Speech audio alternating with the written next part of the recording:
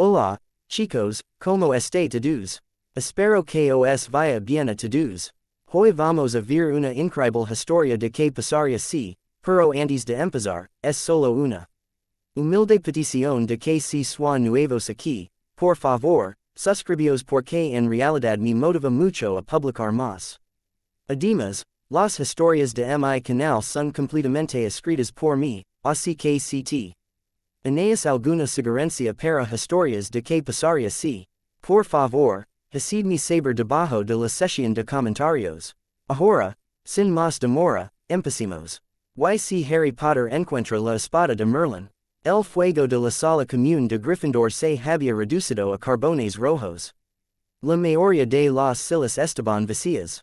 Algunos jerseys y rolos de debers estaban tirados sobre los respaldos, abandonados después del toque de queda. Alguien había dejado una pieza de ajedrez en el suelo cerca del sofá, un caballero astilado tumbado de lado. Harry se sentó en el sillón del rincón más cercano a la ventana y se quedó mirando a la nada. El cristal de la ventana mostraba su reflejo en la oscuridad. Pelo revuelto, gafas, el débil contorno de la cicatriz del rayo. Detrás de eso, el cielo nocturno sobre los terrenos. Intentó concentrarse en las estrellas y siguió viendo una fina cortina negra en su lugar. El velo, su mano se apretó en el brazo de la silla hasta que le dolieron los nudillos. No se dio cuenta, se oyeron pasos que bajaban desde el dormitorio de los chicos. Ron apareció arrastrando los pies, bostezando y frotándose un lado de la cara. Tenía el pelo aún más erizado que de costumbre. Lavaba los pantalones del colegio y una vieja camiseta de las hermanas extrañas con un agujero cerca de un hombro. Amigo, sigues aquí abajo, murmuró Ron. Sabes que hora es. Harry se encogió de hombros sin levantar la vista. Llegó tarde. Muy útil. Ron se acercó y se dejó caer en el sofá frente a él, haciendo crujir los muebles. McGonagall tendrá gatitos si te atrapa de nuevo. Puede Anya. Durlo a la lista, dijo Harry con voz inexpresiva. Ron lo observó por un momento. El silencio se sentía pesado. Los únicos sonidos eran el débil crepitar de las brasas en la chimenea y el distante susurro del viento contra la torre. No has dormido bien desde que volvimos del ministerio, dijo Ron. Pareces a punto de desmayar. No deberíamos haber ido, dijo Harry. Seguía sin mirarlo. Si no me hubiera creído ese sueño estúpido.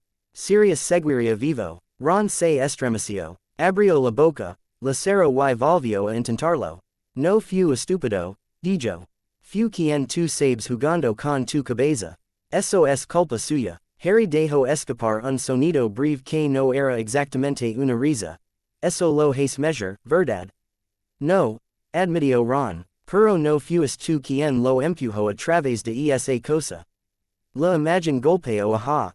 RRY con tanta fuerza que se sintió enfermo. Sirius, cayendo. Sirius, desapareciendo detrás de la cortina con esa mirada en el rostro, sorpresa más que miedo. La forma en que el arco se había quedado inmóvil y vacío. Silencioso como si nada hubiera pasado. Harry cerró los ojos con fuerza. Debería haber sabido que era una trampa. Dumbledore lo sabía todo. Me dejó en esa casa todo el verano, no dijo nada. Y luego me dejó entrar directamente en esa habitación. Ron se movió, incómodo. Dijo que había cometido un error. Brillante, dijo Harry. Eso lo resuelve todo. Ron frunció el ceño. Harry. ¿Qué? Sabes que se preocupa por ti. Lo has. Harry finalmente giró la cabeza. Ron parecía cansado, preocupado y fuera de sí.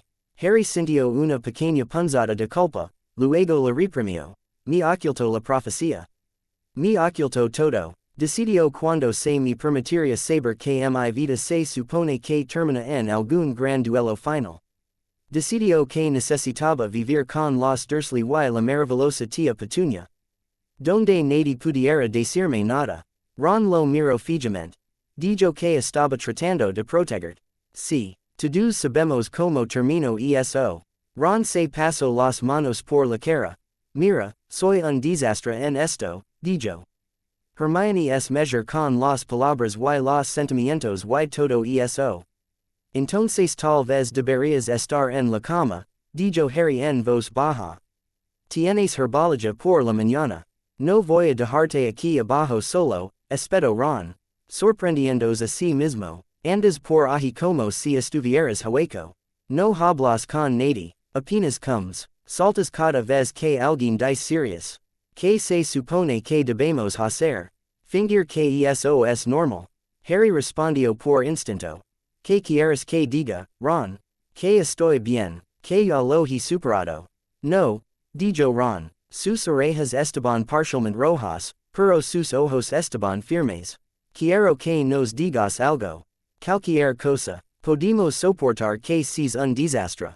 No podemos soportar que nos cierres la puerta.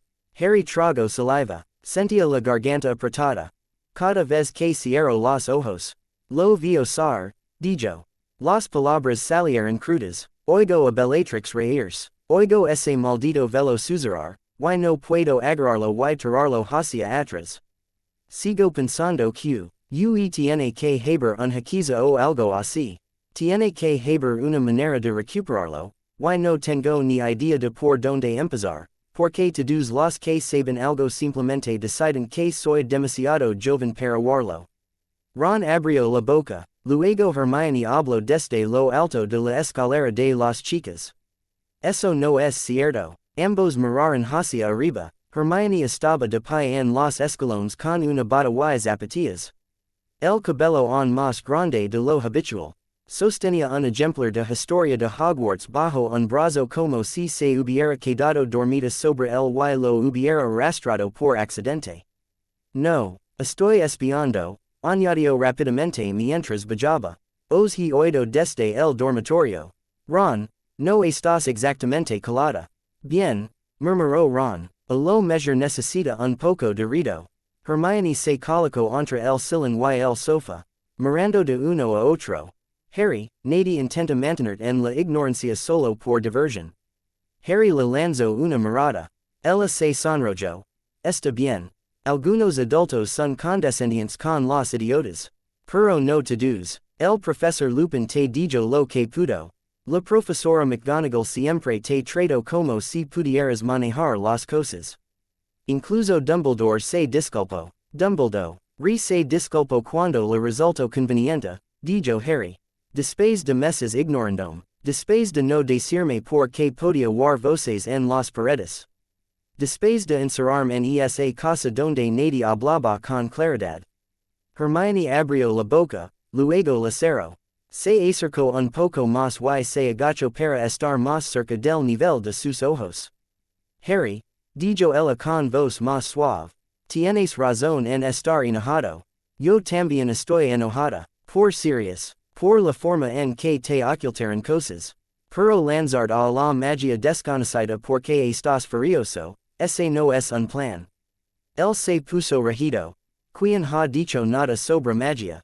Hermione levantó las cejas. Ron gimió. Honestamente, amigo, dijo Ron. Has estado en la biblioteca. Voluntariamente. Durante una semana. Incluso yo me di cuenta. Siempre uso la biblioteca, dijo Harry. No de esta manera, dijo Hermione. Nunca habías buscado nada en la sesión prohibida antes sin al menos hablarnos de ello. Ahora apenas hablas en absoluto. Harry apartó la mirada y volvió a mirar por la ventana. Los terrenos estaban vacíos. El contorno del bosque se extendía oscuro y dentado más allá del césped. Parecía estar observándolo. Necesito algo que Voldemort no sepa, dijo Harry finalmente. Vio mis hechizos, mis trucos, en el cementerio. Sabe lo que puedo hacer. No ganaré si sigo usando el mismo tipo de magia que él ha usado durante décadas. Necesito algo más antiguo, algo que él no pueda predecir. Hermione se mordió el labio. Más antiguo como, fundamental, dijo Harry. La palabra le supo extraña en la boca, como si lo hubiera robado de un libro y no estuviera aseguro de que se le permitiera útiles que varitas. Antes que el ministerio. Antes que todas las reglas y leyes. Hermione se quedó muy quieta. Ron solo parecía confundido, donde has oído ese término, preguntó Hermione en voz baja. Harry pensó en la letra apretada en la esquina de una página, en una nota de alguien con su apellido que había muerto siglos antes de que él naciera. En un pasaje sec, o en un libro sobre acuerdos antiguos que mencionaba la antigua religión en una línea y luego pasaba a otra como si no fuera importante. En algunos de los libros, dijo, y en las notas de la familia, Potter que Dumbledore me dio el año pasado, cosas que dijo que eran inofensivas. Antecedents. Historia. Hermione se desplomó sobre el brazo del sofá. Por supuesto que no los leo correctamente, murmuró, sobre todo para sí misma. Lo hice, dijo Harry. Es la primera cosa que he leído que tiene sentido. Si había magia lo suficientemente fuerte como para obligar a toda una sociedad a fingir que nunca existió. Podría ser lo suficientemente fuerte como para derrotar a Voldemort, o lo suficientemente fuerte como para destruir antes de que siquiera te acerques a él, dijo Hermione bruscamente. Ron asintió. Estoy con ella en esto. La magia antigua en este castillo significa cosas como serpientes gigantes y diarreos malditas. Realmente quieres más de eso. Harry se levantó. Tenía las piernas rígidas de estar sentado tanto tiempo. Se acercó a la ventana y puso la palma de la mano contra el cristal frío. El bosque le devolvió la mirada. Los árboles oscuros se movían con el viento.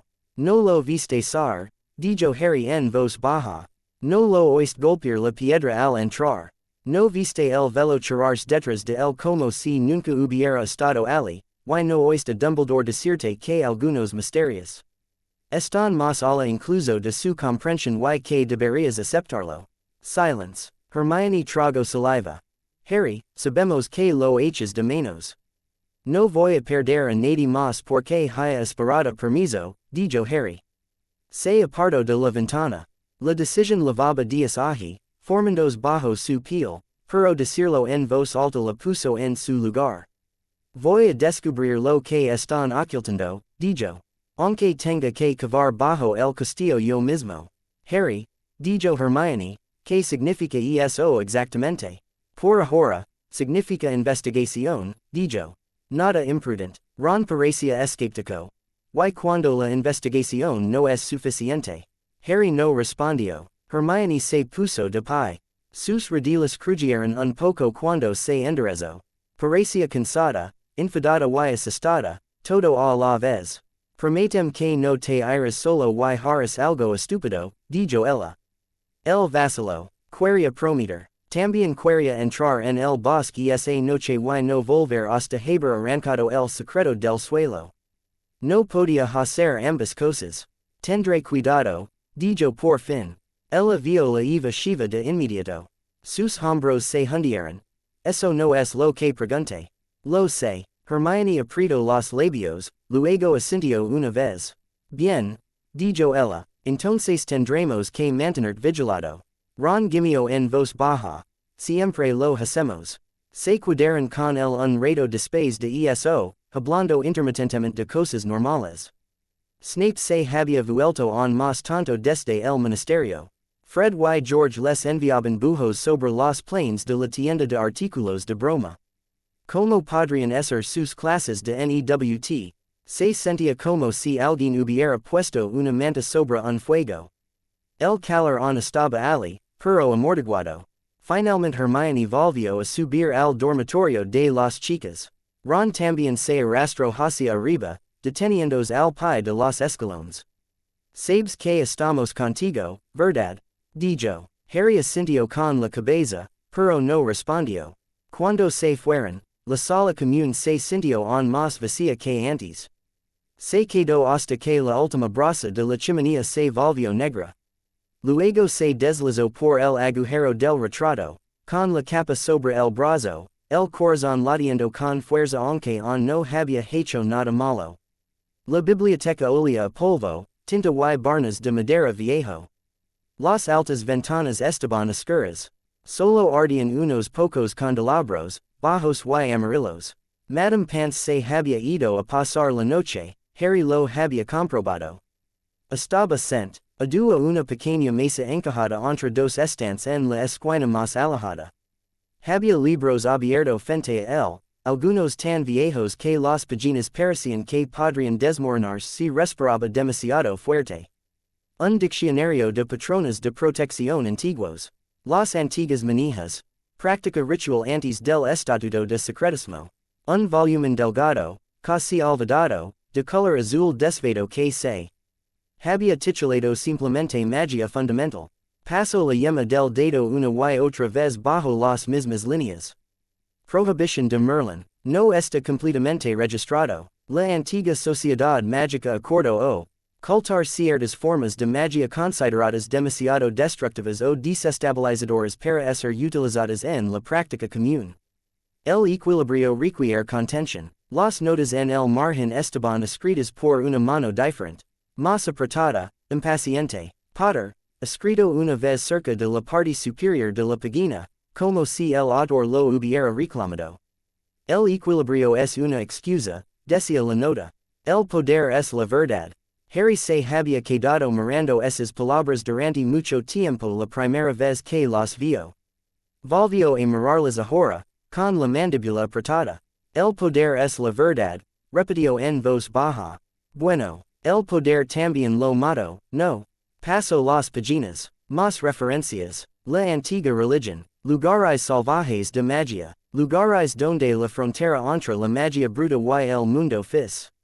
ICO era lo suficientemente delgada como para que incluso los usuarios de varitas no mágicas pudieran sentirla. El bosque alrededor de Hogwarts apareció más de una vez. Tenía sentido. El lugar siempre le había parecido extraño de formas que no podía explicar. Incluso el primer año, con los centauros y los unicornios y la cosa que bebía sangre, había sentido algo bajo los árboles que no tenía nada que ver con las criaturas que vivían allí. Trazo el pequeño mapa tosco de uno de los libros. Mostraba los terrenos de Hogwarts con tinta que se había desvanecido hasta convertirse en gris. El lago era una mancha oscura. El campo de Quidditch era un círculo. El bosque era un revoltijo de líneas dentadas. En la esquina del bosque, alguien había dibujado una pequeña estrella. Junto a ella, en esa misma mano impaciente de Potter, había una nota: Nexus, no marked caminos, siga el viejo camino, la vieja manera. Harry se frotó los ojos. Había intentado dormir durante 3 noches y se había rendido cada vez. Su cuerpo quería descansar. Su mente no dejaba de reproducir hechizos, vacilos, la queda de Sirius. Cada vez que pensaba en meterse en la cama, oía reír a Bellatrix. Se recostó en la silla y se quedó mirando el techo un momento. Cuando volvió a mirar hacia abajo, sus ojos se posaron en una frase que de alguna manera había pasado por alto antes. Los caminos de la vieja senda no son hechos por hombres. Se forman donde la magia ha caminado con más frecuencia.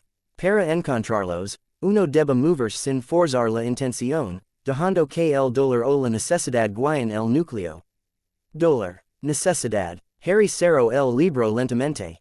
Su corazón latía más rápido. Tenía dolor, tenía necesidad, tenía ambas cosas en cantidades que la hacían sentir como si no pudiera respirar la mayor parte del tiempo. El mapa en su mente se dibujó por sí mismo. La pequeña estrella en la esquina del bosque. La nota espera. El hecho de que cada advertencia en estos textos se sentía menos como no entrar y más como no. Ha sido lo suficientemente valiente o estúpido. Bien, susurró a los estantes vacíos. Entonces ese soy yo. Comprobó el mapa una vez más. La estrella se encontraba aproximadamente más a la de donde. Y sabía que se encontraba el claro del centauro, más profundo de lo que Hagrid les había permitido y era imposible de alcanzar. Solo lejos, su mano temblaba un poco mientras tiraba cada libro y los apilaba cuidadosamente. Los llevó de vuelta a sus lugares. No quería que nadie siguiera el mismo camino a menos que él decidiera que podían. En la puerta de la biblioteca se detuvo. Su reflejo le devolví. O la mirada desde el panel de cristal oscuro. Parecía mayor de lo que era al principio del año. Tenía sombras bajo los ojos, y sus cicatras destacaba a la luz de las velas, pálida y delgada. Debería haber sido suficiente que sobreviviera una vez, dijo en voz baja. El reflejo no respondió. El castillo dormía mientras él se movía por él. Harry lavaba la capa de invisibilidad bien ajustada, el mapa en la mano. No necesitaba el mapa para saber el camino hacia el vestíbulo de entrada. Ya conocía todos los atajos. El mapa era para las personas que quería evitar. Lo golpeó con su varita y susurró las palabras. Pequeñas figuras de tinta se movieron por el pergamino. Filch, murmurando en un pasillo cerca de las cocinas. Snape, una etiqueta larga y delgada deslizándoos en dirección a los aposentos del personal.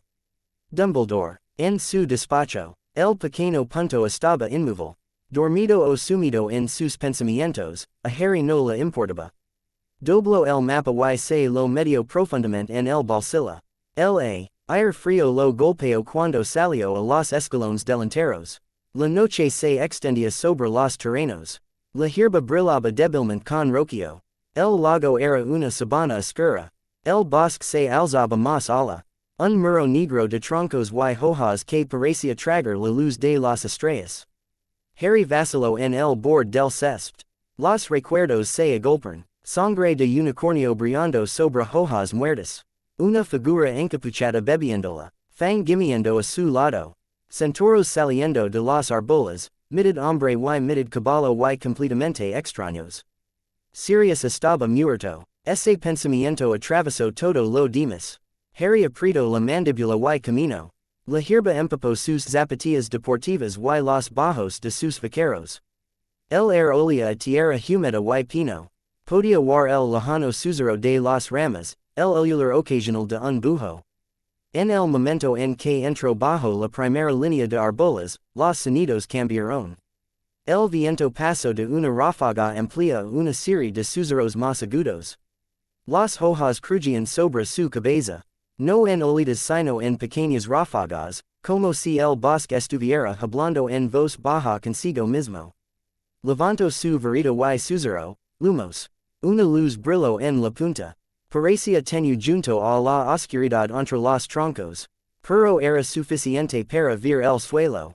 Las raíces se retorcían bajo los pies. Las ramas caídas yacían como trompas. Harry se abrió paso entre ellas lo mejor que pudo. Más de una vez tropezó y tuvo que agarrarse a un árbol para estabilizarse. Cuanto más profundo caminaba, más pesado se sentía el aire. No más espeso, exactamente, solo lleno de algo que no podía nombrar. Resonaba en el borde de su conciencia, de la forma en que la magia lo hacía a veces cuando estaba a punto de lanzar un hechizo. No siguió un sendero, había senderos de casa aquí y allá, elas de ciervos y senderos estrechos por los que habían pasado criaturas más pequeñas, pero los ignoró. Sigue el viejo camino. Dejó que sus pensamientos volvieran al departamento de misterios. A la forma en que Sirius se había movido. Fácil y confiado, con los destellos brillantes de la varita a su alrededor. A la expresión abierta y atónita de su rostro cuando el hechizo de Bellatrix lo alcanzó en el pecho. Harry caminaba con esas imágenes en la cabeza. Cada vez que su mente intentaba cambiar a otras cosas, a los exámenes o al quidditch o a la forma en que Ginny lo había mirado con feroz simpatía en la sala común, la recazaba. Dolor y necesidad, necesitaba poder, necesitaba asegurarse de que nadie más caera a través de una cortina porque él había sido demasiado lento o demasiado ignorante. Después de un rato, se dio cuenta de que había dejado de oír los sonidos habituales del bosque. Ya no había bujos. Ya no había pequeñas cosas corriendo por la maleza. El único ruido era su propia respiración y el débil crujido de las ramas. Dejó de caminar. El corazón le latía con fuerza en el pecho. El aire frente a él se sentía diferente. No hacía ni más frío ni más calor, pero su piel se hizo como si hubiera entrado en una habitación llena de personas que lo estuvieran mirando fijamente, aunque no podía ver a nadie. Harry bajó ligeramente su varita. El halo de luz se movió, mostrando un anillo de árboles. Sus troncos eran más gruesos aquí, sus raíces enredadas en un amplio círculo, como si hubieran crecido alrededor de algo y nunca se hubieran detenido. En el centro del anillo, el suelo se hundía. Dio un paso adelante lentamente. La tierra bajo sus pies se sentía sólida, pero su estómago se desplomó de la misma manera que al principio de una zambolita con escoba. A medida que se acercaba, la luz de su varita captaba líneas taladas en las raíces y las piedras alrededor del hueco. Antiguas runas, desgastadas por el tiempo pero aún ligeramente claras. No se parecían a las runas que Hermione copiaba obedientemente para los dibujos. Estas eran más toscas, menos pulcras, como si alguien las hubiera talado a toda prisa, o con ira, sin preocuparse por las formas perfectas. El air zumbó más fuerte. Harry sintió que su propia magia respondía, como un acorde siendo tocada en su pecho. Trago saliva con fuerza. Tiene que ser esto, susurró. La depresión en el centro del anillo no era muy profunda. Era más como un cuenco poco profundo en la tierra. En su centro se alzaba una sola piedra, a la altura de la cintura, tan lisa como si el agua la hubiera desgastado durante siglos. Sobre esa piedra no descansaba nada. A primera vista, Harry parpadeó. La luz de su varita barrió la superficie, y algo parpadeó.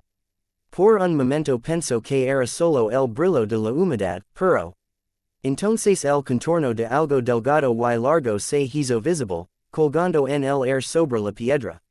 Dio un paso más cerca. La forma se enfocó como una imagen que se aclara. Era una espada, pero no de metal. La joya era una cosa ligera, afilada y estrecha, con los bordes no del todo sólidos, como si alguien los hubiera dibujado con un fino pincel de plata y los hubiera dejado zumbando en su lugar. La empuñadura era poco más que una barra transversal del mismo extraño brillo, envuelta en hebras que parecían humo condensado. Sin peso, sin brillo de acero, solo una presencia. Harry se quedó mirando, casi sin atreverse a respirar. Cada libro que había leído, cada línea susurrada sobre la prohibición de Merlín, cada broma que el mundo mágico había hecho sobre los viejos cuentos se estrelló en su cabeza. Merlín, dijo con voz temblorosa, esto es tuyo, ¿verdad? El aire se apretó contra él, suave y implacable. Por supuesto, no hubo respuesta. Merlín llevaba siglos muerto, pero la espada permaneció, suspendida, inmóvil. Como si esperara. Su cicatriz hormigueó. Harry levantó la mano sin pensar y se tocó la frente. La piel ali se sentía extrañamente fría bajo las yemas de sus dedos. No, murmuró. Ya no tienes nada que decir. Volvió a mirar la joya. Sabía que debía detenerse. Podía escuchar la voz de Hermione en su cabeza, enumerando las razones por las que esta era una mala idea. Artefacto desconocido, sin supervisión, sin respaldo, sin idea de lo que esa cosa podría hacer. También oía a Dumbledore, diciendo que algunas puertas debían permanecer cerradas, que algunos conocimientos eran demasiado peligrosos. Vio a Sirius, riendo mientras se batía en duelo. Sirius cayendo. La necesidad creció tan fuerte que le temblaron las manos. No puedo luchar contra él con hechizos escolares, dijo Harry entre dientes. No puedo esperar años para que todos estén de acuerdo en que estoy listo. Se acercó a la piedra.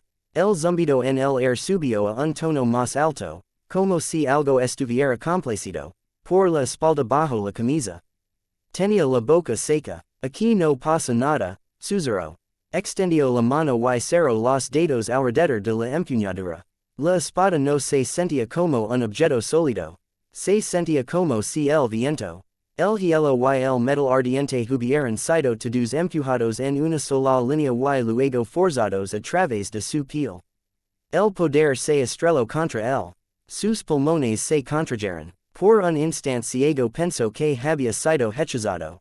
El mundo desapareció. No había bosque, ni piedra, ni noche. Solo había un grito. Tardó un segundo en darse cuenta de que el grito era suyo. Go atravesó su cicatriz como una tormenta. Se desgarró y ardió, no como un dolor normal, ni caliente, ni frío, sino algo que se apodero de cada nervio y tiro. Vio una luz verde, no era un recuerdo, no exactamente. Un destello, un pulso, como había sido la noche que murieron sus padres, como había sido en el cementerio. Detrás de eso, se elevó una segunda luz, más antigua y más blanca y en brillante que hacía que el verde pareciera tenue. La luz blanca se estrelló contra el verde. Harry sintió que algo dentro de su cabeza cedía.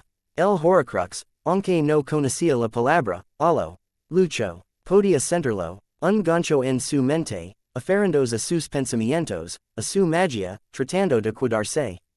El poder de la espada no discutió. No se enfureció, simplemente siguió presionando, como una marea oceánica que aplasta una roca hasta convertirla en polvo. La luz verde se hizo añicos. Algo se liberó de su cicatriz. Por un instante, Harry sintió que se movía. Una masa delgada y aceitosa de malicia y odio. Buscando a tientas cualquier rincón de su mente donde esconderse. La fuerza blanca surgió de nuevo y la disolvió. Se hizo el silencio. No un silencio simple como el de un pasillo nocturno. Uno más profundo. Un silencio donde algo que siempre había estado allí había sido cortado. Harry se desplomó, jadeando. La sangre le corría por la cara. Podía saborear el hierro en la lengua. Pensó que había terminado. Entonces llegó la segunda cosa. Donde había estado el horcrux, donde la cicatriz viva lo había vinculado a Voldemort, algo más se deslizó en su lugar. No era extraño como lo había sido el fragmento. No se deslizaba ni arañaba. Se asentaba con fría certeza, como si siempre hubiera estado destinado a sentarse allí. Una voluntad. Esa era la única forma en que podía pensar en ello. No una voz separada. No palabras. Solo una presión. Una intención. Lo miró a través de sus ojos por un momento, pasándolo. Harry trató de alejarla de la misma manera que había alejado a volume. De mort de su mente aquella noche en el pasillo. Imaginó puertas que se cerraban de golpe, paredes que se alzaban. La presencia no se marchó. Contempló su esfuerzo con algo parecido a una leve diversión. Estás desperdiciando energía. El pensamiento no estaba en ningún idioma. Era significado, quedó en su mente como una piedra en un estanque. Harry se sacudió. Su agarre en la empuñadura resbaló. Intentó soltarla. No podía. Su mano permaneció envuelta alrededor de la espada. Sus dedos se negaban a obedecerlo. Una corriente fría y deliberada de magia comenzó a superponerse a la suya. Podía sentirla, deslizándose por los canales bajo su piel, reorganizando las cosas de formas que no entendía. Su núcleo se retorció. Por un momento pensó que podría estar enfermo. Entonces la sensación pasó, detrás de sí una quemadura profunda y clara, como hielo retenido demasiado tiempo en la mano. No se desmayó de inmediato. Se quedó allí colgado durante unos terribles segundos, oyendo su propio corazón martillar en sus oídos. Sintiendo que cada nervio gritaba y luego se entumecía. Cuando sus rodillas finalmente cedieron, la espada le soltó la mano. La luz parpadeó. Lo último que vio fue la plata de la joya brillando intensamente. Luego atenuándose hasta convertirse en un suave resplandor mientras caía hacia atrás sobre el suelo de piedra de la cámara. Despertó con una piedra fría contra su mejilla. Por un momento no se movió. Se quedó allí tumbado, escuchando. Ningún susurro, ningún velo, ningún eco de dolor lejano. El silencio en su cabeza se sentía extraño. No vacío, reordenado. Se levantó lentamente, gimiendo cuando los músculos protestaron. Le dolía cada parte del cuerpo, como si lo hubieran estado lanzando por un campo de Quidditch durante horas. La cámara parecía la misma. El anillo de arbolas, la piedra, la joya suspendida sobre ella, todavía allí, brillando suavemente. Su varita yacía a poca distancia. Harry la alcanzó y rodó sobre su espalda, luego su costado, luego sus rodillas. Se detuvo a medio camino y se levó una mano a la frente. La piel alrededor de su cicatriz estaba tierna. Cuando se atrevió a tocar la marca en sí, sintió una fina línea levantada, pero ningún calor. Por primera vez desde que podía recordar, no palpitaba. Ni siquiera hormigaba. No puedo sentirlo, susurró. La cicatriz siempre había estado allí, una constante dolor picazón, que se inflamaba en momentos aleatorios cada vez que Voldemort estaba cerca o enojado. Incluso cuando no dolía, había sido consciente de ella, un débil tirón en el borde de sus pensamientos. Ahora no había nada, se rió una vez, ronca y brevemente, se sentía mal reír aquí, en este lugar, pero no pudo evitarlo. Entonces la risa murió, la fría presencia dentro de su mente se movió. No como el horcrux, eso había sido grasiento y erróneo, deslizándose alrededor de sus recuerdos como un parásito. Esto era afilado, controlado. Se sentaba en el espacio donde había estado el vínculo y contemplaba las cosas con calma, terrible claridad. Sintió que examinaba su cuerpo. Notó sus músculos débiles, el temblor de sus manos, la sangre fresca coagulada en la línea del cabello. Este recipiente es defectuoso, observó la presencia. Joven, poco entrenado, imprudent, fuera, dijo Harry con voz ronca. El pensamiento se detuvo, como si estuviera interesado. Alcanzaste la espada, dijo. Pediste el poder que tu mundo eligió ocultar. No puedes quejarte cuando te responda. No te vas a quedar, dijo Harry. Se puso de pie, tambaleándose. No te invité a entrar. La intención es suficiente, respondió la presencia. Sangre y necesidad, tu línea no es ajena a ninguna de las dos cosas. Aprieto los dientes. ¿Quién eres? Una onda de algo parecido a una oscura diversión se movió por su mente.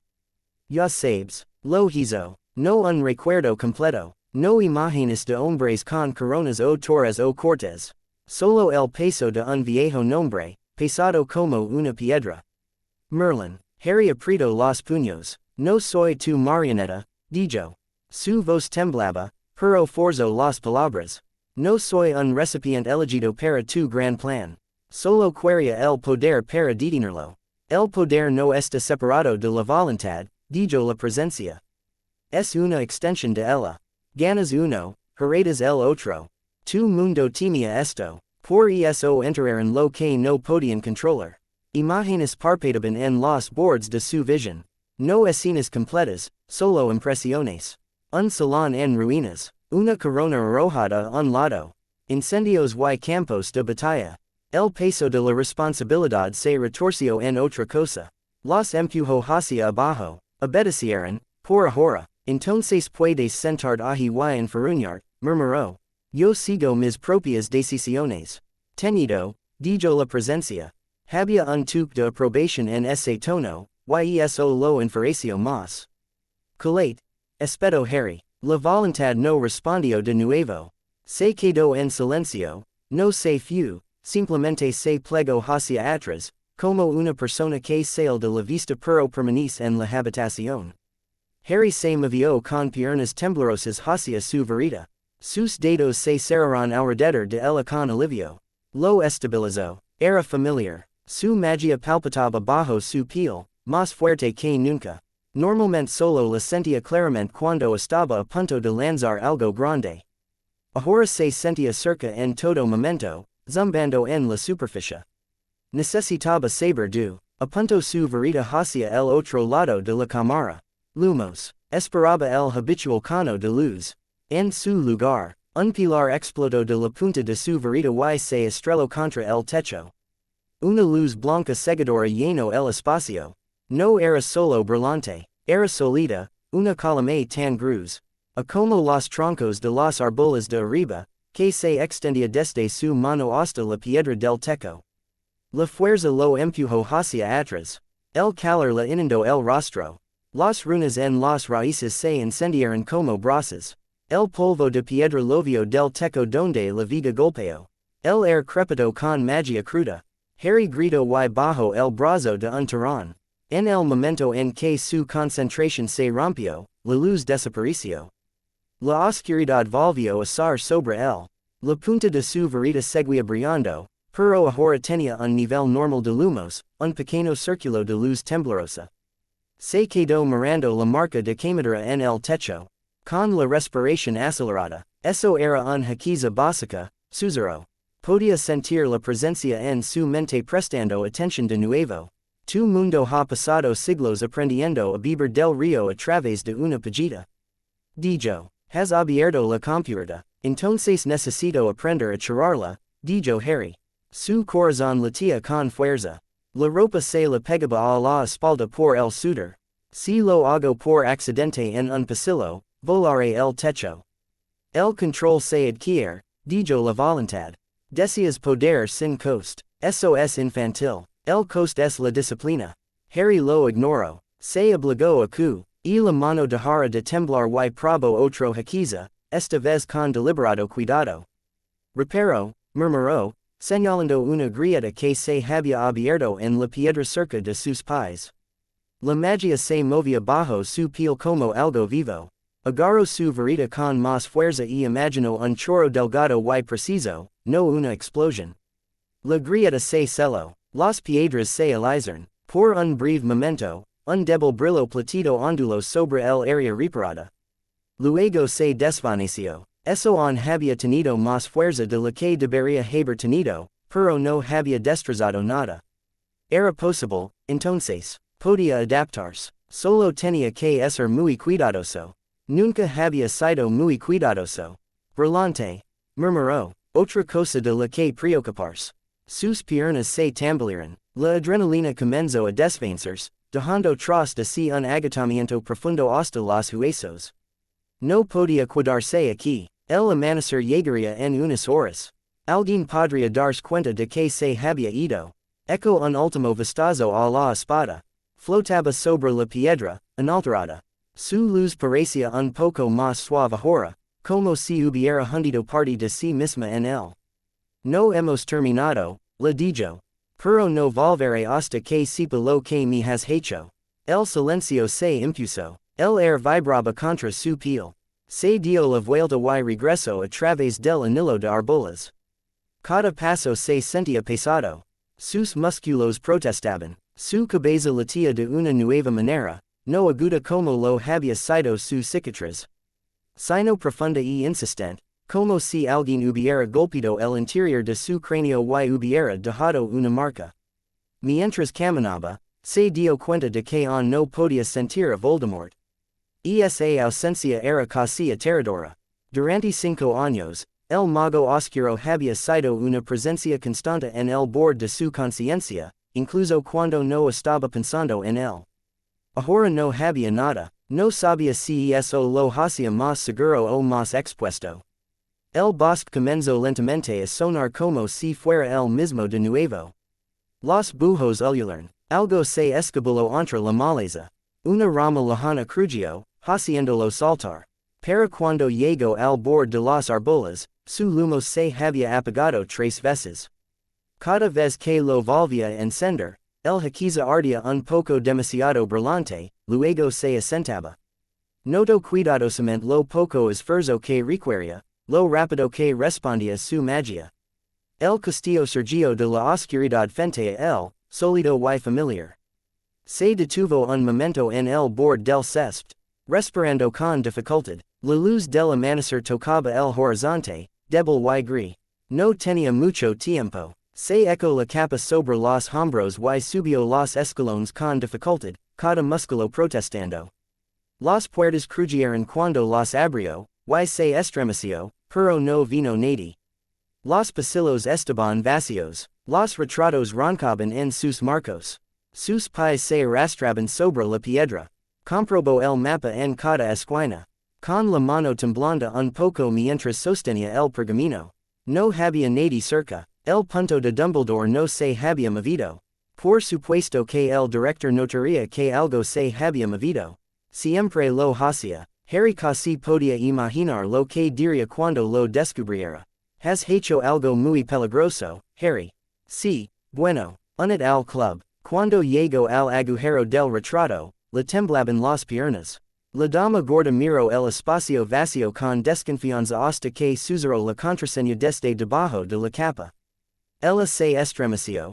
¿Quién está allí? Nadie importante, murmuró Harry, trepando. La sala común estaba vacía. El fuego se había apagado. Los sillones estaban donde habían estado. La pieza de ajedrez seguía en el suelo. Harry dejó caer la capa, se dejó caer en la silla más cercana y exhaló lentamente. Sus manos seguían temblando, su corazón seguía latiendo con fuerza. Su cicatriz le dolía ligeramente en los bordes, más como piel maglada que como una herida. Dentro de su cabeza, la fría presencia observaba y esperaba. Has alcanzado el primer paso, dijo. El parásito se ha ido. El vínculo se ha cortado. Tu núcleo se ha reformado parcialmente.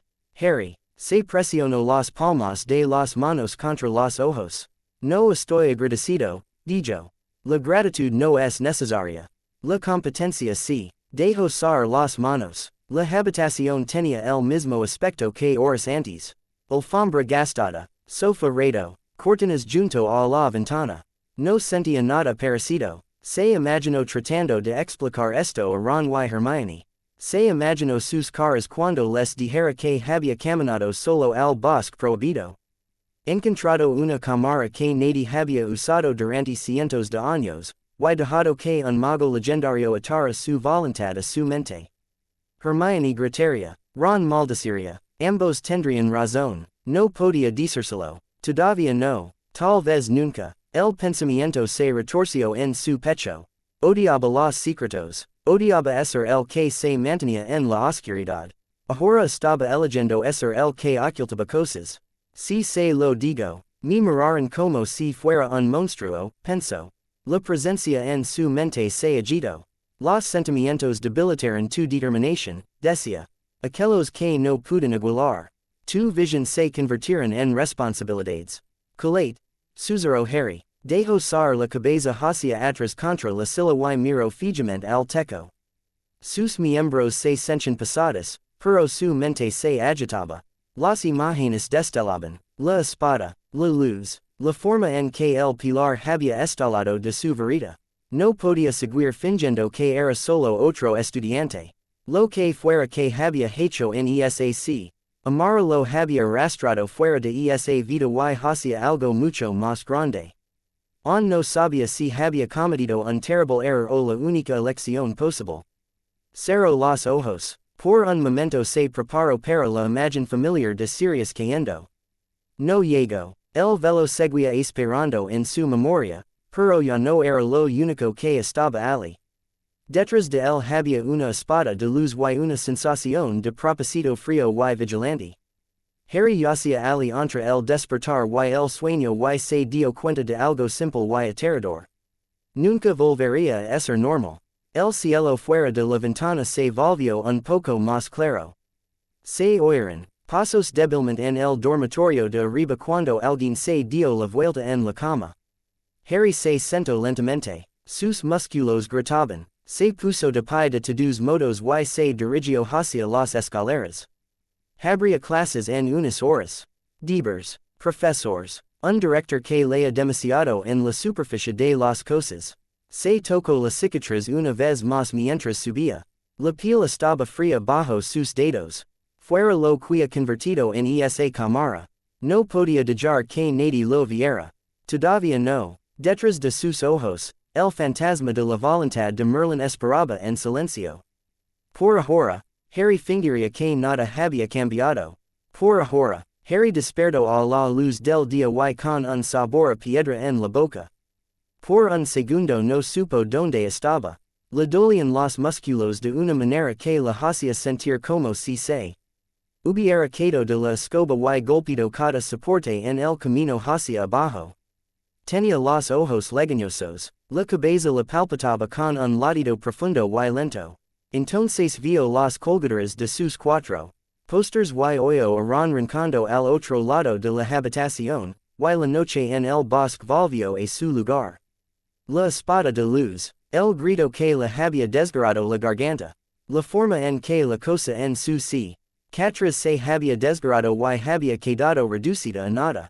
Dentro de su cabeza, la nueva presencia permanece muy quieta. Despierta entonces, observo. Harry gimió y se tapó la cara con la almohada. Un segundo considero negarse a moverse. Dejar que el castillo continuara sin él. Dejar que el día pasara. Entonces recuerdo que todavía estaba en la escuela.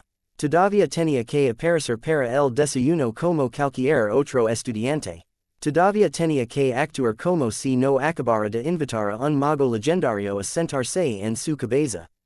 Apartó la almohada y se sentó. Ron estaba boca arriba con un brazo extendido sobre la cara. Dean y Seamus estaban ambos inconscientes. Neville estaba un ronquido de cars de su cama. La habitación olía a polvo, chicos y calcetines viejos. Harry sacó las piernas de la cama. Sus pies golpearon el suelo frío y todo su cuerpo protestó. Has alterado tu núcleo, dijo la voz interior. El recipiente se quejara, se adaptara. Deja de hablar así, murmuró Harry. Su garganta aún se sentía espera. No hubo respuesta. La presencia se movió lo suficiente para dejar claro que lo había oído y simplemente no le importaba. Harry se vistió lentamente. Le temblaban las manos cuando se anudó la corbata.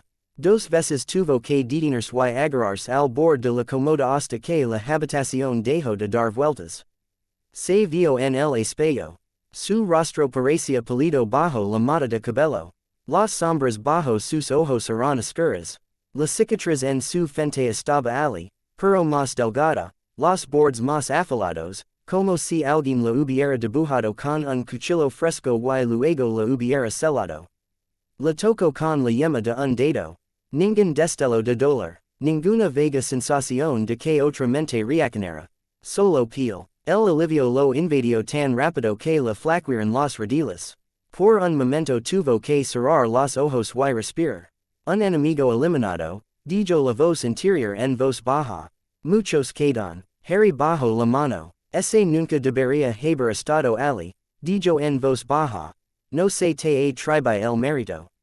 Ron gimió y rodó un poco. Eso eres tú, Harry, murmuró. Es la hora, el desayuno, dijo Harry. Vamos. Ron hundió más la cara en la almohada. Dile que el desayuno espere. No lo hará, dijo Harry. Hermione tampoco lo hará. Como si hubiera oído su nombre a través del techo. La puerta del dormitorio se abrió de golpe y Hermione gritó escaleras arriba. Ron Weasley, si no estás aquí abajo en 5 minutos, voy a subir para sacarte a rastras yo misma. Eso también vale para ti, Harry. Harry logró esbozar una pequeña sonrisa. Algunas cosas no cambiaban. ¿Ves? Le dijo a Ron. Te lo dije. Ron gimió de nuevo, pero se sentó, frotándose la cara con ambas manos. Tienes un aspecto terrible, dijo, mirando a Harry con los ojos entrecerrados. No te ofendas. No me ofendo, dijo Harry. Pareces haber perdido una pelea con una almohada. Ron se miró la camisa, que tenía una pluma pegada. Lo hice, admitió. Fred y George me enviaron muchas más muestras de bromas. Creo que una de ellas explotó mientras dormía. Harry resopló. El sonido parecía casi normal. Cogió su mochila y bajó las escaleras con Ron siguiéndolo. La sala común estaba medio llena. Algunos estudiantes, más jóvenes llegaban con un paquete de tarjetas explosivas. Dos chicas mayores estaban sentadas cerca de la ventana, con las cabezas inclinadas sobre un libro de hechizos. Hermione estaba de pie cerca del agujero del retrato con su mochila y al hombro, golpeando el suelo con el pie. Aquí este, dijo. Estaba a punto de subir. Dices eso todas las mañanas, murmuró Ron. Cada mañana lo haces necesario, replicó ella. Luego miró más de cerca a Harry y su expresión cambió. No has dormido. Un poco, dijo Harry. Sus ojos se dirigieron a su cicatriz antes de que él pudiera ocultarla bajo el flequillo. Su frente se arrugó. Te duele, hoy no, dijo él, y eso al menos era cierto. No parecía satisfecha, pero no insistió. Llegaremos tarde al desayuno si no vamos ahora, dijo en su lugar. Y Magonag, Al dijo que cualquiera que se pierda otra vez esta semana puede esperar con ilusión el trabajo adicional de transformación. Ron gimió pero los siguió fuera. La mesa de Gryffindor ya estaba abarrotada cuando llegaron al gran comedor. Los platos tintinaban, los bujos volaban en picado por encima. El olor a tostadas y salchichas se elevaba en olidas cálidas. Harry se deslizó en su asiento habitual entre Ron y Hermione. Ginny se sentó frente a ellos con un estudiante de segundo año a cada lado, hablando de Quidditch. Levantó la vista cuando él se sentó y le dirigió una pequeña mirada inquisitiva antes de volver a su conversación. Cogió una rebanada de tostada. Le temblaba la mano. Le obligó a quedarse quieta. La presencia interior observaba desde su rincón. Estás rodeado de ruido, dijo. No era de desaprobación, exactamente. Solo ligeramente desconcertado. ¿Cómo puedes pensar con tanta claridad? Harry le ignoró y mordió su tostada. La comida le pasaba en la boca. Masticó de todos modos, trago, cogió su zumo de calabaza. En la mesa de los profesores, Dumbledore estaba sentado en su asiento habitual, hablando en voz baja con McGonagall. Su barba parecía un poco más enmarañada de lo habitual. Sus ojos, cuando recorrían el vestíbulo, parecían mirar más allá de los estudiantes que hacia ellos, como si estuviera leyendo algo que solo él podía ver. Harry bajó la mirada, un momento después lo sintió. Las protecciones. Nunca había sido consciente de ellos antes, no así. Había sabido que existían. Dumbledore los había mencionado. Moody lo había insinuado. El castillo siempre se había sentido seguro de una manera que la casa de los Dursley nunca había tenido. Ahora, mientras estaba sentado a la mesa, un delgado hilo de magia lo rozó como si alguien pasara los dedos por su piel. Se puso rígido. La presencia en su mente se agitó. Por una fracción de segundo, Harry vio algo que no era su propia visión. Una vista de la escuela desde muy arriba. Líneas de fuerza envueltas alrededor de los muros de piedra y las torres. Puntos de luz donde se encontraban los anclas de los pabellones. Estudiantes como débiles resplandores de diferentes colores, moviéndose por pasillos y pasillos. Un lugar donde ese patrón se rompía. Su lugar. Algo en su magia ya no encajaba en el esquema. El hilo de protección que lo tocaba se deslizó, no logró agarrarse, lo intentó de nuevo. Por el rabillo del ojo vio a Dumbledore enderezarse en su silla. El anciano se quedó muy quieto. El brillo había desaparecido de sus ojos. Por un momento su rostro no fue el del afable director, sino el de alguien que había visto demasiada guerra. Puede sentir el cambio, observó la voz interior. Esta constricción es suya. Su fracaso lo perturbara. Harry dejó su taza con deliberado cuidado. Harry, dijo Hermione en voz baja, te has puesto blanco. Estoy bien, se apresuró a decir. Solo cansado. Parecía que iba a discutir, pero en ese momento algo suave golpeó la mesa frente a él. Un trozo de pergamino doblado yacía junto a su plato. Lo miró fijamente. No había ningún bujo posado cerca de detrás de él. Miró hacia la mesa de los profesores. Dumbledore estaba mirando su plato, pero la postura de sus hombros era diferente. McGonagall tenía una ceja levantada en su dirección. Harry desplegó el pergamino bajo la mesa. Mi despacho después del desayuno, por favor. Se le encogió el estómago. La presencia en su mente parecía casi divertida. El general invoca el arma, decía. Que predecible. Harry arrugó la nota en su puño y se la metió en el bolsillo. ¿De quién era eso? Preguntó Ron con la boca llena de bacon. A nadie, dijo Harry. Vale, dijo Ron, porque el pergamino simplemente aparece del cielo para nadie. Hermione se inclinó más cerca. Harry. Más tarde, murmuró. Intercambiaron una mirada a través de él. El fingió no ver. Se obligó a comer un poco más. La comida le pasaba, pero necesitaba algo en el estómago antes de enfrentarse a Dumbledore. Cuando se levantó para irse, Ginny se sacudió las migas de las manos y levantó la vista. ¿A dónde vas? Preguntó. El director quiere charlar, dijo. Su boca se tenso. Sobre el ministerio. Probablemente, dijo él, era más fácil que explicar cualquier otra cosa. No dejas que te haga sentir que esto es culpa tuya, dijo ella. Su voz era tranquila, pero feroz. Es culpa suya, no tuya. El calor le picó en el fondo de los ojos. Lo intentaré, dijo él. Ella asintió una vez, luego se volvió hacia sus hermanos, con el rostro serio. Salió del salón sintiendo como si todos se hubieran vuelto para mirarlo. La mayoría estaban demasiado ocupados con su desayuno. Pero podía sentir ojos aquí y allá en su espalda. Estás en el centro de este patrón, dijo la presencia. Te miran, incluso cuando no dejan hacerlo. La historia de mi vida, murmuró Harry. La gárgola de piedra junto a la oficina del director se hizo a un lado en el momento en que se acercó, sin ninguna contraseña o adivinación de contraseña. Harry subió a la escalera mecánica con un pequeño nudo de inquietud en el estómago. La última vez que lo habían convocado así, había terminado con una profecía, una confusión y una disculpa que había llegado meses demasiado tarde. En lo alto de las escaleras vaciló, luego llamó.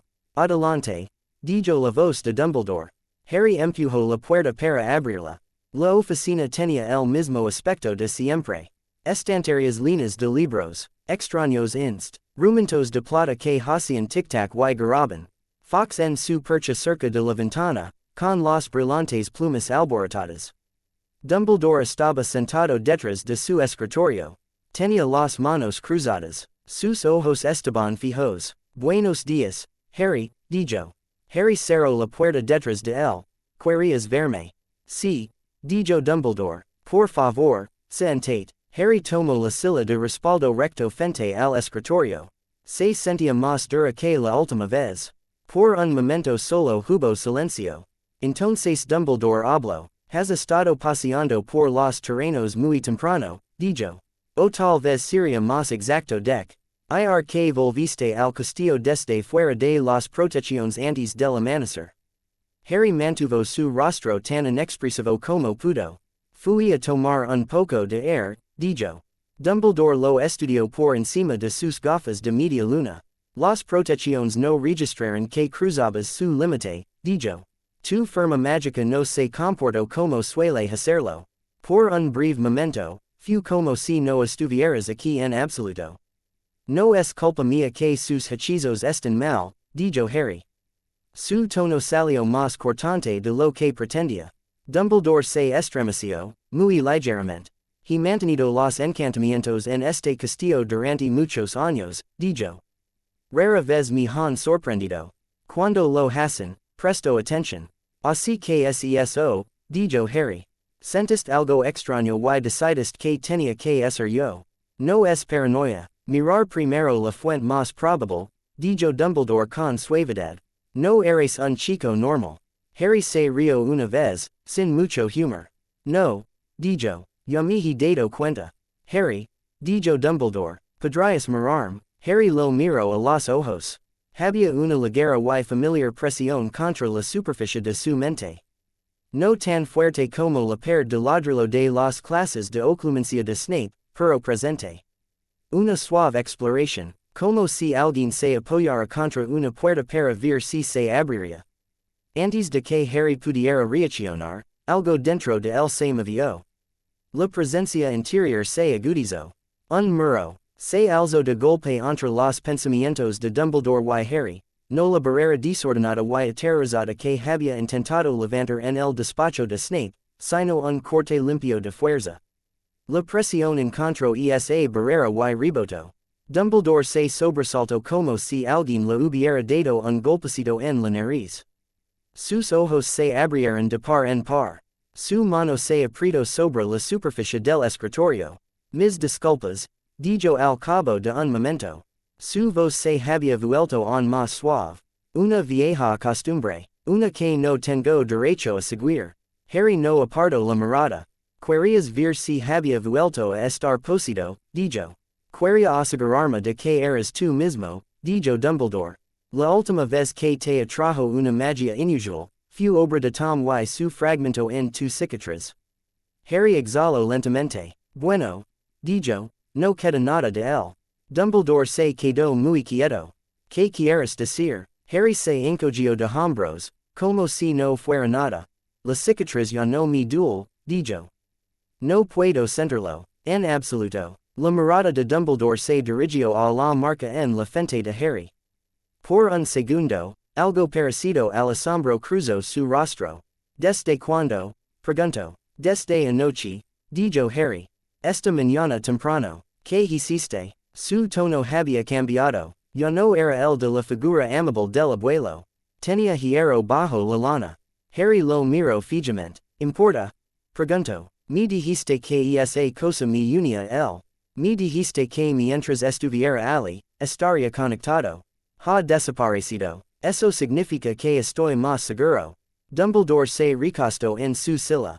La magia de ese tipo no desaparece por sí sola, dijo. Ni puede cortarse un vínculo tan profundo sin consecuencias. Harry pensó en la espada, en la forma en que el poder blanco había aplastado al verde, en la nueva voluntad que se asentaba donde había estado el vínculo. Pensó en la fuerza detrás de sus lumos. Tienes razón, dijo. Hubo consecuencias. Dumbledore lo estudió. Sus ojos buscaron el rostro de Harry como si pudiera leer el cambio allí. Soy un hombre viejo, Harry, dijo. He visto muchas cosas. Debes entender que cuando una magia antigua se agita bajo mis pies, mi mente va inmediatamente a los peores casos que he conocido. Grindelwald, dijo Harry. Los dedos de Dumbledore se crisparon. Sí, dijo en voz baja. Hubo un tiempo en mi juventud en que me permití creer que no hay cosa demasiado grande en moldear el mundo para. Que si como yo pensaba que debería ser. He pasado los años desde entonces tratando de reparar el daño causado por esa arrogancia. Harry se movió en su silla. Sus músculos protestaron. La presencia en su mente escuchaba con frío interés. Y ahora temes que yo haga lo mismo, dijo Harry. Me temo que cualquier poder largamente enterado que responda a una llamada desesperada puede no ser benévolo, dijo Dumbledore. Y me temo por ti. Porque eres muy joven y muy enojado, y la ira es una puerta fácil de empezar. Harry dejó que las palabras flotaran por un momento. ¿Qué quiere que haga? Preguntó. Dumbledore parecía cansado. Me gustaría que me permitieses ayudar, dijo. Que me cuentes lo que has hecho, para que podamos trabajar juntos para entenderlo. Para dejar que otros compartan la carga. Harry se rió de nuevo. En voz baja y aguda. Compartirla. Dijo. ¿Cómo compartiste la profecía? Dumbledore cerró los ojos brevemente. Ya me he disculpado por eso, dijo. Y esperas que eso lo arregle todo, dijo Harry. Me has ordenado durante años. Decidiste cuando se me permitiría saber que se suponía que debía matarlo o morir intentándolo. Me metiste en esa casa y dejaste que umbrillara este lugar. Y ahora quieres sentarte aquí y hablar de compartir. Se oyó un crujido procedente de uno de los instrumentos de plata. Fox agitó las plumas y emitió una nota débil y inquieta. La mandíbula de Dumbledore se tensó. Tienes razón, dijo. Mis decisiones te han causado dolor. No te pido que lo perdones de inmediato. Te pido que consideres que mis errores se cometieron con la esperanza de mantener con vida el tiempo suficiente para tener una oportunidad. Harry le sostuvo la mirada. Sigues haciéndolo, dijo. Sigues hablando de posibilidades como si esto fuera una partida de ajedrez. Quieres saber lo que haces para poder encajarlo en tu plan. Quieres asegurarte de que me mantenga en el camino que has trazado. Alguien debe mirar el panorama general, dijo Dumbledore. El calor había desaparecido de su tono ahora. Tom no planea una sola batalla. Planea durante décadas. Harry pensó en la fría lógica de su propia cabeza. No puedes pedirme que actúe como un niño, dijo, y luego tratarme como a un soldado. No puedes seguir diciéndome que soy demasiado joven para saber cosas mientras también esperas que entregue mi vida. Dumbledore exhaló lentamente. Se quitó las gafas y se pellizcó el puente de la nariz. No quiero que de tu vida, dijo. Quiero que sobrevivas. A la profecía no le importa lo que usted quiera, dijo Harry. Se hizo el silencio. Dumbledore volvió a ponerse las gafas. Creo, dijo con cuidado, que las profecías no son cadenas, sino advertencias. Nos dicen lo que puede ocurrir, no lo que deba ocurrir. Nuestras elecciones siguen importando. Harry pensó en la espada en su cráneo. En la forma en que su elección había invitado a esta nueva voluntad. Entonces esta es mi elección, dijo. No me meteré en otra pelea con los mismos hechizos escolares que él ha visto cientos de veces. No dejaré que nadie me use como símbolo mientras me mantiene ignorante. Encontraré una manera de vencerlo que él no pueda ver venir. Dumbledore entrecerró los ojos. ¿Qué has estado leyendo? Preguntó en voz baja. Historia, dijo Harry. Cosas antiguas. Cosas que tu generación entero porque les tenías miedo. La presencia en su mente se agitó ante eso. Después de todo, tienes algo de galas, observó. Harry, dijo Dumbledore, juegas con más fuego del que comprende. Tú también, dijo Harry. Tú mismo lo dijiste. Mi arrogancia cuesta vidas, dijo Dumbledore. Te ahorraría la misma lesión. No puede impedirme aprender, dijo Harry.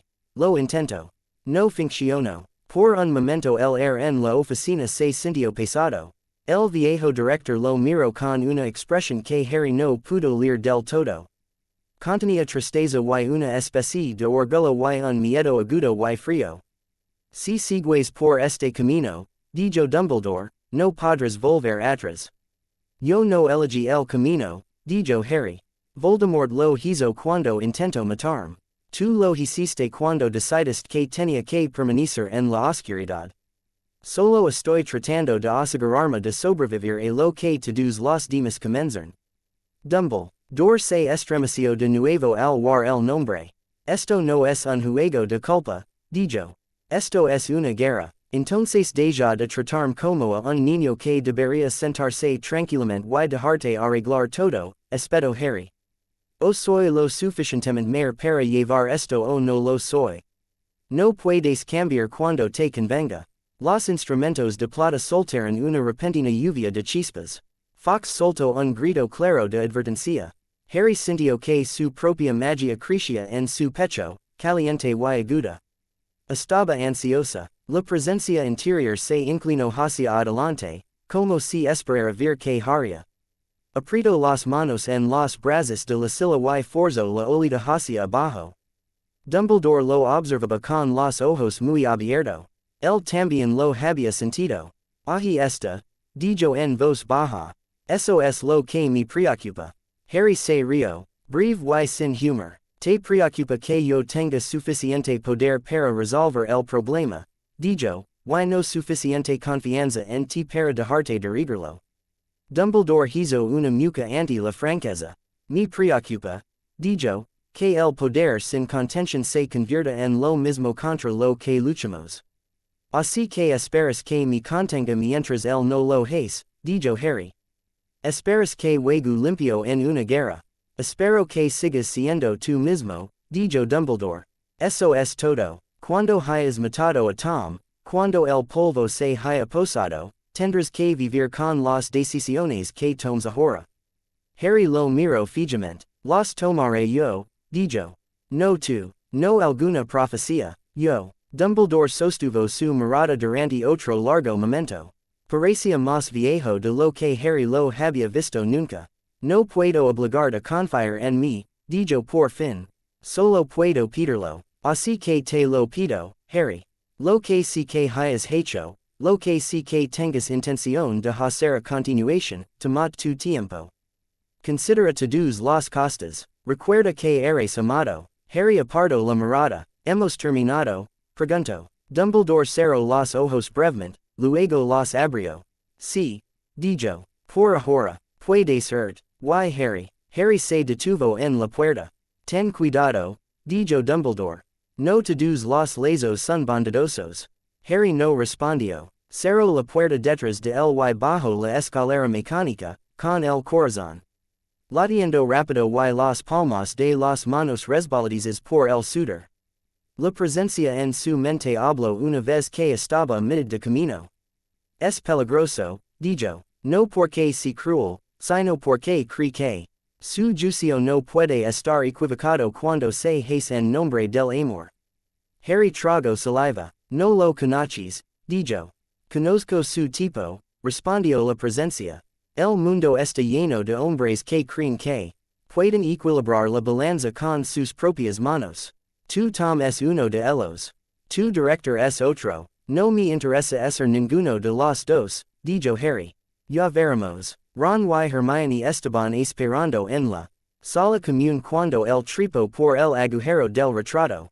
Hermione estaba sentada muy erguida en el sofá con un libro olvidado en su regazo. Ron caminaba de un lado a otro cerca de la chimenea, murmurando en voz baja.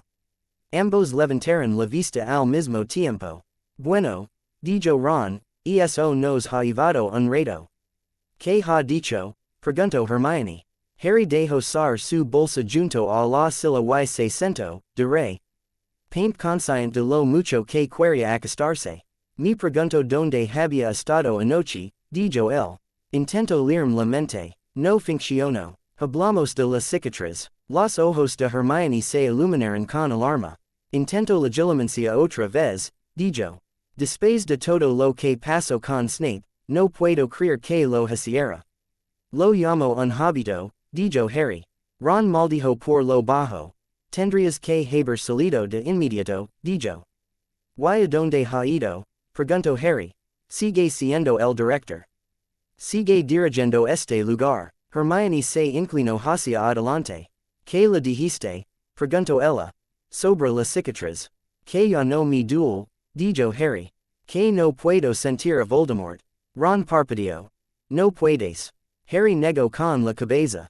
Hermione se quedó boquiabierta. ¿Desde cuándo? Susurró. Desde anoche, dijo Harry. ¿Y no pensaste en discernirlo? Estaló ella. Su voz se volvió estridente. Harry se estremeció. Estabas durmiendo. Esa no es la cuestión, dijo Hermione. Sus ojos brillaban con lágrimas de ira. Te quejas constantemente de que la gente te oculta cosas y luego vas y haces exactamente lo mismo.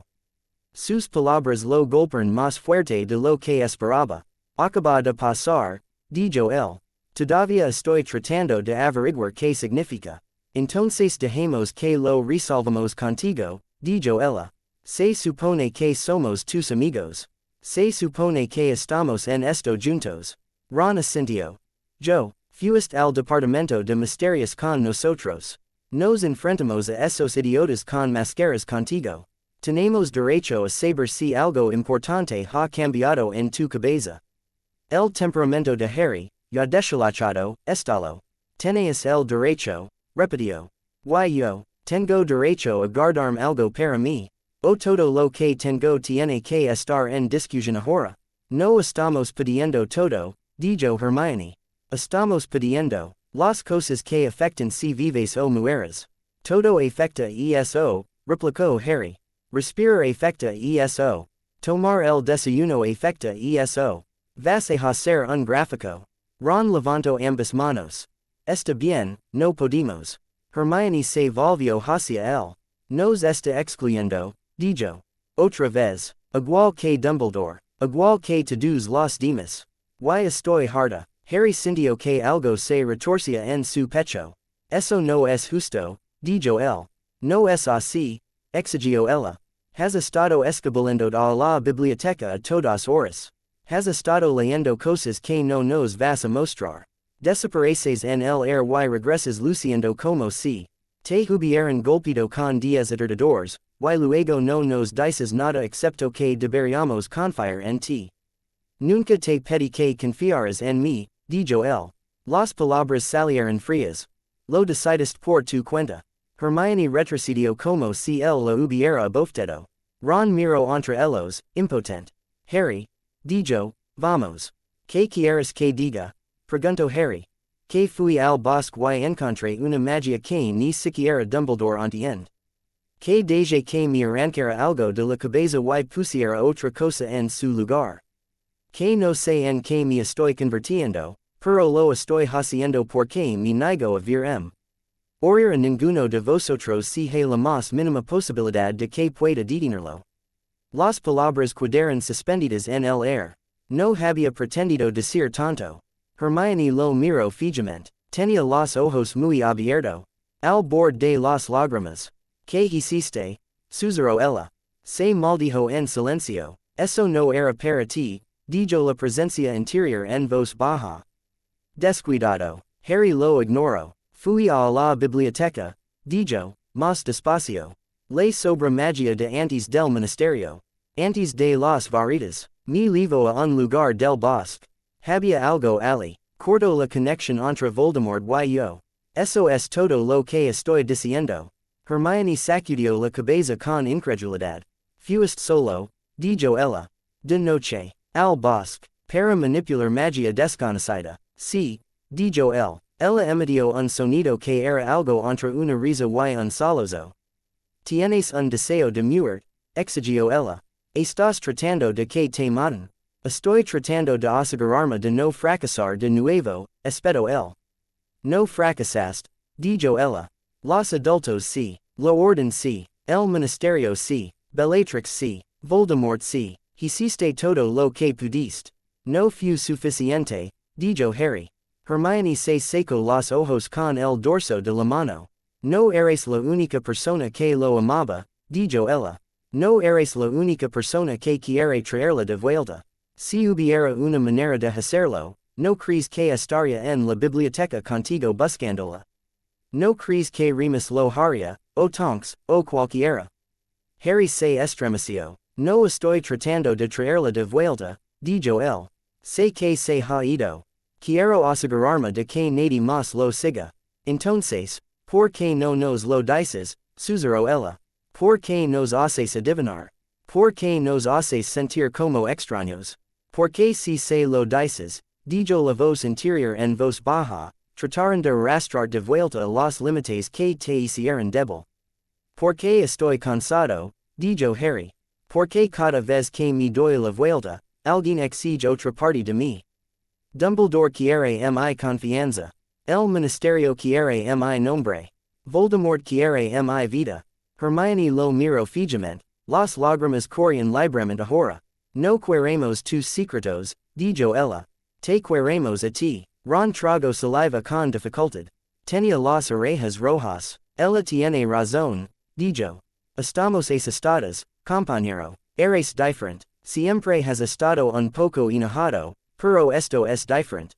Estás más calada, más concentrado. Se siente como si hubieras ido a algún lugar en tu cabeza que no podemos seguir. Los estás dejando atrás, dijo la voz interior. Es natural. El poder y el propósito no se comparten fácilmente con la comodidad. Ron se acercó un paso.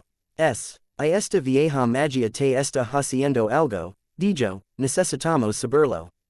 Porque si sale mal, seremos nosotros los que estaremos a tu lado cuando ocurra. Harry sintió un nudo en la garganta. No dejaré que te haga daño, dijo. ¿Cómo? Preguntó Hermione. Ni siquiera puedes decirnos qué es. Él abrió la boca. No salió nada. No podía contar sobre la presencia. Sobre la forma en que Merlín miraba a través de sus ojos. Sobre el sabor de ese pilar de luz. Vio que los hombros de Hermione temblaban. Se presionó los ojos con las manos. No puedo volver a hacer esto, susurró ella. No puedo pasar otro año. O de medias verdades y secretos y gente que casi muere porque nadie quiere decir lo que está pasando. Ron le puso una mano en el hombro. Hermione, dijo, tranquilizate. Ella se apartó. Tú eliges, Ron, dijo ella, volviéndose hacia él. Eres su mejor amigo. O te pones de mi parte en esto o sigues cubriéndolo cada vez que decide que sabe más que nadie. Ron parecía afligido. Eso no es justo, dijo él. Es el quien tiene la profecía colgando sobre su cabeza. Y somos nosotros los que vamos a limpiar el desastre cuando salga mal, dijo ella. Otra vez, sus palabras hirieron más profundamente que cualquier maldición. Hermione, dijo Harry en voz baja, no me estoy volviendo oscuro.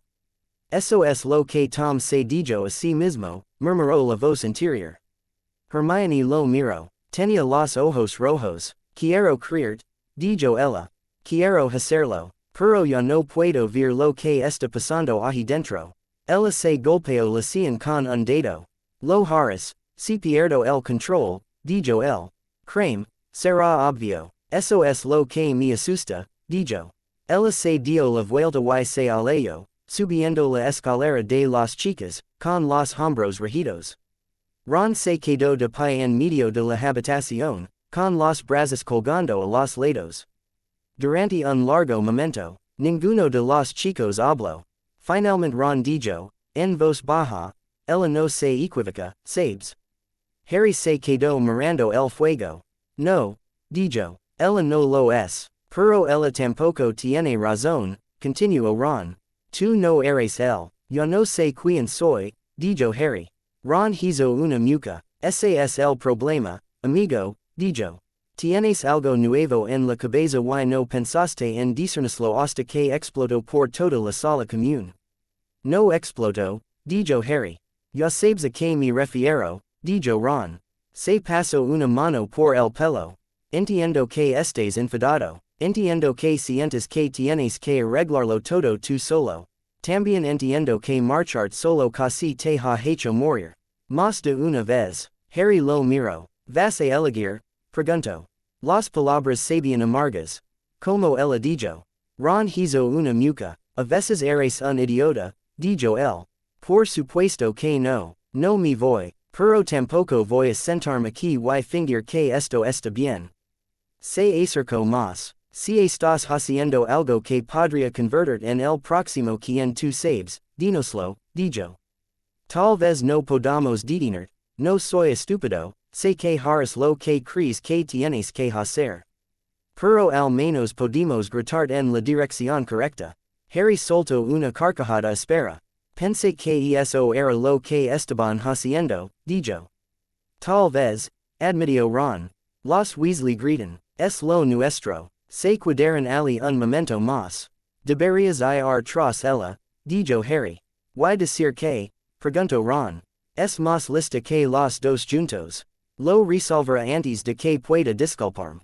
Pedel perdón de todos modos, dijo Harry. Se lo mereces. Ron suspiró. Bien, dijo. Intenta no volar nada mientras estoy fuera. Se dirigí Harry lo vio luego se hundió en la silla más cercana.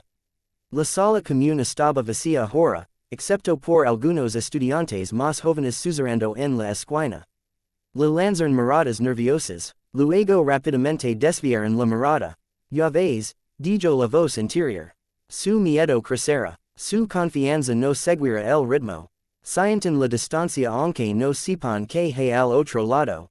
Colate, dijo Harry en voz baja. Se hizo el silencio de nuevo. Pero se sentía como si alguien estuviera conteniendo la respiración en lugar de un verdadero silencio. La noche volvió antes de lo que esperaba. Pasó por los movimientos del día sin darse cuenta realmente de ellos. Las lecciones se volvieron borrosas. Snape se burló. McGonagall le dirigió una mirada aguda que decía que había oído hablar de las convocaciones de los directores y quería respuestas que no preguntaría delante de la clase. Él no dio ninguna, pero cuando subió las escaleras del dormitorio, su cuerpo se sentía como plomo. Ron ya estaba en la cama, con las cortinas medio caídas. La forma que había debajo no se movió cuando Harry entró. Neville roncaba suavemente. Dean murmuraba en sueños. Harry se cambió en la tenue luz del pasillo y se deslizó bajo su propia manta. El colchón crujió. Los mules se clavaron en su espalda de formas familiares. Se quedó mirando el dosel. La discusión con Hermione se repitió en su cabeza. Línea por línea. Su ira. Su miedo. La forma en que había dicho. Te queremos. Le dolía el pecho. No puedes lavarlos contigo, dijo por fin la voz interior. Te ralentizaron. Y aferraron al pasado mientras entras en algo que no se puede compartir. Te dije que te claras, susurró Harry. Ya no estás solo en tu cráneo, respondió. Sas el trato que hiciste. Ignorarme no cambiará eso. Harry se puso de lado y se tapó con la manta. Yo no te invité, Cecilio. La intención es una invitación, dijo la presencia. Alcanzaste el poder que había estado atado. Tomaste su arma en tu mano. Ofreces tu núcleo como precio. No puedes reclamar sorpresa ahora. Aprieto la mandíbula. No los cortaré, dijo. No me convertiré en alguien que mira a la gente y ve herramientas. Ya lo haces, dijo la presencia con calma. Hablas de no querer que mueran por tu culpa. Las piensas como piezas en el tablero, incluso cuando te molesta que te coloquen allí. Harry se estremeció. Las palabras le escocieron porque contenían algo de verdad. Son mis amigos, dijo. El efecto y la utilidad no están separados, respondió la presencia. Están entrelazados. Por eso aquellos que buscan dar forma al mundo deben aprender a elegir. No estoy tratando de dar forma al mundo, dijo Harry. Solo quiero detenerlo. Detener a uno como tu tom remodelará más de lo que esperas, dijo la presencia. Tu director lo sabe. Por eso tem lo que has hecho. Ha visto una vez lo que sucede cuando una sola voluntad fuerte convierte la magia cruda en su propia imagen. Las imágenes se deslizan por el borde de la mente de Harry. No eran escenas claras, más bien como impresiones. Una figura alta con una túnica extraña. Un círculo de piedras. Una multitud que se inclinaba por miedo y amor en partes iguales. Los aparto. Yo no soy él, dijo. Por ahora, dijo la presencia. La línea es delgada. Se requer con cada elección. Ya está separada. Las protecciones no pueden verte. Tus amigos no conocen tu mente. Tu director tem tu camino. Ligera un día en que tendrás que decidir si aferrar de ellos y ser arrastrada hacia abajo, o soltarlos y elevarte por encima. Harry se clavó las uñas en las palmas de las manos. No voy a soltarme, dijo. Entonces te verás obligada a verlos rompers, dijo la presencia. Y aun así te mantendrás en pie. Cerró los ojos. Para. Susurró. Muy bien, dijo la presencia. Podemos hablar de otras cosas. Tu control es pobre. Tu primer riqueza en la cámara casi lo destruyó. Debes aprender a graduar tu salida. A darle forma. El poder crudo es crudo. Harry exhaló lentamente. El cambio de tema lo ayudó a estabilizarse. Lo sé, dijo. Casi hisar el techo. Tu vida es un canal estrecho, dijo la presencia. Tu núcleo ahora la alimenta más poder del que estaba diseñado para soportar. Si no aprendes a contener ese flujo, incluso los hechizos simples llamarán la atención. Entonces, ¿qué sugieres? Preguntó. Dado que eres el experto. Ejercicios, dijo la presencia. Concentrate en tareas pequeñas y precisas. Sin fuerza visible. Modifica el giro de tu magia, no su volumen.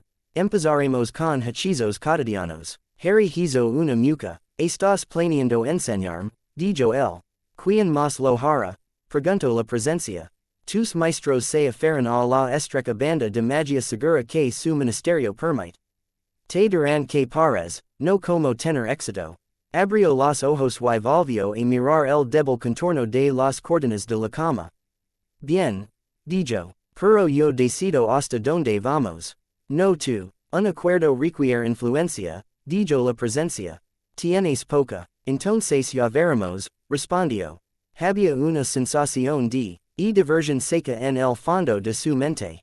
Empezamos ahora, dijo la presencia. Lama y una pequeña luz, sin verita. Harry vaciló. Y si alguien nos ve, susurró. Los demás están dormidos, decía. Si se despiertan, detente. Harry suspiró en silencio. Se concentró en el espacio por encima de su mano. Nunca había usado magia sin una varita excepto una vez, cuando hizo estallar a tía Marge. Eso había sido pura emoción. Esto necesitaba ser deliberado. Invocó su magia. Surgió de inmediato, ansiosa, caliente. Se estremeció y casi la cortó. La presencia interior empujó, no con fuerza, sino con guía. Estrecha, dijo. No estás tratando de romper un muro. Imagina un hilo, no un río. Harry imagino una línea delgada, como un trozo de cuerda. Imagino que su magia fluya a través de eso en lugar de rugir. Una débil chispa apareció sobre su palma. Flotaba, no más grande que la uña de su dedo meñique. Brillaba de un amarillo suave, no más grande que el cabo de una vela. Harry la miró fijamente, con los ojos muy abiertos. Funcionó, susurró. Por supuesto, dijo la presencia. El núcleo es receptivo. Simplemente te falta práctica. La chispa parpadeó. Harry la dejó desvancerse antes de que alguien pudiera darse la vuelta y verla. Se recostó, con el corazón latiendo un poco más rápido por una razón diferente ahora. Un paso, susurró. Muchos más, dijo la presencia. Harry se deslizó hacia el sueño con ese pequeño recuerdo de luz en su mente. Mezclado con el sonido de la voz enojada de Hermione y el peso de la advertencia de Dumbledore. A la tarde siguiente, se saltó una hora libre. Ron y Hermione estaban en la biblioteca, trabajando en un ensayo. Él había prometido unirse ellos y luego se desvió por un pasillo diferente. Necesitaba necesitaba espacio. Terminó cerca del patio donde los estudiantes mayores a veces se sentaban entre clases. El cielo estaba nublado. Una brisa fresca traía el olor de la piedra húmeda. Ginny estaba sentada sola en el muro bajo junto a la fuente. Sus piernas se balanzaban. Su cabello estaba recogido en una cola desordenada. Tenía un libro maltrecho de partidos de Quidditch en el regazo, pero no estaba leyendo. Levantó la vista cuando él salió. Se supone que debes estar en la biblioteca, dijo. Tú también, respondió él. Ella resopló. He terminado mi redacción, dijo ella. Me estoy escondiendo de mis hermanos. ¿Qué han hecho esta vez? Preguntó. Ella se encogió de hombros. Fred y George enviaron otra caja de cosas que dirán que son seguras para los estudiantes. Mamá envió un aviso sobre ello. Ron fue atrapado en la explosión. Lo habitual. Harry casi sonrió. Se acercó y se sentó en el otro extremo de la pared. Se sentaron en silencio por un momento. El agua goteaba de la fuente. Un grupo de Hufflepuff cruzó el patio, hablando en voz baja. Nadie se acercó. Pareces cansado, dijo Ginny por fin. Como todo el mundo, dijo él. No es eso, respondimos si no hubieras dormido en una semana. Y tus ojos siguen haciendo esa cosa. Él frunció el ceño. ¿Qué cosa? Se vuelven distantes, dijo ella. Incluso cuando alguien te está hablando. Como si estuvieras escuchando otra cosa. Se puso rígido. Estoy pensando, dijo él. Hay mucho en lo que pensar. Ella no apartó la mirada. ¿Te culpaba a ti? Preguntó ella. A Dumbledore. Por el ministerio. No, dijo Harry. Se culpó a sí mismo. Otra vez. ¿Ayudó? Preguntó ella. La verdad es que no, admitió él. Ella asintió lentamente. Cuando ocurrió mi primer año, dijo, quería culpar a alguien. Quería culpar a Tom, y a Lucius, y al diario, y a mí misma. Creo que mamá intentó culpar a Dumbledore durante un tiempo. No solucionó nada. No estoy buscando que se arregle, dijo Harry. Solo quiero que no vuelva a ocurrir. Es lo mismo, dijo ella. En un orden diferente. Pensó en la espada. En la nueva línea de su cicatriz. Estoy trabajando en ello, dijo él. Lo sé, dijo. Eso es lo que me asusta. Él la miró. ¿Tú también? Preguntó él. Exhaló un suspiro. Harry, dijo ella, te he visto hacer cosas estúpidas. Corres tras un troll. Fuiste tras la piedra. Volaste con ese coche. Bajaste a la cámara para sacarme cuando todos los adultos de esta escuela pensaban que yo me había ido. Él se estremeció. Al recordar como ella yacía inerte sobre la piedra fría. Pareces acordar mucho de eso, dijo él. Importa, dijo ella, porque sigues haciendo el mismo tipo de cosas. Ves un desastre y decides que depende de ti arreglarlo. Te amo por eso. En cierto modo, también te voy a quemar si no dejas entrar a nadie más. Su corazón se tambaleó. No estaba seguro de que lo sorprendió más. La cruda verdad o la Orma fácil en que ella había dicho que lo amaba, como si fuera simplemente un hecho. Trago saliva. Estoy tratando de mantener al margen, dijo él. Demasiado tarde, dijo ella. Hemos estado en esto, desde el momento en que entraste en este mundo. Puede que lleves más, pero eso no significa que estés solo. Él apartó la mirada hacia la fuente. Hay cosas que no puedo decirte, dijo. Oh no, me lo imaginaba, dijo ella. Hermione vino al dormitorio de las chicas y loro en mi almohada durante 10 minutos por eso. La culpa se retorció en su estómago. Ginny, dijo él, no estoy diciendo que esté equivocada, continuó Ginny. No lo está. Podrías habernos contado más antes de escabular para hacer lo que sí que hayas hecho. Pero también te conozco. Cuando pones esa mirada, nada de lo que diga te detendrá. ¿Qué mirada? Preguntó él. La que tenías antes de volar a la cámara, dijo. La que dice que has decidido y que solo la pared de piedra que tienes delante no se ha dado cuenta. No podía discutir con eso.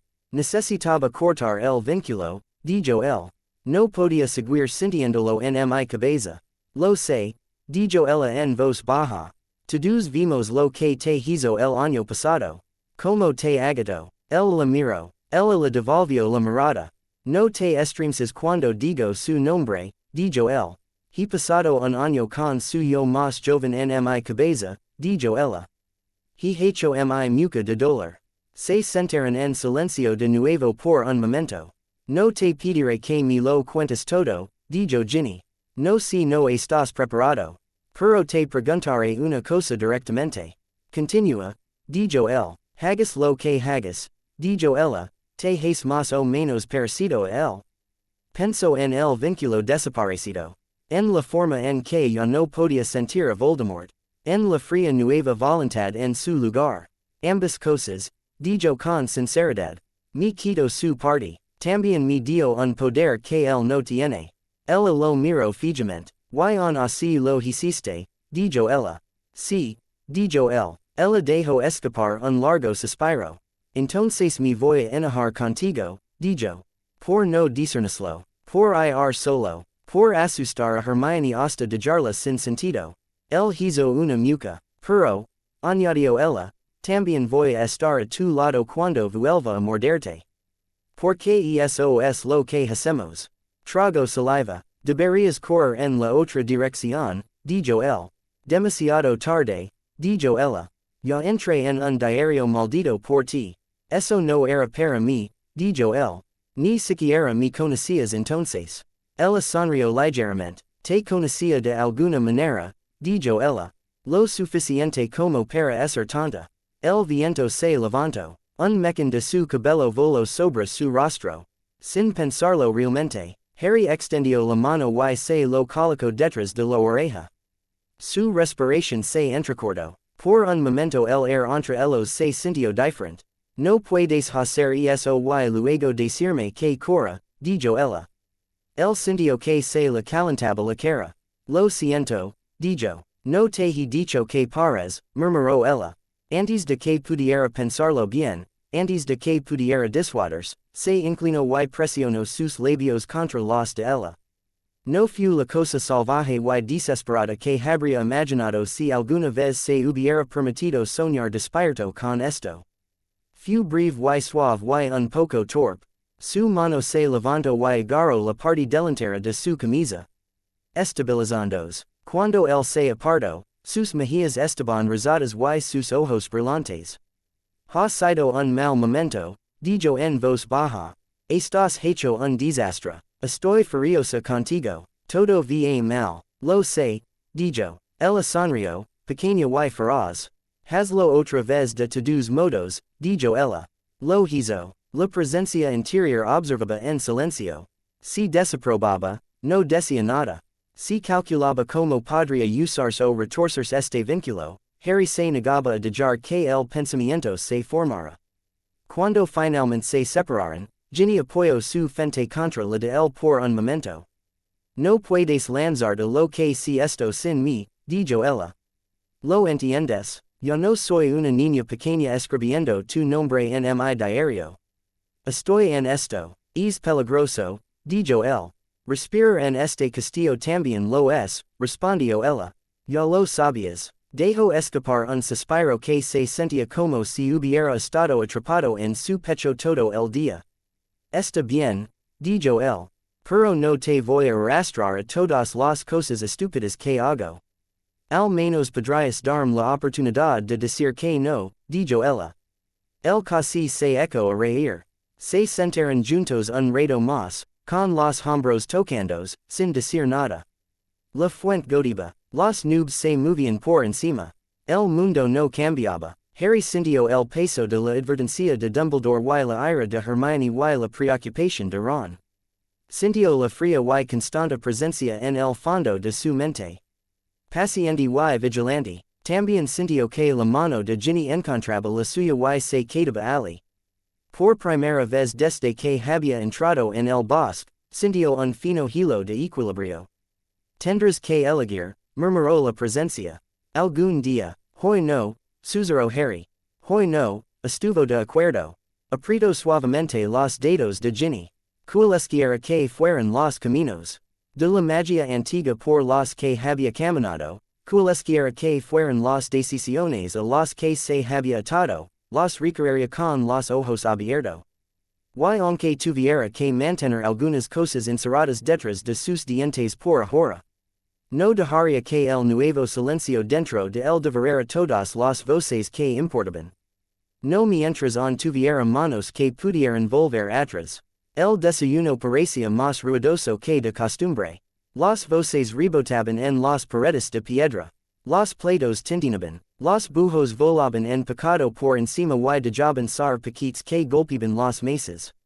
El extremo de Gryffindor del pasillo estaba lleno de conversaciones sobre exámenes, el ministerio y que profesor perdería los estribos primero ese día. Harry se sentó entre Ron y Hermione y se sintió separado de todo eso. Como si hubiera una pared transparente entre él y el resto.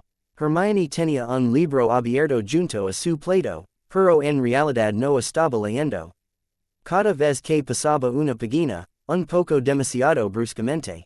Apenas había hablado con él desde ayer. Ron empujaba los huevos por su plato. No dejaba de mirar entre ellos, luego volvía a su comida. Ginny se sentó más lejos con algunos de los estudiantes más jóvenes. Asuko algo que dijo Colin, se rió una vez, luego miró hacia Harry. Sus ojos se encontraron. La risa se desvaneció en algo más pequeño y más serio. Ella le dio un leve asentimiento. El recuerdo de la boca de él bajo la suya del día anterior parpadeó a través de él. Estaban sentados uno al lado del otro con Hermione gritando que los estaba excluyendo y Dumbledore advier. Tiendo que podría no encontrar la manera de volver de este camino. Se le revolvió el estómago. La presencia interior observaba el vestíbulo a través de sus ojos, silenciosa y alerta. Han aceptado la guerra como una historia lejana, señaló. Comen y chismorin bajo señales que ni siquiera pueden ver. Harry estuvo a punto de preguntar qué señales significaban, pero se detuvo. No quería que nadie vi. Ra que movía los labios y empezara a preguntarse. Alargó la mano hacia la jarra de zumo de calabaza. Al otro lado del pasillo, la mesa de los profesores estaba llena. McGonagall se sentaba muy erguida, con los labios finos. Hagrid hablaba con Flitwick con amplios y silenciosos gestos. Dumbledore parecía no estar escuchando a nadie. Miraba fijamente a los estudiantes, con los ojos azules fijos detrás de sus gafas. Cuando Harry levantó la jarra, sintió de nuevo ese leve roce.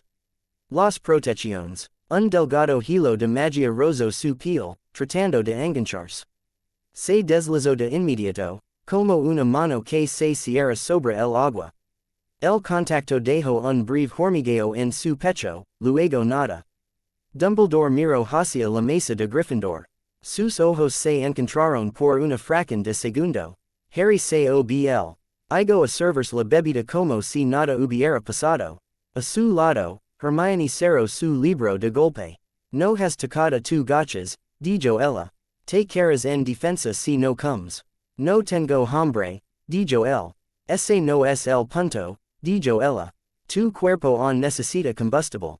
Tu magia te drenará más rápido ahora si estás lanzando hechizos constantemente. Ron tosió. Hermione, murmuró, sutil. Ella le lanzó una mirada fulminante. Que, dijo. Se supone que todos debemos fingir que no pasa nada. El dice que ha cortado el vínculo con ya sabes quien y nosotros simplemente asentamos y seguimos adelante. Ron hizo una mueca y miró su plato. Harry dejó la jarra con cuidado. No tenemos que hablar de esto aquí, dijo él, delante de todos. Bien, dijo Hermione, será mejor que lo guardemos para los viajes en Octornos secretos y las revelations sorpresa en la sala común. Su voz era baja, pero no se podía confundir el tono cortante. Al otro lado de la mesa, Ginny se puso rígida. Sus ojos se entrecerraron por un momento. Luego miró hacia atrás por la fila cuando uno de sus hermanos la habló. Harry mantuvo su propio tono uniforme. Mi gritaste, dijo él en voz baja. Te oí, ella se sonrojó. Bien, dijo. Hermione, dijo Ron en voz baja. Quizá deberías darle media mañana antes de empezar otra pelea. Ella tomó su tenedor. Su mano tembló una vez, luego se estabilizó. No estoy tratando de pelear, dijo. Estoy tratando de mantener mi mejor amigo con vida. Las palabras golpearon más fuerte que la mordedura en su voz. Harry abrió la boca, luego captó el titular del diario del profeta cuando una de las lechuzas dejó salir un periódico justo delante de él. El ministerio confirma el regreso de usted sabe quién. Fudge dimitira, medidas provisionales anunciadas. La foto de abajo mostraba a Fudge frente a los escalones del ministerio. Con el rostro pálido, el sombrero en las manos, destellos de plumas y micrófonos flotantes a su alrededor. Una fila de oradores se encontraba detrás. Ron maldijo en voz baja. Ya les ha llevado bastante tiempo, dijo. ¿Crees que loro cuando lo dijo? Hermione acercó el periódico y examinó la columna. Scrimgor como ministro temporal, dijo. Quieren dar la impresión de que están haciendo algo. Más horrores en Hogwarts, quizá. Más control, más pánico, dijo Ron. Más idiotas en los pasillos agitando varitas como si fueran héroes. El ruido se elevó a su alrededor. Cuando otros estudiantes vieron el titular. Algunos jadaron, algunos comenzaron a hablar de inmediato. Algunos miraron directamente a la mesa del profesorado como si esperaran que alguien se levantara y pronunciara un discurso. Dumbledore no se movió. Harry sintió la presencia interior que se apoderaba de la escena. Cambios de poder, decía. Los hombres asustados se aferraron a cualquier correa que vin. El chico cuyo nombre ya ha sido vinculado a este conflicto atraerá más atención que antes. Ya están mirando, murmuró Harry. Ron levantó la vista. ¿Qué? Preguntó. Nada, dijo Harry. Él apartó su plato y se puso de pie. Voy a por mi mochila, dijo. Primero tenemos defensa. Hermione también se puso de pie. Todavía tenemos tiempo, dijo. No has comido casi nada. Cogeré algo más tarde, dijo él. Parecía que quería discutir, luego apretó los labios y volvió a sentarse. Ginny captó su mirada mientras se alejaba. Su mano se movió, un pequeño movimiento que solo él notaría. Más tarde, decía, él le hizo un breve gesto con la cabeza y salió del pasillo. Caía una fina llovizna cuando comenzó defensa contra las artes oscuras. Las ventanas del aula se empañaron. Los estudiantes se pasaban las chaquetas y se bajaban las mangas. La profesora Tonks estaba sentada en el borde del escritorio de la parte delantera, con el cabello de un tono castaño apagado por respeto al estado de ánimo, pero sus ojos eran agudos. Bien, dijo una vez que todos estuvieron en sus asientos. Como pueden haber oído, el ministerio finalmente ha admitido lo que cualquier persona con sentido común ya sabía. Ustedes saben quién ha regresado. Eso significa que los simples encantamientos escudo ya no son suficientes. Hoy vamos a examinar las defensas estratificadas. Harry sintió que se le encogía el estómago. Pensó en sus lumos atravesando la roca. Tonks agitó su varita en el tablero. Aparecieron las palabras defensa por capas. Si lanzas toda tu magia en un gran escudo, dijo, una maldición fuerte o lo atravesará o te drenará hasta dejarte seco al intentarlo.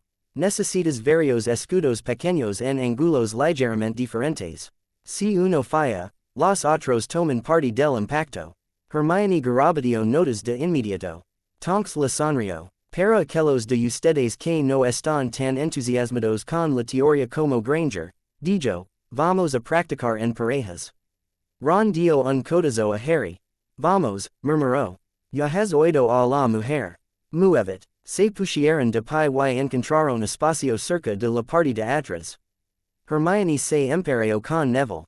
Recuerda, dijo Tonks, empieza pequeño. No hay premio por romper tu núcleo.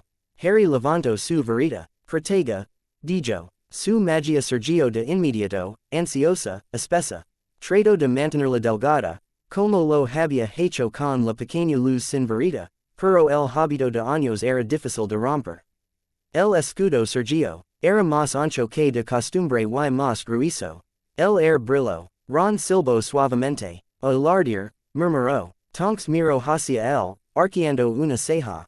Benito poder, gritó ella. Menos tamaño, más control, Potter. Te quemarás. Harry respiró hondo y forzó la energía hacia abajo. El escudo se redujo. El sudor la hormigaba en la nuca. Muy bien, dijo Tonks. Weasley, intenta atardarlo con un atardador. Ron se frotó las manos. Con mucho gusto, dijo. Apuntó su varita, stupefy. El rayo rojo salió disparado directamente hacia Harry. Harry agitó su varita hacia él. El escudo lo atrapó, pero en lugar de absorber simplemente el hechizo, la superficie de la barrera se flexionó, luego se retorció. El atardador se desvió y se estrelló contra la pared del fogones polvorientos explotó. Todas las cabezas se volvieron. Tonks dio un largo y bajo silbido.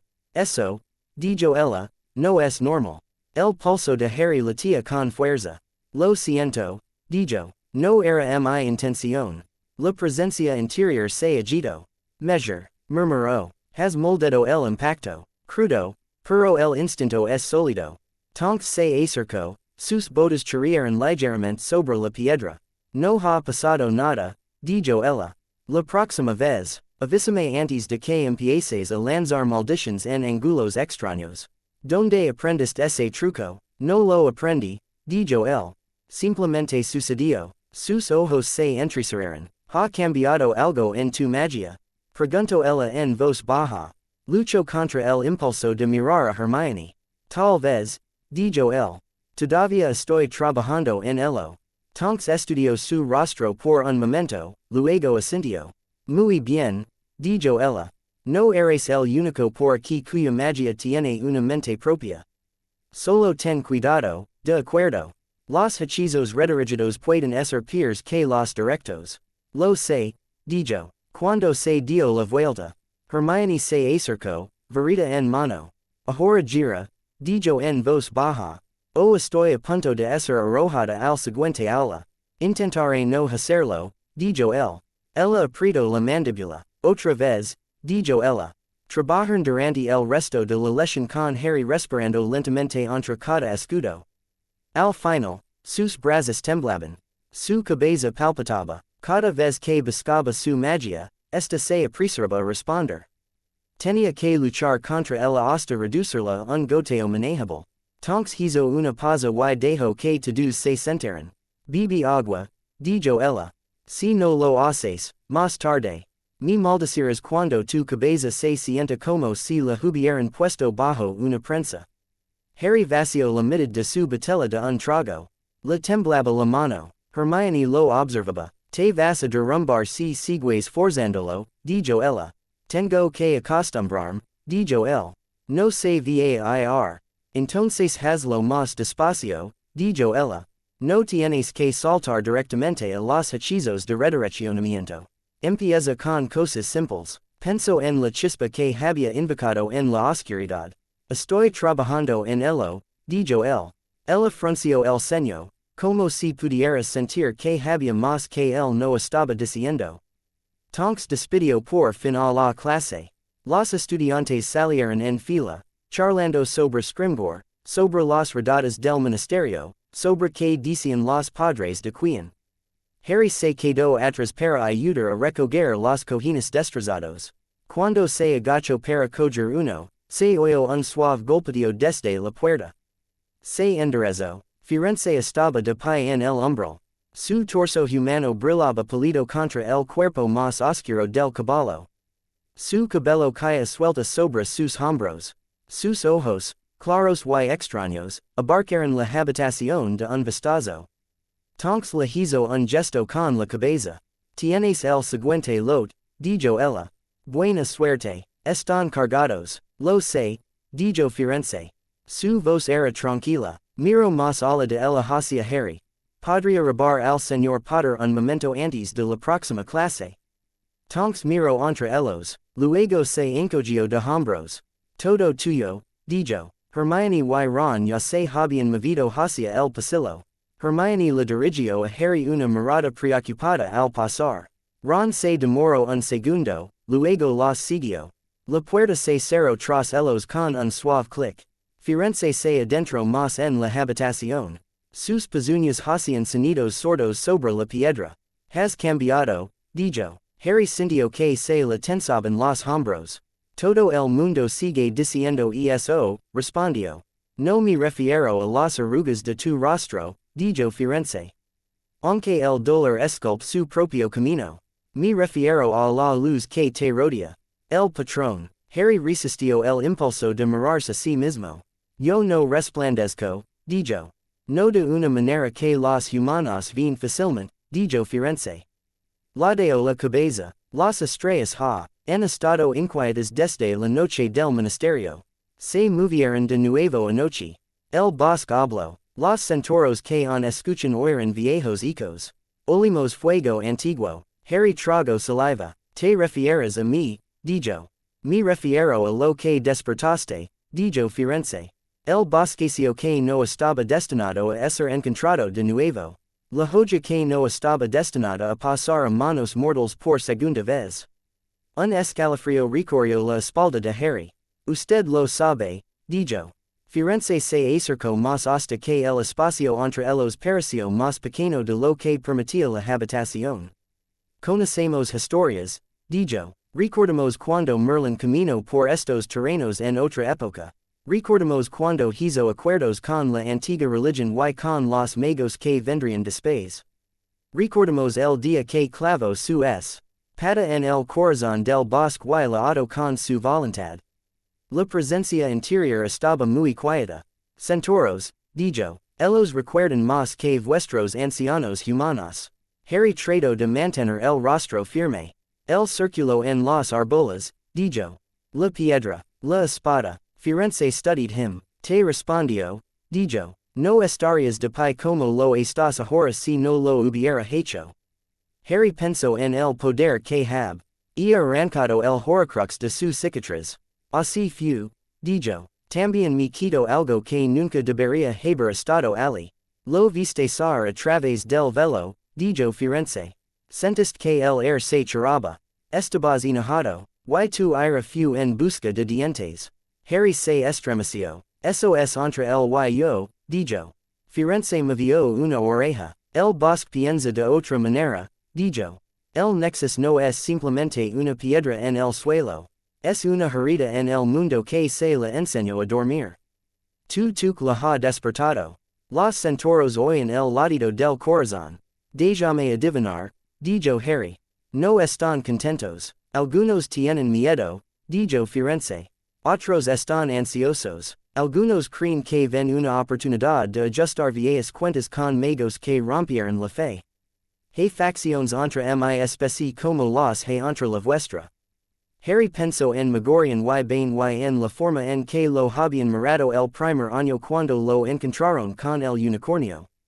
¿Y tú? Preguntó, ¿de qué lado estás? Firenze miró más allá de él, por la ventana. Fui expulsado de mi manada por confiar en Dumbledore más que en Bane, dijo. Se lo que es estar entre dos mundos.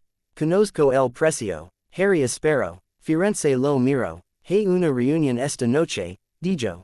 Más adentro en el bosque. Los ancianos de nuestra manada la han convocado. Quieren hablar de ti, de mí, dijo Harry. Del chico que leva una espada en su alma que no ha cortado en muchas vidas, dijo Firenze. Decidiren si advertir, us arte o destruir. Los dados de Harry se apretaron sobre su varita. No pueden destruirme, dijo la presencia interior con tranquila certeza. Firenze pareció percibir el cambio. Saben que no pueden matar a Merlín, dijo. Están debatiendo si se puede romper el recipiente antes de que se complete el vínculo. El pecho de Harry se apretó. Si lo intentan, dijo, me defenderé. Firenze gave a small nod. Por eso te lo estoy diciendo, dijo. Si vas a la reunión, entras en un círculo de arcos, cascos y ira. Si no lo haces, podrían tomarlo como prueba. De que ya te has apartado de todos los pactos. En su lugar, podrían moverse contra ti desde las sombras. Son opciones terribles, dijo Harry. Bienvenido a la profecía, dijo Firenze en voz baja. Rara vez ofrece opciones amables. Entonces, ¿por qué me lo dices? Preguntó Harry. Si crees que es peligroso de cualquier manera. Porque una vez fui salvado por un chico humano que podría haberme dejado a mi suerte, dijo Firenze. Porque sé que aún no has decidido qué hacer con el poder que buscabas. Porque el bosque no pertenece solo a aquellos que nacieron en él. Harry pensó en el círculo de árboles, las runas cortadas en las raíces. La forma en que el había zumbado cuando tomó la espada. Cuando es este cuando la luna esté sobre la rama más alta del claro, dijo Firenze. Puedo guiarte hasta el borde. No puedo estar contigo dentro. Ya estoy demasiado lejos de mi rebaño para fingir que hablo por ellos. Harry asintió lentamente. ¿Y si decido no ir? Preguntó. Firenze lo miró fijamente. Entonces seguirás de pie en ese círculo, dijo. Simplemente no estarás ali para hablar. Otros pondrán palabras en tu boca. Harry dejó escapar un largo suspiro. Si voy, dijo, iré como yo mismo. No como una marioneta de Merlín. Dumbledore o cualquier otro. Firenze inclinó la cabeza una vez. Por eso, dijo, las estrellas muestran una estrecha línea de esperanza. Se dio la vuelta y se dirigió hacia la puerta. Reuned conmigo en el borde del bosque después de cenar, dijo. Cerca del sendero por el que Hagrid te llevó muchas veces. Ven solo. Se marchó sin decir una palabra más. Harry se quedó de pie en el aula vacía durante un largo momento, con el corazón latiendo con fuerza. La presencia interior habló. No confía en su propio rebaño, dijo. Sabio. Los necios en grupos son más peligrosos que los necios solos. Harry se frotó la cicatriz. Si voy, podrían intentar matarme, dijo. Si no vas, se moverán contra ti más tarde, dijo la presencia. Con más tiempo para planificar y menos razón para escuchar. Este consejo es una oportunidad. Una oportunidad para ser pisoteado, dijo Harry. Llevas suficiente poder para deshacer ese claro, dijo la presencia. Si atacan, se romperán contra ti. Si escuchan, pueden convertirse en exploradores útiles. De cualquier manera, debes demostrar que esta espada no se curva. No los estoy usando como exploradores, dijo Harry. No son míos, son parte del patrón, respondió la presencia. Cada pieza tiene su lugar. Harry se dirigió hacia el pasillo, con la mandíbula apretada. Sabía que si Hermione oía siquiera la mitad de esta conversación, lo arrastraría de la manga hasta McGonagall. Y sin embargo, si no hacía nada, si fingía que el bosque era el mismo de antes, los centauros seguirían reuniéndose. La manada seguiría hablando del humano que había tocado el viejo fuego. Simplemente ignoraría el resultado hasta que lo atravesara. Elegiste un camino cuando pusiste la mano en esa empuñadura, murmuró la presencia. Esta es una de las piedras que hay en ella. Lo sé, dijo. Paso el resto del día caminando con los hombros cerca de las orejas. Ron intento arrastrarlo a una partida de ajedrez durante el almuerzo. Hermione insistió en revisar su horario para los exámenes. Él asintió y hizo los sonidos correctos, pero su mente seguía saltando a la sombra de los árboles y al sonido de los cascos. Después de historia de la magia, Hermione lo acorraló al pie de las escaleras. Te has quedado colada con Firenze, dijo ella. Que quería. Ron se apoyó en la barandilla y observó. Harry vaciló. Cosas del bosque, dijo él. La manada, lo de siempre. Hermione se cruzó de brazos.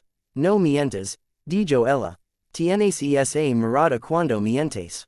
¿Qué mirada? Preguntó él. Tus ojos se vuelven un poco planos, dijo ella. Y tu boca es esa cosa de línea recta.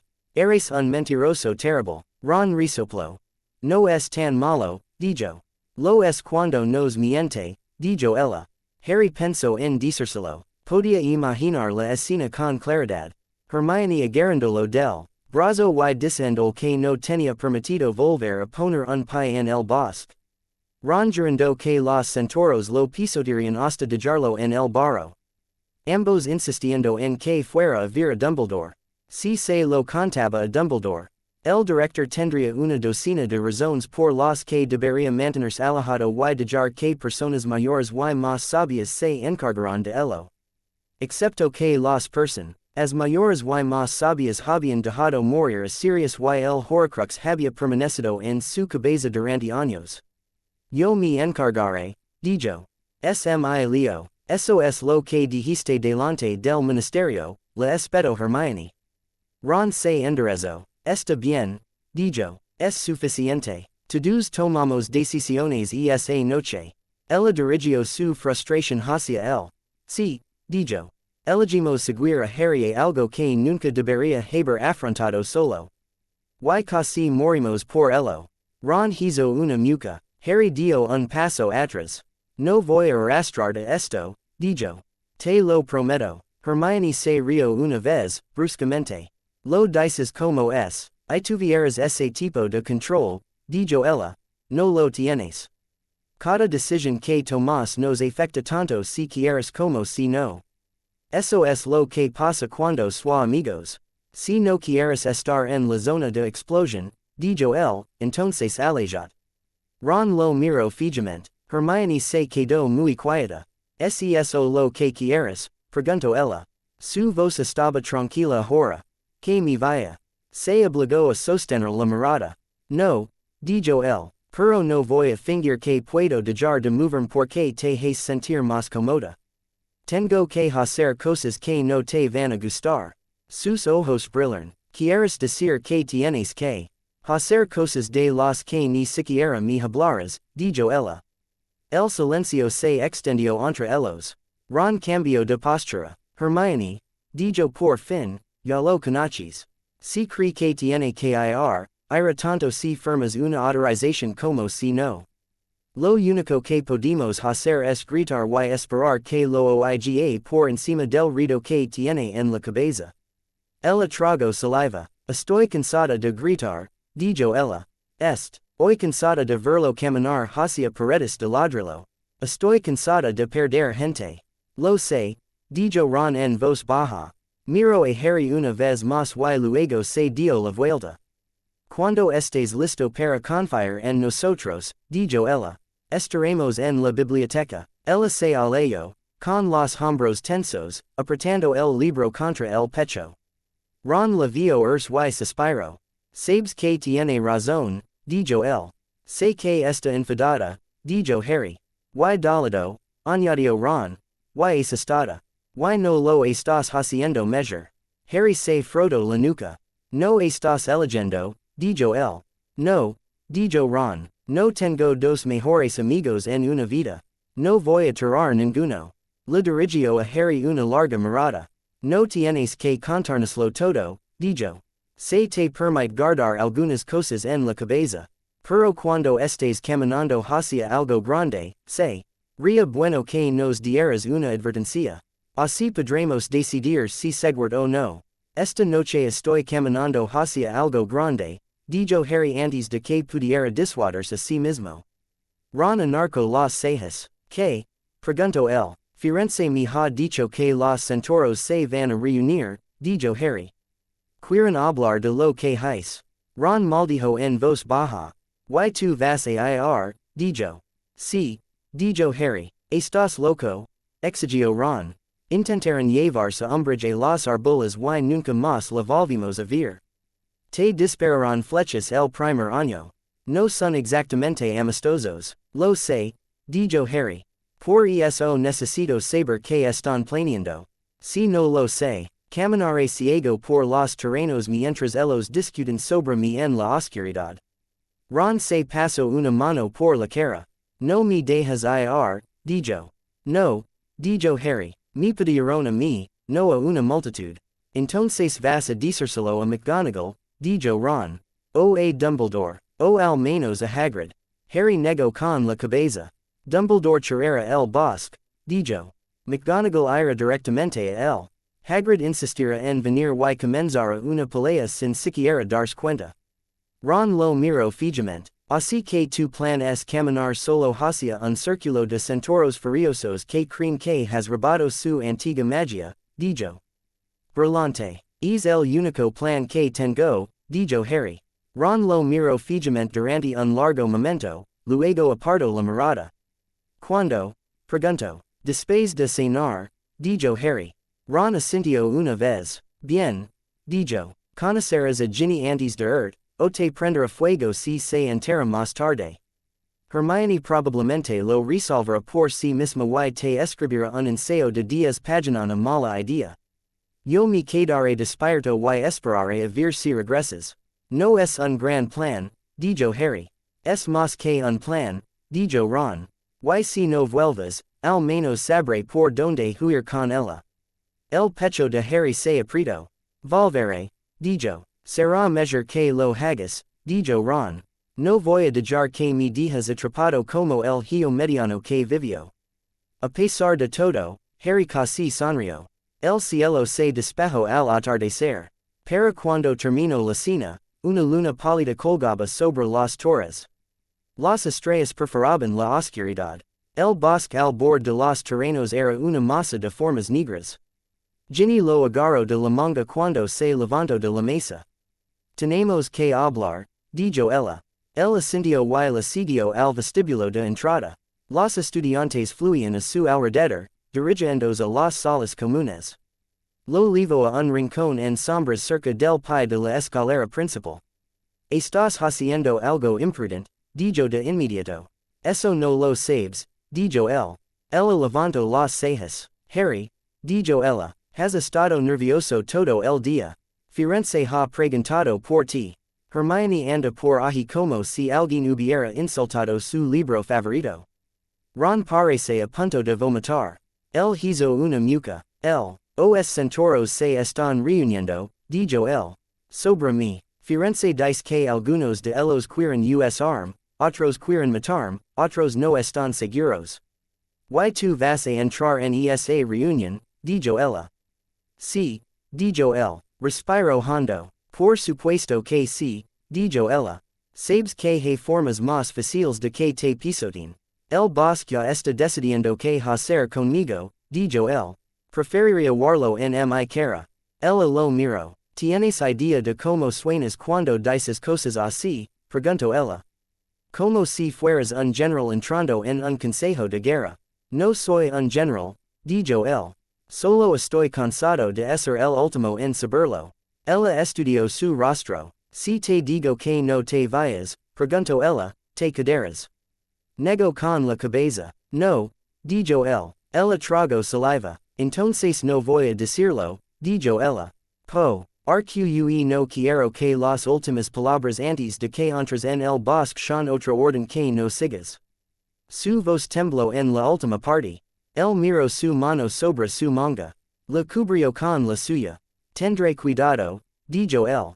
Ya lo dijiste antes, dijo ella. Solo asegurate de volver. Eso es todo. Él asintió. Ella se puso de puntillas y lo besó, repito y firmemente. Si mueres, te mataré, dijo ella.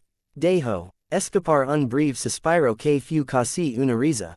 Lo recordaré, dijo. Dio un paso atrás y se dirigió hacia las puertas principales. La presencia interior observaba todo esto en silencio. Harry podía sentir que tomaba nota de Ginny, de su obstinada mandíbula apretada, de la forma en que se negaba a apartar la mirada. Afecto, dijo finalmente, peligroso, pero no sin valor. Ella no es una estrategia, murmuró Harry. Todo es una estrategia para alguien, respondió. Empujó las puertas para abrirlas y salió a la noche. Firenze esperó cerca del borde del césped, donde la hierba daba paso a la primera línea de árboles. El centauro estaba medio en la sombra. La luz de la luna le tocaba los hombros. Su rostro humano parecía tranquilo, pero los flancos de su caballo se movían con un movimiento inquieto de un casco a otro. Has venido, dijo. ¿Sabías que lo haría? Respondió Harry.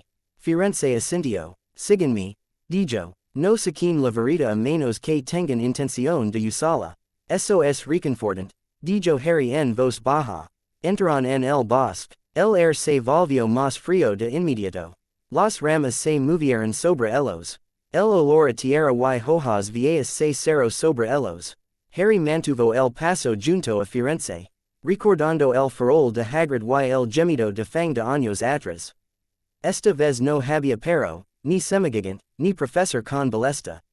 Solo él, un centauro, y algo antiguo en su cráneo. Mientras se adentraban más, Harry volvió a sentir ese zumbido. Era más fuerte que antes, no tan crudo como la primera vez que había entrado en el nexus, sino constante, como un latido del corazón. La presencia en su mente se agitó. El bosquecillo está despierto, decía. No le gustará este consejo. Ese lugar estaba destinado al contacto entre yo y los antiguos poderes, no a una manada de jinetes impacientes. Es demasiado tarde para quejarse, susurró Harry. Firenze movió una oreja. Oyen más de lo que crees, dijo. Habla en voz baja. Harry se mordió la réplica de que Merlín no tenía aliento para llevar. No importaba. El centauro podía sentir lo suficiente. Llegaron a un círculo familiar de árboles. El claro con la piedra y la hoja suspendida se extendía ante ellos, pero Firenze se detuvo en el borde. No voy a ir más lejos, dijo. Mi manada no me wara si me quedo dentro. Ya me han llamado traidor más de una vez. Harry miró el espacio oscuro entre los troncos. ¿Algún consejo? Preguntó. Di la verdad, dijo Firenze. No adopts posturas. Ellos respetan la honestidad, desprecian la arrogancia. Y no sacas esa espada a menos que tengas intención de usarla. Harry tragó saliva. Ni siquiera sé cómo desenvainarla, dijo. Lo harás, dijo Firenze. Si es necesario. Retrocedió hacia los árboles y desapareció de la vista. Harry se quedó solo en el umbral. Todavía puedes volver, dijo la presencia.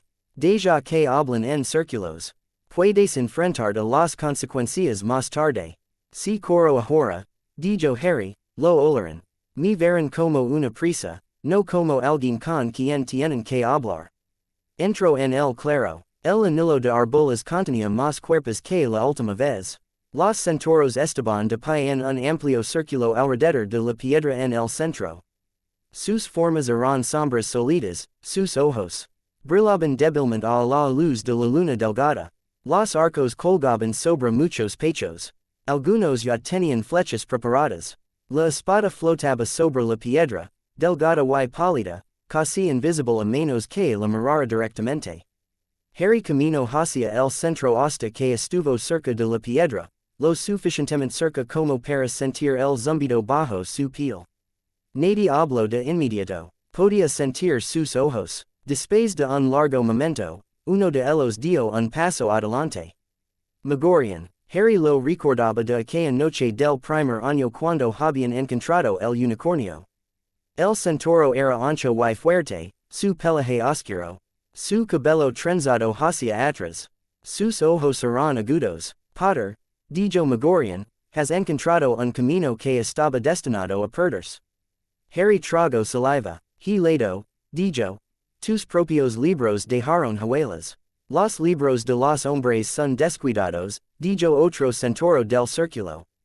Harry reconoció la voz de Bane, espera y enfadada. Graben secretos en el papel y olviden lo fácil que es quemarlos. Los libros fueron escritos por magos que querían advertir a los que vendrían después, dijo Harry. O por aquellos que querían alcanzar el poder y fracasaron. No fueron escritos por vosotros. Varios centauros golpean sus pezuñas con irritación. Te encuentras en un lugar que precede a tu ministerio, a tu escuela, a tus linajes, dijo Megorian. Llevas dentro de ti una espada que estaba obligada por juramento a permanecer aquí hasta que este mundo aprendiera la humildad. Parece que esa lección no se tomó. La presencia interior sonrió ante eso, un seco bucle de pensamiento. Humildad, dijo. Usen la palabra cuando quieren decir obediencia. Harry respiró hondo. Vine aquí porque estaba cansado de ser usado como un arma sin saber lo que era, dijo. Tenía un pedazo de tom en mi cabeza. Una onda recorrió a la multitud ante el nombre. Un fragmento, continuó, en mi cicatriz. No lo pedí. Nadie me dijo que estaba allí. Lo sentía cada vez que lastimaba a alguien. Lo sentí cuando atacó tu bosque y bebió sangre de unicornio. Lo sentí cuando mató a mis padres, cuando regresó en un cementerio, cuando se paró en el ministerio y intentó interminado de compartir mi mente. Levantó la mano y se tocó la cicatriz. Nunca fue un vínculo natural, dijo. Fue una herida. Esta espada se lo livo. Un murmullo se deslizó por el círculo. Algunos rostros parecían cautelosos. Algunos parecían curiosos. Algunos parecían dudosos. Usaste poder antiguo para una herida personal, dijo Bane. Hiciste esto por ti mismo, no por equilibrio. Fue ambas cosas, dijo Harry. Dices que este lugar es una herida en el mundo. Yo también lo era. Me abrió cuando era un bebé y dejó una parte de sí mismo en mí. Esa magia no nos pertenece a ninguno de los dos. Desde que esta joya la quemara. Megorian lo estudió. Hizo más que eso, dijo él. Tu luz no es lo que era. Tu núcleo llega más allá de los caminos que tu especie suele recorrer. Harry pensó en sus lumos llenando la cámara, en la fo. Rman que su escudo había distorsionado el hechizo de Ron. Me cambio, dijo. No supe cuánto hasta después. Y sin embargo sigues ahí parado sosteniendo esa verita tuya, dijo Bane. Sigues lavando tu túnica escolar. Sigues comiendo en la mesa de aquellos que hicieron tratos con el ministerio y los viejos acuerdos. Tendrías las dos cosas. Harry sintió que su temperamento se encendía. No quiero las dos cosas, dijo. Quiero una oportunidad de ganar. Tiene décadas de experiencia, un ejercicio, y no tiene conciencia. Cada vez que luchamos, es el quien elige el terreno. Estoy cansado de ser superado. Varios centauros resoplan. Uno más joven cerca de la parte trasera se movió nerviosamente. ¿Crees que solo el poder cambiará eso? Dijo Bane. ¿Crees que puedes arreglar la arrogancia de los hombres? Es convirtiendo en un más peligroso que el último que lo intentó. Tom utilizó el miedo, dijo Harry. Grabió su nombre en cuerpos. Hizo que la gente se inclinara o muriera. Yo no voy a hacer eso. Todavía no, murmuró la presencia interior. Harry lo ignoró. No estoy aquí para gobernar, dijo. Estoy aquí porque me niego a dejar que convierta tu bosque en su terreno de caza o tus rebaños en trofeos. Megorian lo observó. Hablas con ira, dijo. La ira puede ser retorcida. Dime esto, Potter. Cuando la espada entró en ti, escuchaste una voz. Harry vaciló. La presencia en su mente no se movió. Se sentó y esperó. Sentí una voluntad, dijo Harry. No pertenece a Tom. Es más antigua. No comparte mi paciencia. Algunos centauros volvieron a patir el suelo. Es Merlín. Susurró uno. O lo que queda de él, murmuró otro. Intento jugar a ser Dios una vez, dijo Bane. Hizo pactos, luego pensó que podía estar por encima de ellos. ¿Tienes intención de seguir ese camino? No, dijo Harry. No soy Merlín. No soy Tom. Soy yo. Usaré lo que tenga para detenerlo, y luego lo abandonaré si puedo. Y si no puedes, dijo Magorian. Si la hoja se niega. Harry pensó en la forma en que su mano se había negado a soltarla cuando la agarró por primera vez. Puede negarse todo lo que quiera, dijo. On tiene que vivir conmigo. No le voy a dar las llaves. Algunos de los centauros intercambiaron miradas anti eso. La idea de que alguien le respondiera a Merlín parecía inquietarlos. La presencia interior se echó a reír. Eres un niño insolente, dijo. No saben qué hacer con eso. Bain dio un paso adelante, con los cascos resonando. Has traído la atención de la antigua religión de vuelta a este lugar, dijo. ¿Entiendes siquiera lo que eso significa? La magia salvaje que recorría el mundo antes de que tu mini stereo pusiera balas a su alrededor despertara. Buscara tratos. Probara a tu especie como probo a la nuestra. Muchos fracasaron. No puedo deshacer lo que hice, dijo Harry. Si ignorar el nexus lo hubiera mantenido dormido. Alguien debería haber cerrado los libros con más fuerza. Hablas como si esto fuera culpa suya, espedo Bain. Como si los humanos que garbaron las advertencias no lo hubieran clasificado ya como prohibido. Harry apretó la mandíbula. No estoy culpando a nadie por dejar notas, dijo. Estoy diciendo que no puedes sujetarme a una regla con la que nunca estuve de acuerdo. Nadie me dijo que este poder existe.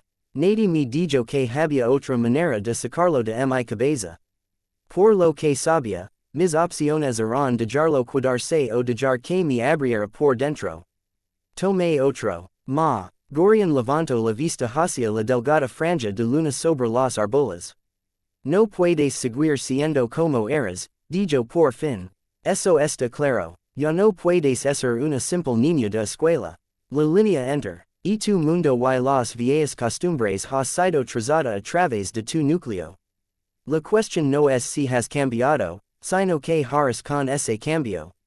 Lo utilizaré para detenerlo, repitió Harry. Para proteger a mis amigos. Para evitar que esta guerra empeore más de lo necesario. Tus amigos, repitió Bain. Tus compañeros de escuela, tus maestros. No el bosque. Harry lo miró a los ojos. No estoy trazando una línea entre vosotros y ellos, dijo. Lo hacéis por vosotros mismos. Un murmullo bajo recorrió el círculo. Algunos centauros parecían ofendidos. Algunos consideraron sus palabras. Magorian levantó una mano. Se hizo el silencio. Estás en un viejo círculo, dijo.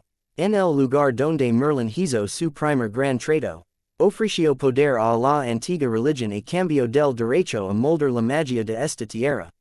Pensó que podía soportar ese peso. Pensó que podía decidir quién soportaría qué costo. La presencia en la mente de Harry estaba en silencio ahora. Había una sensación como de respiración contenida. Muchos murieron por su orgullo, continuó Magorian. Hombres, centauros, otros. Los viejos lugares se cerraron. La prohibición fue trazada. Esta espada estaba destinada a esperar hasta que algo. En que pudiera soportar su voluntad sin convertirse en ella viniera a reclamarla. ¿Y usted cree que ese soy yo? Dijo Harry. Todavía no lo sabemos, dijo Magorian. Algunos de nosotros creemos que tu cicatriz te acerca demasiado a él. Otros piensan que la forma en que cortaste ese vínculo muestra que podrías resistir. ¿Y tú? Preguntó Harry. ¿Qué piensas? Magorian lo estudió durante un largo momento. Vio a un chico que ha llevado más años de los que tiene desde que puso los pies por primera vez en estos bosques, dijo. Vio una luz que ha sido torcida por otra y ahora arde en su propio camino.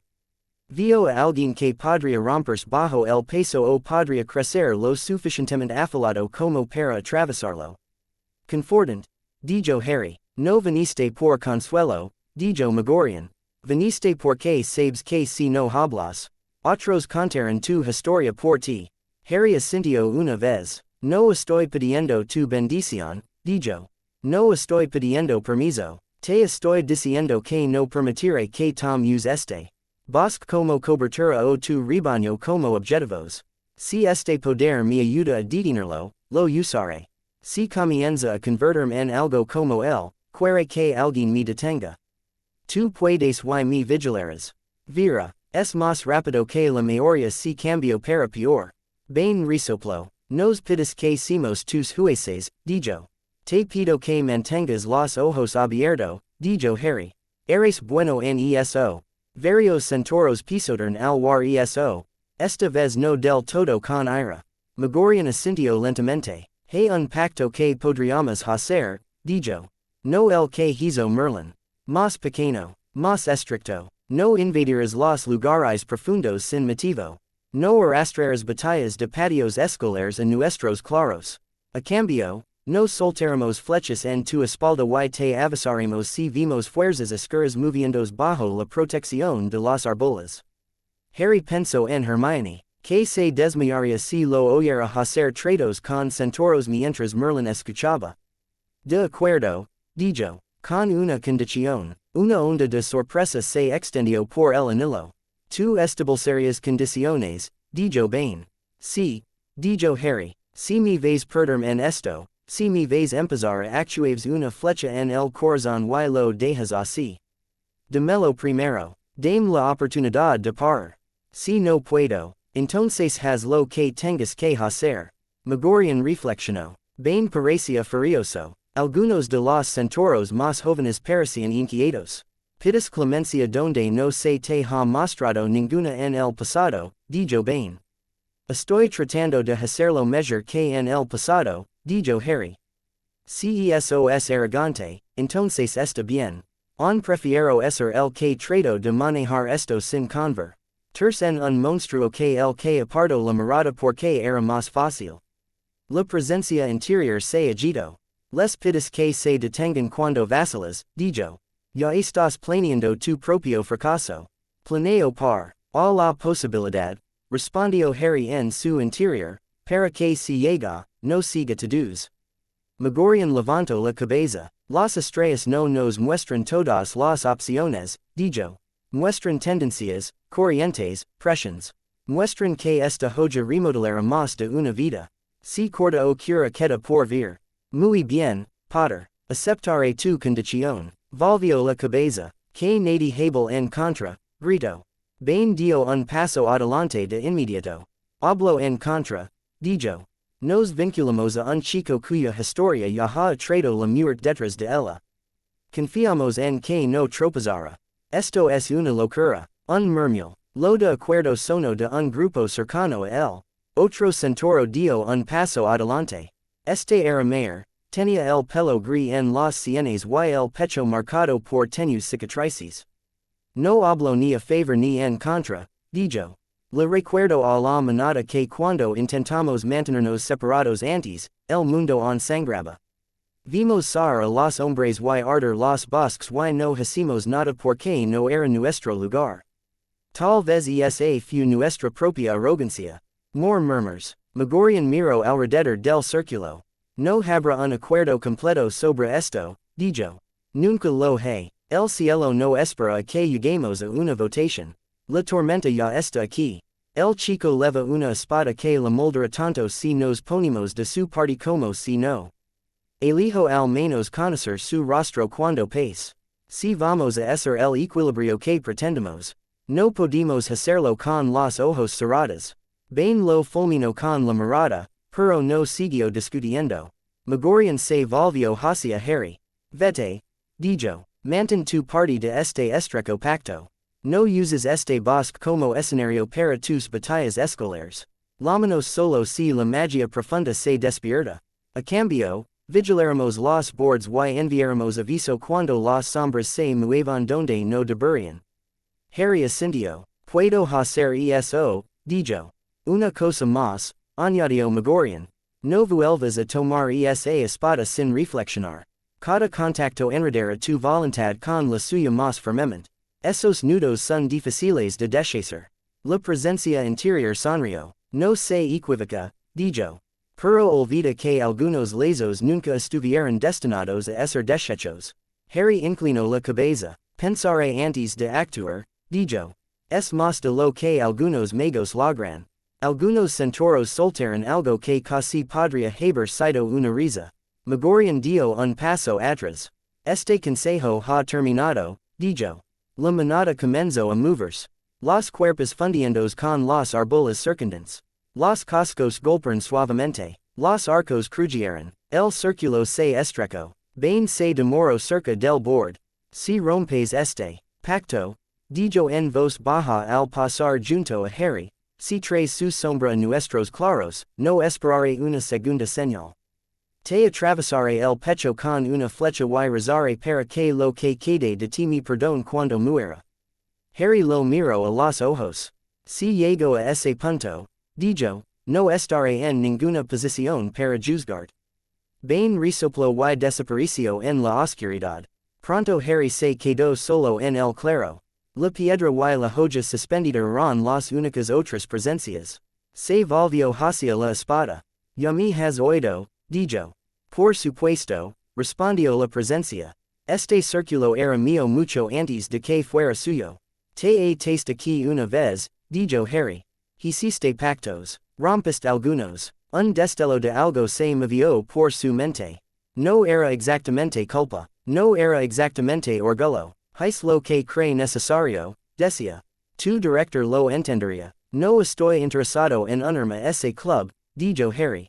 No voy a usar este lugar como una sala del trono secreta. Eso no es lo que es, respondió la presencia. Es una intersección. Un punto donde la magia cruda se encuentra con la voluntad humana. Un lugar donde las decisiones adquieren peso. Harry se frotó la frente. Eso es lo que soy ahora, dijo. Una encrucijada. Más que eso, dijo la presencia. Menos de lo que piensas. Exhaló y se apartó de la piedra. No tocó la joya. Podía sentirlo observándolo, si tal cosa podía observar. Ya había quemado una presencia extraña de su cráneo. Ya le había dado más poder del que sabía cómo manejar. Por ahora, eso era suficiente. Se dio la vuelta y abandonó el claro. El camino de vuelta al castillo le pareció más corto. El bosque seguía zumbando, pero lo peor de la tensión había desaparecido.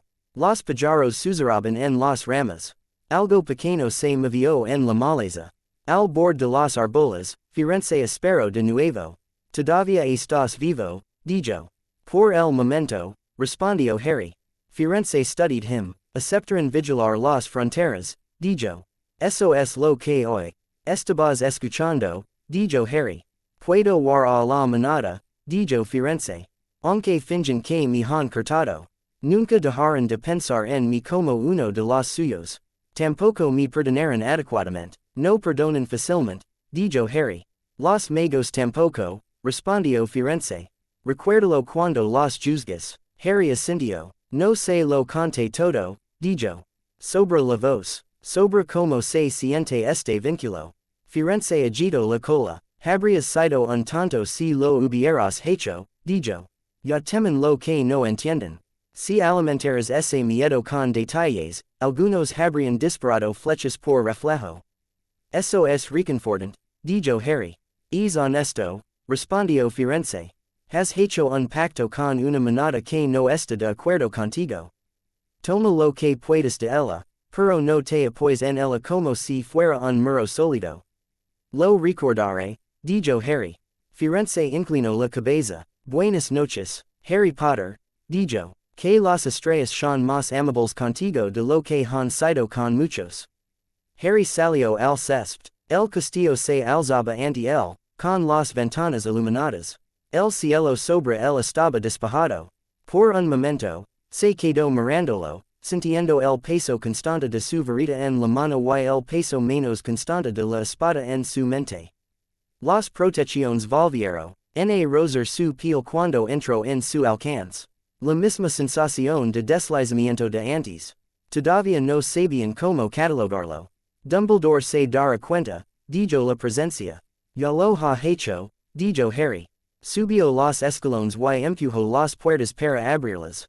El vestíbulo de entrada estaba en silencio.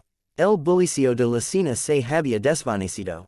Unos pocos estudiantes tardíos pasaron apresuradamente, dirigiéndose a sus salas comunes. McGonagall apareció en lo alto de las escaleras. Potter, lo llamo, llegas tarde. El corazón de Harry dio un vuelco. No había decidido que diría si lo atrapaban. Fui a dar un paseo, dijo. Necesitaba air. Sus ojos se entrecerraron. En el bosque, preguntó ella. Vaciló. No, dijo él. Cerca de él. Las palabras no eran del todo mentira. Había caminado a través de los terrenos para llegar allí. Sus labios se estrecharon. No estoy ciega, dijo ella. Firenze entró hace poco. No es bueno ocultando sus pasos. Conozco esa mirada en tu rostro. Algo ha pasado. Harry agarró la correa de su mochila. Siempre está pasando algo, dijo. El ministerio acaba de declarar la guerra. No puedes esperar que me siente en la torre y finja que nada de esto me afecta. Espero que sigas con vida el tiempo suficiente para al menos presentarte los exámenes, dijo ella. No estoy tratando de no morir, dijo él. Esa es toda la cuestión. Ella bajó unos pasos. Dumbledore me pidió que te vigilara, dijo. No como guardia, sino como alguien que se daría cuenta si se le escapaba algo. No me gusta la sensación de que te muevas más allá de las partes de esta escuela que incluso él puede ver. Lucho contra el impulso de apartar la mirada. No pedí que me trasladaran, dijo él. Simplemente sucedió. Estudió su rostro durante un largo momento, luego suspiró. Enseñé a tu padre, dijo ella. Era imprudent. Empujaba los límites. Rompía las reglas. También escuchaba cuando alguien en quien confiaba le decía que había un precipicio por delante. Eres más cerca de lo que él era. Eso no es tranquilizador, dijo Harry. No está destinado a serlo, respondió ella. No exigiré saber que has hecho esta noche. Es poco probable que me lo cuentes. Pero diré esto. Si cual si el camino que sigas. Será mejor que conserves lo suficiente de ti mismo como para que on pueda mirarte a los ojos dentro de unos años y reconocerte. Trago saliva. Lo estoy intentando, dijo él. Inténtalo con más fuerza, dijo ella. Vete a la cama. Y por una vez, Potter, quédate allí. Él asintió. Sí, profesora, dijo. Cuando se volvió hacia la torre de Gryffindor, sintió su mirada en la espalda. No está ciega, dijo la presencia. No, dijo Harry, nunca lo ha estado. La sala común estaba en silencio cuando trepó por el agujero del retrato. Algunos de los primeros años estaban sentados cerca del fuego, susurrando sobre las noticias del ministerio. Uno de los tableros de ajedrez gemelos estaba abandonado sobre una mesa. El sillón del rincón estaba vacío. Ron estaba sentado en el sofá, mirando fijamente la chimenea vacía. Su cabello estaba erizado, su corbata estaba desatada, colgando suelta alrededor de su cuello. Levantó la vista al ver los pasos de Harry. Entonces no estás muerto, dijo. Todavía no, dijo Harry. Ron dejó escapar un largo suspiro.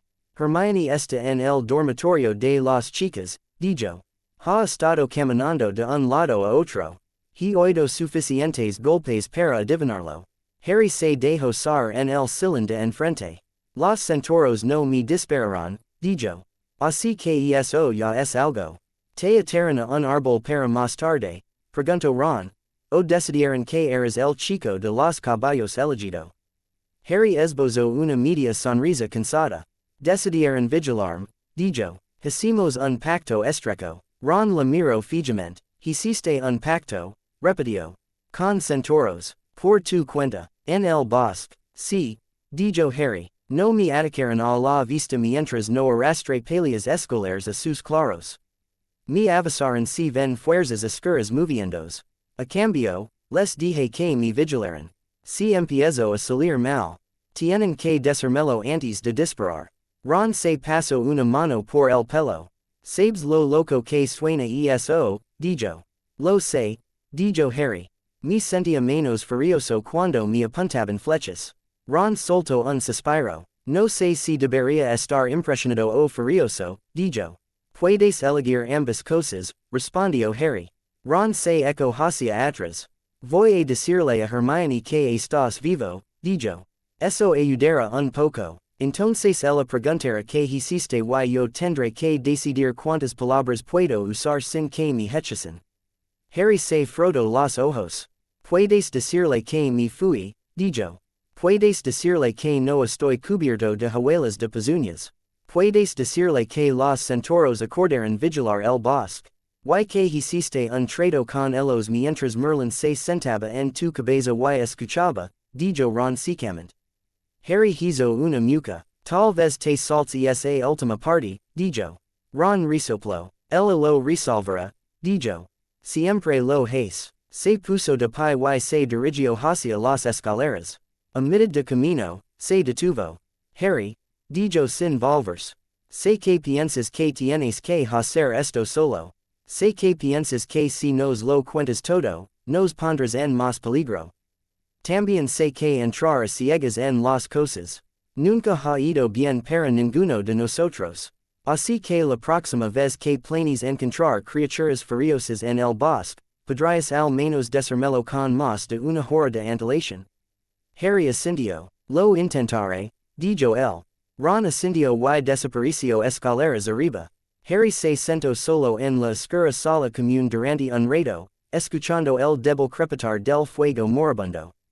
El día se había alargado y retorcido. Se sentía como 2 días. O 3. Había discutido con Hermione otra vez. Había besado a Ginny otra vez. Se había enfrentado a un círculo de centauros mientras un viejo mago lo observaba desde el interior de su cráneo. Había hecho un pacto que cambiaría la forma en que el bosque reaccionaría ante él a partir de ahora. Apretó los dedos contra su cicatriz. Se sentía fresco. Te manejaste bien, dijo la presencia interior. No te arrastraste, no te jactaste, estableciste una condición que no esperaban. Les pedí que me detuvieran si me equivocaba, dijo Harry. Eso no es precisamente un plan inteligente. Demuestra que sabes que podrías fracasar, respondió la presencia. Esa conciencia es rara. La mayoría de los que ejercen el poder suponen que son la excepción. No quiero ser un poseedor de poder, dijo Harry. Quiero ser un chico que haya pasado por la escuela sin perder a todos. Has ido más allá de eso, dijo la presencia. Lo has elegido. Cuando entraste en el bosquecillo, terminaste una historia y empezaste otra. Sigues diciendo eso, murmuró Harry. También sigues presionando para que deje ir a la gente para poder mover más rápido. El apego te hace dudar, dijo la presencia.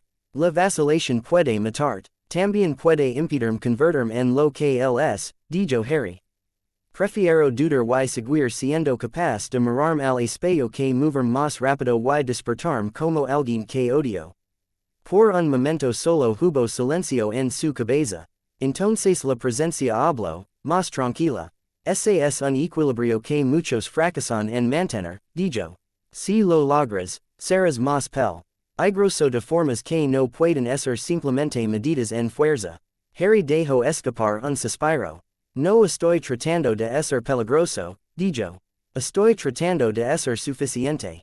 Se puso de pie. Le dolían las piernas. Le latía la cabeza. La magia on zumbaba bajo su piel, pero lo peor de la olida se había desvanecido. Se dirigió hacia las escaleras. Mientras subía, pensó en Hermione y en el dolor en sus ojos. En Ginny y en la forma feroz en que había dicho que no iba a correr, en Ron de pie entre ambos y negándose a elegir. Pensó en Dumbledore, en McGonagall, en la forma en que las protecciones y habían desviado de su magia como si ya no encajara del todo en el patrón. Pensó en los centauros pateando en su claro, con los arcos a medio tensar, observando para ver si él vacilaría. Pensó en Merlín, silencioso dentro de él, por una vez sin ofrecer un comentario cortante. Llegó a su cama y se dejó ser sobre ella. No se molestó en cambiarse. Simplemente tiró de las cortinas medio cerradas y se tumbó de espaldas. Mirando fijamente la parte inferior del dosel. No me convertirás en ti, dijo en el silencio. No necesito otro yo, respondió la presencia. Uno era suficiente. Necesito a alguien que pueda soportar esto sin romperse. No lo levo por ti, dijo Harry. Lo levo por mí, por ellos, para ellos, la presencia hizo eco. Eso podría ser lo que marca la diferencia. Harry cerró los ojos. El agotamiento lo arrastraba. Su cuerpo quería dormir. Su mente daba vueltas. Pensó en la pequeña chispa que había hecho en su mano la noche anterior. Pensó en el pilar de luz en el bosquecillo. Pensó en el escudo que había distorsionado el hechizo de Ron. Tendría que aprender a controlarlo rápidamente. La próxima vez que se enfrentara a Tom, no habría tiempo para practicar. Has empezado, dijo la presencia mientras se deslizaba. Eso es más que la mayoría. Harry no respondió. El ser primera vez desde que Sirius había quedado a través del velo, sus sueños no comenzaron con esa imagen. Empezaron con un anillo de arbolas, una piedra, una joya de luz que observaba y esperaba. Y en algún lugar más allá de eso, las estrellas se movían en patrones que on no sabía leer. Harry tenía el hechizo alin ad. O en la nuca de Theodore not antes de darse cuenta de lo que estaba haciendo. Not caminaba unos pasos por delante de él, con los hombros tensos y las manos hundidas en los bolsillos. El pasillo estaba casi vacío. El toque de queda estaba cerca, y la mayoría de los estudiantes ya habían desaparecido en sus salas comunes. La luz de la luna se filtraba por las estrechas ventanas y dibujaba pálidas rayas sobre el suelo de piedra. La varita de Harry estaba suelta en sus dedos, oculta por su manga. Su corazón latía con tanta fuerza que podía sentirlo en la garganta. Este es el momento, dijo la voz en su cabeza. Un golpe limpio, sin advertencia, sin lucha. Harry tragó saliva. Esa misma noche, un bujo con un grueso sobre había quedado directamente en el plato de not durante la cena. El celo de cera era negro, con una pequeña serpiente estampada. Not se había puesto de un color extraño, y luego se había metido la carta directamente en el bolsillo sin abrirla. La mayoría de la gente no se había dado cuenta. Harry sí, también había sentido una leve torsión ácida a través de las protecciones de arriba. Un tirón, como si algo del exterior hubiera rozado la escuela con los dedos y hubiera dejado un residuo detrás. A la magia antigua no le gusta ese sabor, había dicho la voz. Eso no son simples noticias familiares. Eso es instrucción. Ahora, cuando not llegó al final del pasillo y se dirigió hacia la vieja escalera abandonada. Harry sintió de nuevo ese mismo tirón agrio. Algo en el aire alrededor del otro chico zumbaba mal. No sabía que había en el bolsillo de not. No sabía exactamente lo que decía la carta. Solo sabía que su magia ya estaba buscando la manera más rápida de eliminar una amenaza. Una maldición, murmuró la voz. Sin luz, sin rastro, una torsión en el aire que cierra el recipiente desde dentro. Su corazón se detendrá antes de que golpee el suelo. Cuando lo encuentren, hablarán de sangre débil o mala suerte. No hablarán de ti. Harry apretó con más fuerza. Podía verlo si se lo permitía. El cuerpo de not golpeando la piedra. Un grito de sorpresa. Madame Pomfrey rodeada a su lado y sacudiendo la cabeza. Susurros en las salas comunes sobre como ni siquiera las familias puras estaban a salvo ahora. El nombre que not mencionó como una pérdida trágica más en una guerra llena de ellos. Un chico, dijo la voz. Un peón, quítalo limpiamente, y nunca colocara lo, que leva donde pueda romper tus defensas. Una vida contra docenas, tal vez cientos. El pecho de Harry ardía. Colate, susurró, not no miro hacia atrás. Sus pasos resonaban, rápidos y nerviosos. El pasillo más allá de la siguiente esquina conducía a una puerta lateral que se abría a los terrenos cerca del borde del bosque. Harry conocía esa puerta. A Filch le gustaba cerrarla con llave, luego olvidar que lo había hecho. Los estudiantes le usaban de todos modos cuando querían escabulir sin ser vistos. Había un aula vacía justo delante de ella, llena de pupitres rotos y polvo. Si not plantara algo allí, se sentaría justo contra la piel exterior de las protecciones. Una maldición, dijo la voz de nuevo. Luego otra sobre el objeto mismo. Podrías acabar con esta pequeña amenaza antes de que comience. Harry levantó su varita un poco más alto. Se le había sacado la boca. Pensó en lo que la voz le había mostrado en el camino desde la torre. La mitad formaban destellos, impresiones de posibles líneas. Una quiza en la pared que hacia que parte de las protecciones se adelgazaron. Un grupo de mortífagos se deslizaba a través de ese lugar delgado y atacaba rápidamente. Humo en el gran comedor. Estudiantes corriendo. Alguien pequeño y pelirrojo cayendo. Las imágenes no estaban feas. Eran más como tensión tensa en una cuerda, insinuando donde podría romperse. Ya has visto lo que intentaron, dijo la voz. ¿Por qué soportar su intento si puedes simplemente cortar la cuerda? El estómago de Harry se contrajo. Not llegó a la puerta del ala y la abrió con una mano lenta. Miró a un lado y a otro del pasillo una vez. Luego se deslizó dentro. La puerta comenzó a cerrarse. Harry se quedó de pie en la franja de luz de luna, con la varita todavía apuntando, la mano temblando. Sería fácil. Demasiado fácil. Su mente saltó a través de las comprobaciones habituales en una prisa desordenada. Si aturdía not, tendría que explicar por qué lo estaba siguiendo. Si lo arrastraba el y al objeto a McGonagall, tendría que admitir que tenía una voz en su cabeza que susurraba formas de detener corazones. Dumbledore lo miraría con esa mirada cuidadosa y dolorida y vería un arma que ya no entendía. Si mataba a not, no habría discusión, no habría audiencias, no habría visitas de funcionarios del ministerio preocupandos por las protecciones, no habría posibilidad de que el padre de Notvo, el viera a usar a su hijo como herramienta. Un chico para el castillo, presionó la voz.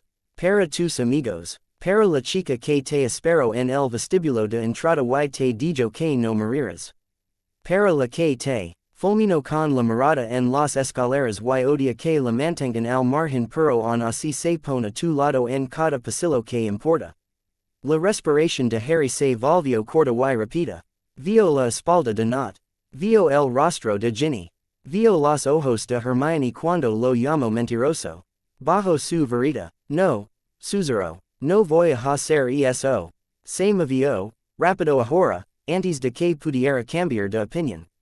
Sí, orió hacia la puerta del ala y la abrió de un empujón. Not se dio la vuelta. Su mano se dirigió hacia su bolsilla. Había un débil pulso de algo fío en el aire. Expelliarmus, espetó Harry. La verdad, a de not salió volando de su mano y repercutió por el suelo. Antes de que el otro chico pudiera gritar, Harry movió la muñeca. Stupefy. La luz roja golpeó a Not directamente en el pecho. Se desplomó, rígido como una tabla. Harry maldijo en voz baja y volvió a levantar la mano. Arrestado, murmuró. La queda se ralentizó lo suficiente como para que la cabeza de Not golpeara la piedra en lugar de romperse contra ella. Su cuerpo se posó en el suelo en un montón incómodo. El corazón de Harry latía con fuerza. Se quedó allí un segundo, con el pecho agitado, luego dio un paso adelante y se agachó junto a Not.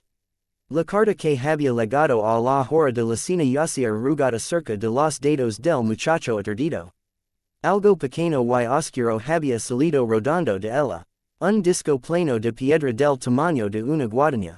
Entrelazado con tenues líneas plateadas. El aire sobre él palpitaba con esa misma atracción ácida. Harry tragó saliva y extendió la varita. No tocó la cosa. En su lugar, dejó que su magia la rozara. La respuesta llegó rápida y fría. Clave de anclaje, dijo la voz. El otro extremo se encuentra en un nido de mortífagos. Coloca esto cerca de un punto débil en las protecciones y susurrará ese punto a quien escuche. Tendrán un mapa y un punto de apoyo. A Harry le temblaba la mano. Las imágenes volvieron a presionarlo. Sombras deslizandos por el césped en la oscuridad. Niños arrastrados de sus camas. Humo contra la noche. Podía terminar con ese mapa ahora. Romper la llave. Romper al chico que la lavaba. Dos hechizos rápidos. Nadie se enteraría. Harry apretó la mandíbula. Para, dijo. Su voz salió áspera. Lo entiendo. No soy un cobarde, no soy estúpido, puedo ver las sumas, simplemente no voy a responderles con un asesinato en un pasillo. La cobardía y la estupidez no son los únicos defectos. Respondió la voz. También está el sentimiento. Te aferras a la idea de que cada peón puede salvarse si simplemente trabajas lo suficiente. Así no se ganan las guerras. No estoy trau hiciste tú, dijo Harry. Sé donde termina eso. Vi el velo. Vi su cuerpo cuando terminaste con él. Vi lo que hizo cuando pensó que era el único que importaba. El aula parecía demasiado pequeña. El polvo flotaba en el aire. El olor a madera vieja y tiza rancia presionaba su nariz. Harry apartó la mirada de not y se obligó a concentrarse en el disco. Finito, susurró. No pasó nada. Por supuesto que no, dijo la voz. Esto se hizo fuera de las pulcras y pequeñas reglas de tu currículo. Necesitarás más que un amuleto escolar. Harry apretó los dientes. Bien, murmuró. Apuntó su varita y conjuró un grueso frasco de cristal.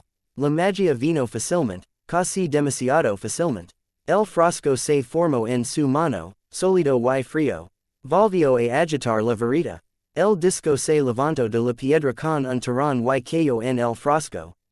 Harry lo selló con un hechizo de cierre murmurado y varias capas de encantamientos envolventes por si acaso. Líneas de luz recorrieron el cristal y se asentaron. El tirón ácido se atenuó, pero no desapareció. Measure, dijo la voz. Contener primero, luego interrogar. Harry miró a Not. Todavía tenía tiempo. Nadie había pasado por el pasillo. El castillo se sentía extrañamente silencioso en este tramo. Como si las propias paredes estuvieran conteniendo la respiración. Enerva, dijo Harry. El pecho de Not se elevó bruscamente. Sus ojos se abrieron de golpe. Intentó sentarse. Luego se dio cuenta de que sus brazos y piernas no se movían.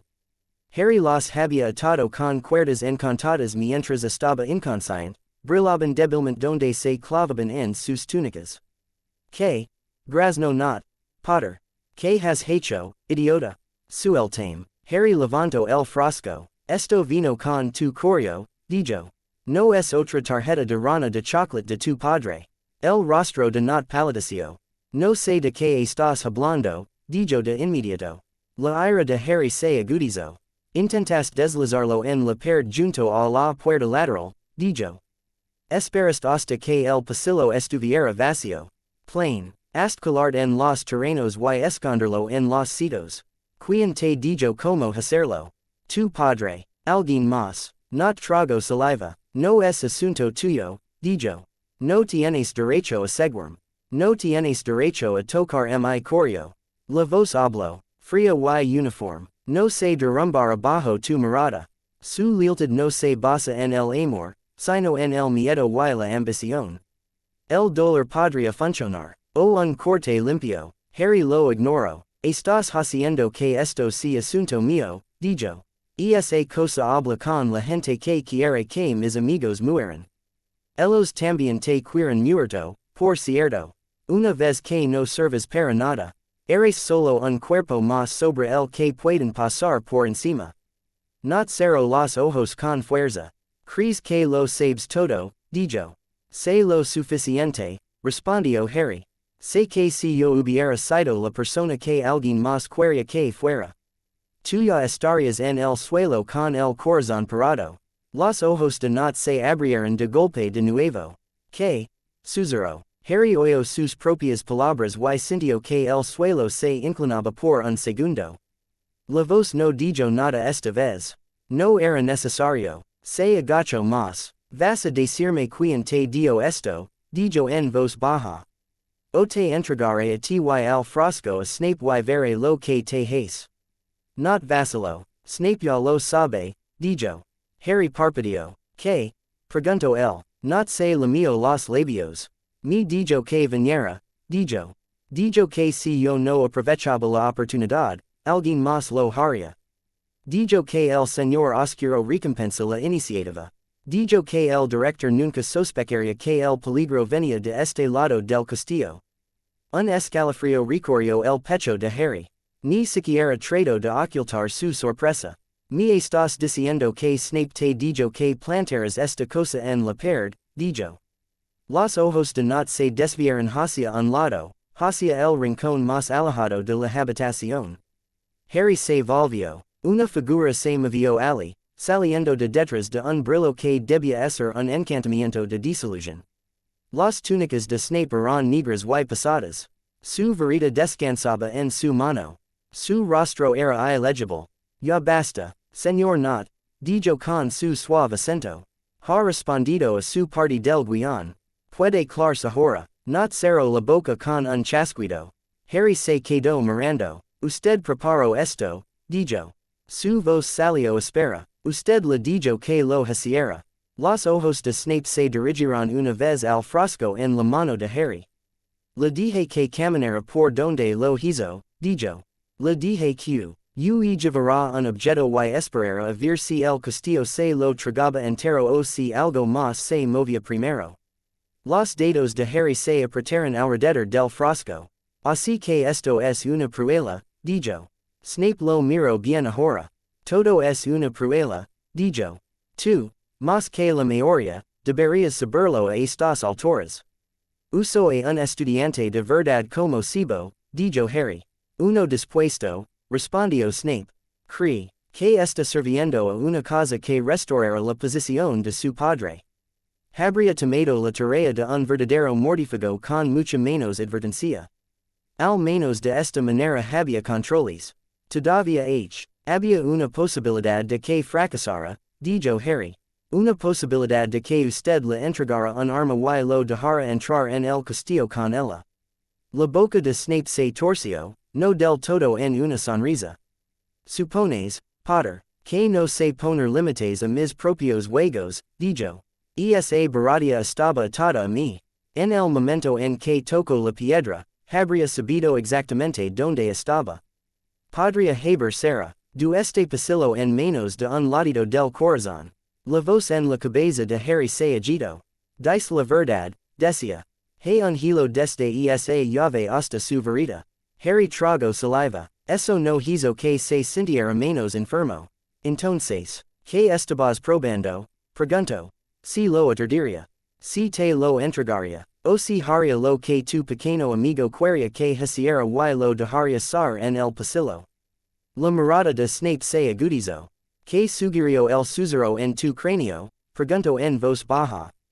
A Harry se le revolvió el estómago. Ya lo sabes, dijo. Quiero decirlo, respondió Snape.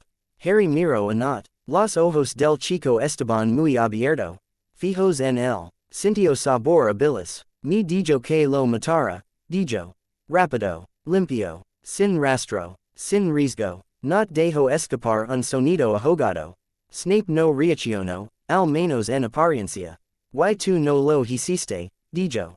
Los dedos de Harry temblaron alrededor de su varita. No, dijo. No lo hice. Snape lo observó durante otro largo momento, luego movió su varita. Finito, dijo. Las cuerdas que rodaban a Nott se aflojaron y desaparecieron. Nott intentó sentarse, pero se quedó helado ante una mirada penetrante de su jefe de casa. Volverás a tu dormitorio, dijo Snape. No hablarás de esto con nadie. No intentarás volver a contactar con tu padre desde este castillo sin mi permiso explícito. Si lo haces, me tomaré más que puntos de la casa. Nott tragó saliva. Sí, señor, susurró. Fuera, dijo Snape. Nott se puso en pie con dificultad y salió tambaleando de la habitación.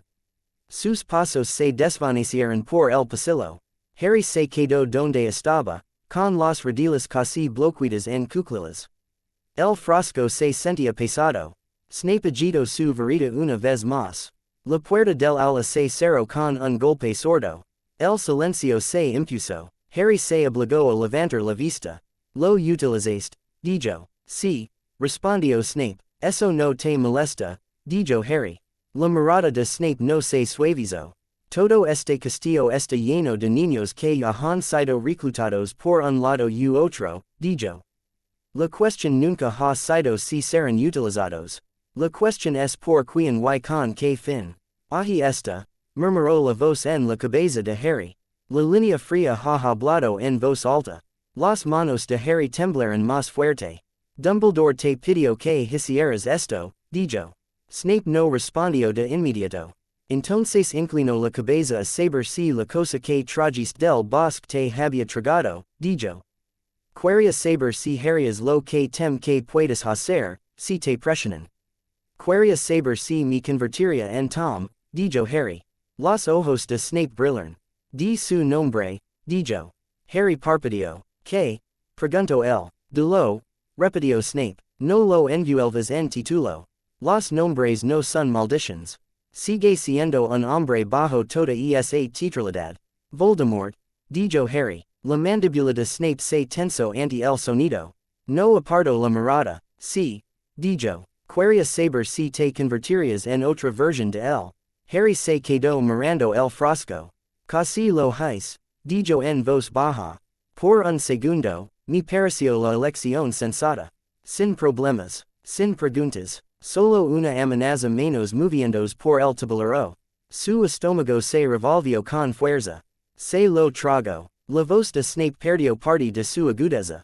Eso te asqui, dijo. Sí, espeto Harry. No te molesta que me pusieras ali a propósito. Que construyeras el momento y te quedaras atrás para ver que haría. La boca de Snape se torció. ¿Crees que lo hice a la ligera? Dijo. ¿Crees que disfruto empujando hacia el mismo precipicio por el que una vez salté en otro contexto? Harry frunció el ceño. ¿Qué precipicio? Preguntó. Los ojos de Snape se volvieron distantes por un momento. La noche que le llevé un fragmento roto de profecía un loco por la promesa de seguridad y estatus, dijo. Me dije a mí mismo que era solo información. Que lo que hiciera con ella no era asunto mío. Me dije que si yo no la entregaba, alguien más lo haría. Que mis manos no estaban sobre ninguna varita esa noche. Su voz permaneció plena, pero Harry pudo escuchar algo debajo. Aprendí lo que significa estar equivocado de esa manera, continuó Snape. Observé lo que hizo con las palabras que lavaba. Observé quién cayó porque quería estar del lado que pareciera más fuerte. Esa lección no desaparece. Cuando digo que los niños de este castillo serán utilizados, Potter, no estoy adivinando. Estoy recordando. La habitación se sintió más fría. Harry tragó saliva. Entonces, ¿de qué lado crees que estás ahora? Preguntó. Snape lo miró. El que on lo cree puede marcar la diferencia en cuántas tumbas se cavaron al final de esto, dijo. ¿Cuánto tiempo dura esa creencia? Señaló con la cabeza hacia el frasco. Elegiste no matarlo, dijo. En su lugar elegiste la contención y las preguntas. Sentiste la lógica que te decía que hicieras lo contrario y aún así te apartaste. Eso importa. He pensado en ello, dijo Harry. Eso también importa. Lo es, asintió Snape. Significa que no estás ciego. Significa que ves las soluciones fis y aún así buscas otra. Eso es más de lo que muchos hombres en esta guerra pueden afirmar. La voz zumbó, baja. El entiende, dijo. Ha recorrido ambos caminos. Eso lo es peligroso de una manera que a tu director no le gusta. Harry obligó el aire a entrar en sus pulmones. ¿Qué vas a decirle a Dumbledore? Preguntó.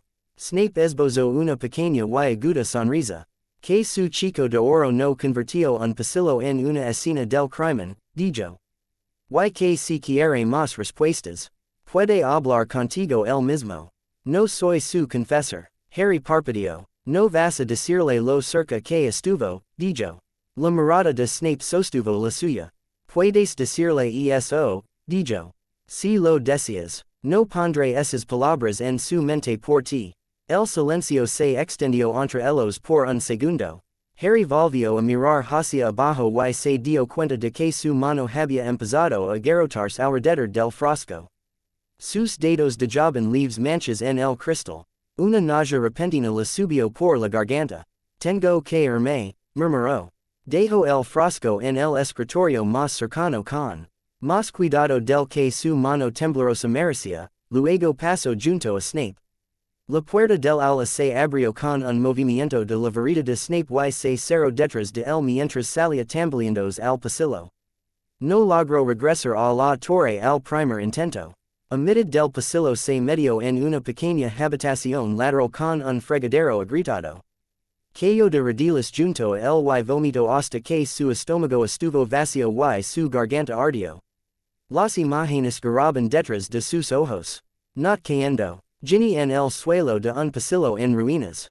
Hermione bajo una viga rota. Una anciana en un cementerio, con los ojos muy abiertos por la conmoción cuando la luz verde lo golpeó. La voz no habló por una vez. Permaneció en silencio y lo dejó temblar. Cuando pasó lo peor, Harry escupió en el fregadero y abrió los grifos.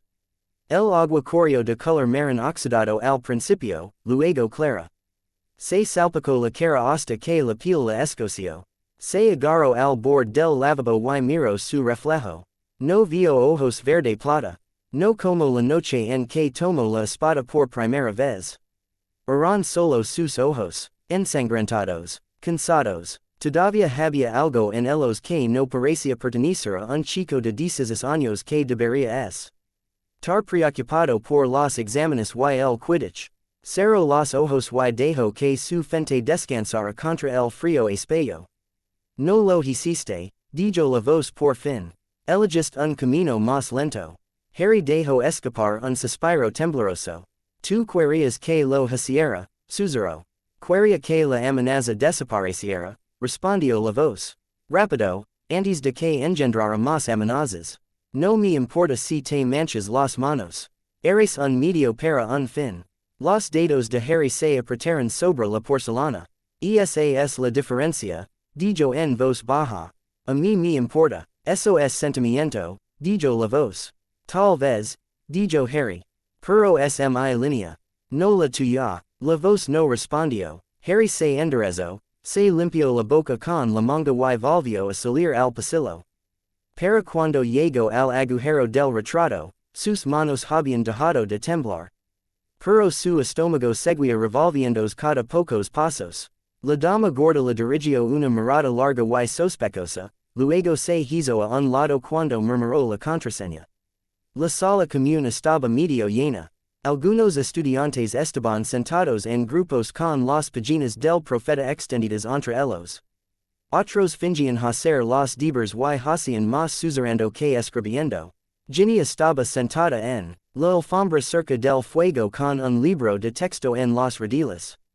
Levantó la vista cuando el tripó a través. Sus ojos recorrieron su rostro en un rápido vistazo. Cerró el libro. Arriba, dijo ella suavemente. Él vaciló por un instante. Luego asintió. Se deslizó a través de la habitación y tomaron la estrecha escalera lateral que conducía junto al aula vacía que habían utilizado antes durante los días del ejercicio de Dumbledore. Nadie les prestó mucha atención.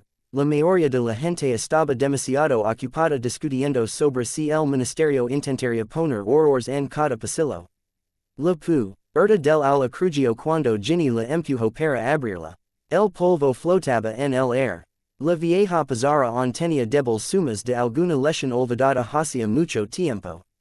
Ginny cerró la puerta detrás de ellos y dejó su varita sobre el escritorio más cercano. Muy bien, dijo. Lo que pasó. Harry dejó escapar un suspiro que no se había dado cuenta de que había estado conteniendo. No pierdes el tiempo, dijo él.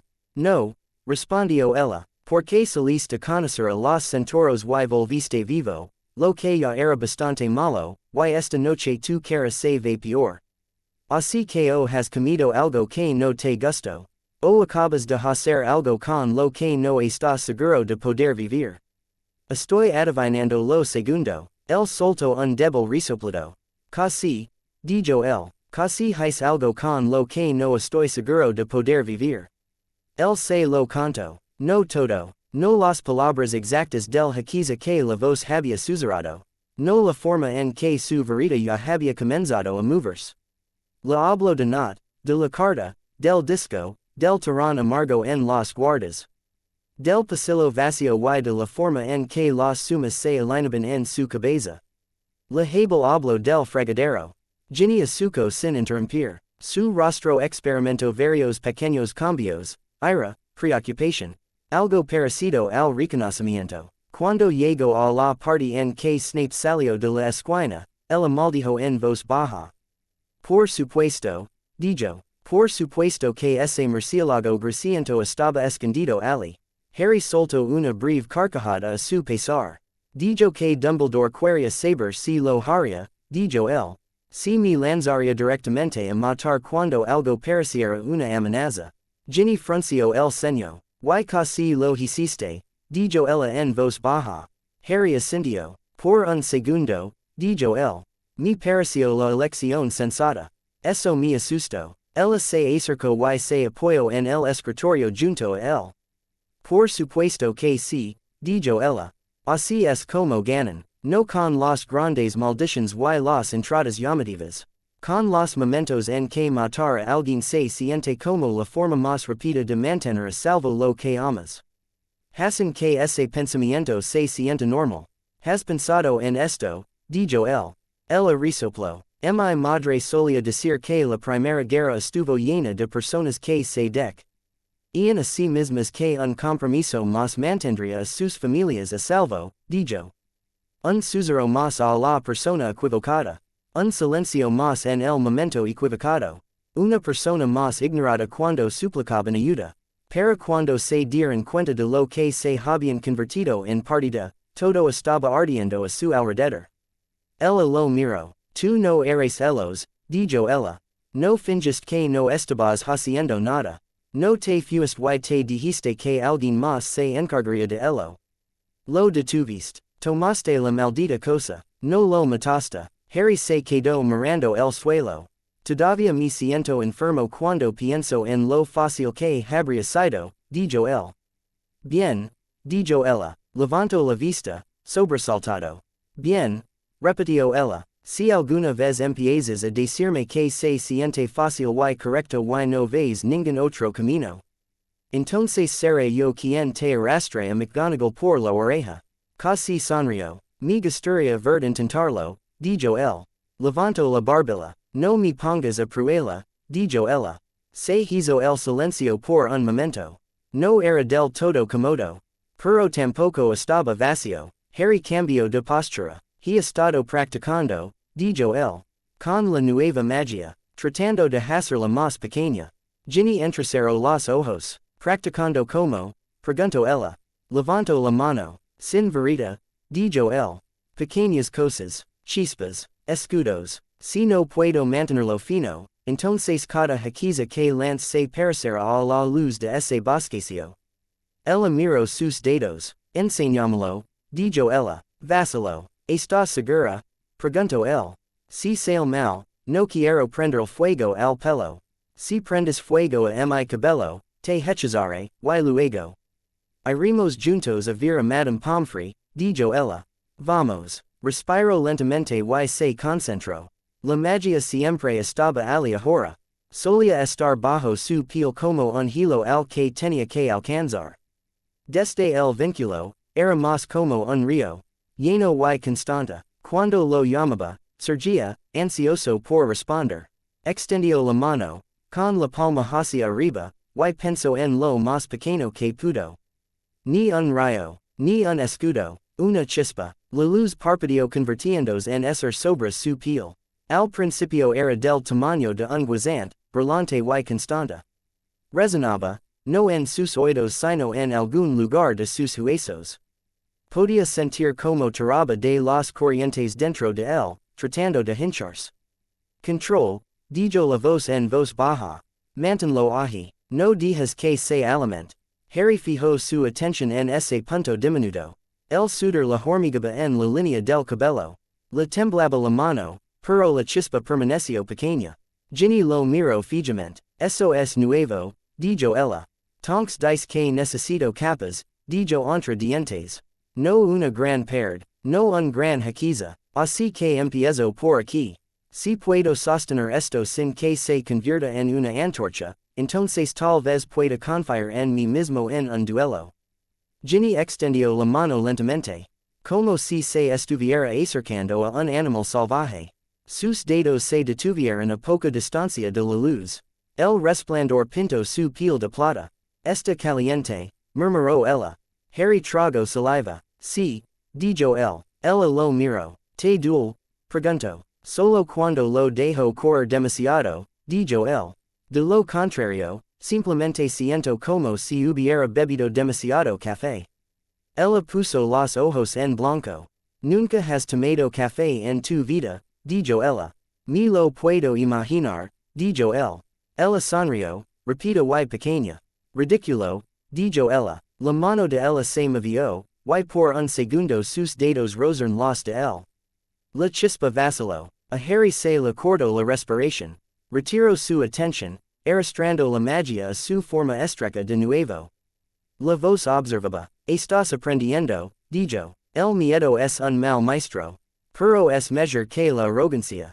Harry no respondió, ni en voz alta ni en su cabeza. Estaba demasiado ocupado sosteniendo la luz firme y tratando de no pensar en el rostro de Nat. Ginny lo observó un momento más. Luego dio un paso atrás y se cruzó de brazos.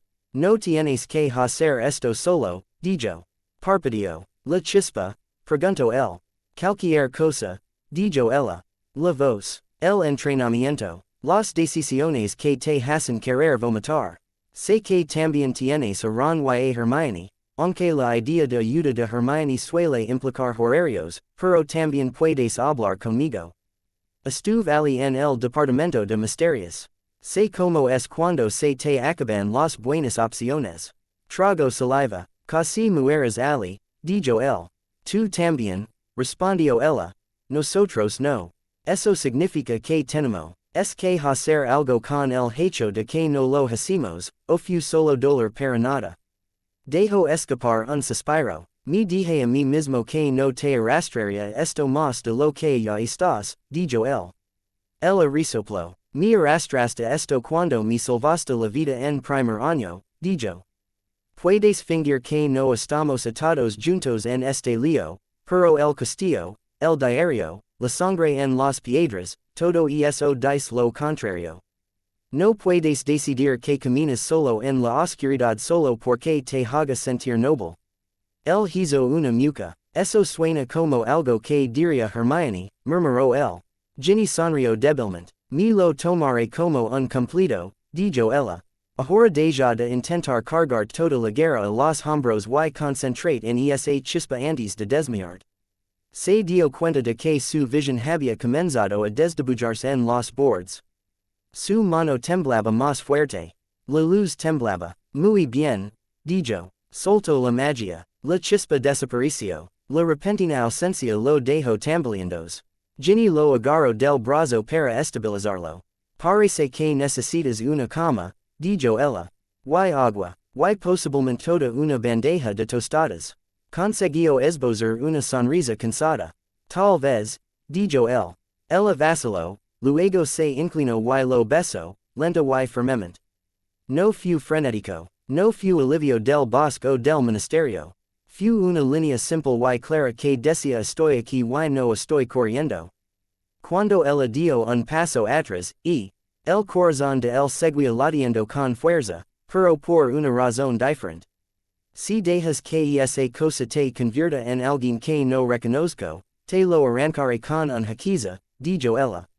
Si lo que sí, él asintió, es justo, dijo. Ella recogió su varita. Vamos, dijo ella. Si nos pillan aquí fuera después de que se apaguen las luces, McGonagall nos cortará la cabeza a los dos, y tengo demasiados deberes para morir esta semana. Más tarde, cuando estaba acostado en la cama con las cortinas medio caídas, el castillo le resultaba a la vez familiar y extraño. Los mismos crujidos en las tuberías. Los mismos ronquidos suaves de las camas a su alrededor. El mismo olor a humo del fuego moribundo de abajo. Debajo, un nuevo mapa. Casi podía ver las líneas si cerraba los ojos. Las protecciones a lo largo de las paredes. Los lugares delgados donde ese desconocido si no hubiera completado su paseo. Los círculos en el bosque donde los centauros observaban el cielo en busca de señales. Los puntos de entrada de la escuela donde Dumbledore se encontraba, tratando de tirar de los hilos que se le escurrían entre los dedos. Rodo sobre su espalda y miro fijamente el dosel. Tú lo preparaste, dijo en su cabeza. Querías ver si aceptaba la suma fácil. Querías saber que harías cuando se te ofreciera la solución limpia, respondió la voz. Ahora ambos lo sabemos. Harry le dio vueltas a eso en su mente. Pareces casi satisfecho, dijo. La satisfacción no es la palabra, dijo la voz. La información es su propio tipo de alivio. Tú no eres él. Eso cambia mis propios cálculos.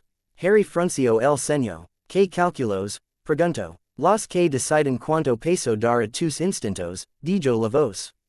Una vez fui alguien que creía que si simplemente sabía más que todos los demás, podría guardar los eventos y evitar dolor innecesario. Estaba equivocado. El conocimiento sin conciencia es solo otra arma. Tú tienes una. Me irrita. Puede salvarte. Harry clavó la mirada en la oscuridad. No vas a dejar de presionar, dijo. No, respondió la voz. Te ofreceré cada camino eficiente que vea. Eso es lo que soy. Eso es lo que tomaste en ti cuando agarraste esa empuñadura. Pero has demostrado que estás dispuesto a recusarme. Eso importa. Dejo escapar un suspiro lento. Si empiezo a estar de acuerdo contigo demasiado a menudo, dijo, si las respuestas frías empiezan a sonar correctas todo el tiempo, dímelo. Hubo una breve pausa. ¿Quieres que la cosa de tu cabeza actúe como tu conciencia? Dijo la voz. Esa es una inversión peculiar. Quiero todas las alarmas posibles, respondió Harry. Tú, los centauros, mis amigos, mis profesores. Si empiezo a deslizarme, no quiero que nadie diga después que lo vio y se quedó calada. La voz consideró eso. Lo que pides es peligroso, dijo finalmente. Para mí tanto como para ti. Pero también es interesante. Acepto. Harry cerró los ojos. No sabía cuánto confiaba en esa promesa. No sabía cuánto confiaba en sí mismo. Solo sabía que esa noche, con la espalda de un chico frente a él un truco ingenioso para detener su corazón susurrando al oído, había dicho que no. Eso no lo hacía puro. No le quitó la nausea del estómago. Era un comienzo. Afuera, el viento se movía a través del bosque. Los centauros observaban el cielo. Profundamente bajo viejas raíces, un círculo de piedra zumbaba. Dentro del castillo, las protecciones se ajustaron alrededor de un chico que ya no encajaba en sus medidas. Harry asucó su propia respiración y esperó a que llegara el sueño, sabiendo que la siguiente elección no sería más fácil, solo más clara. La carta llegó con la segunda oleada de lechuzas. Cuando la mayoría de la gente había dejado de prestar atención, Harry estaba sentado al final de la mesa de Gryffindor, empujando huevos revueltos alrededor de su plato.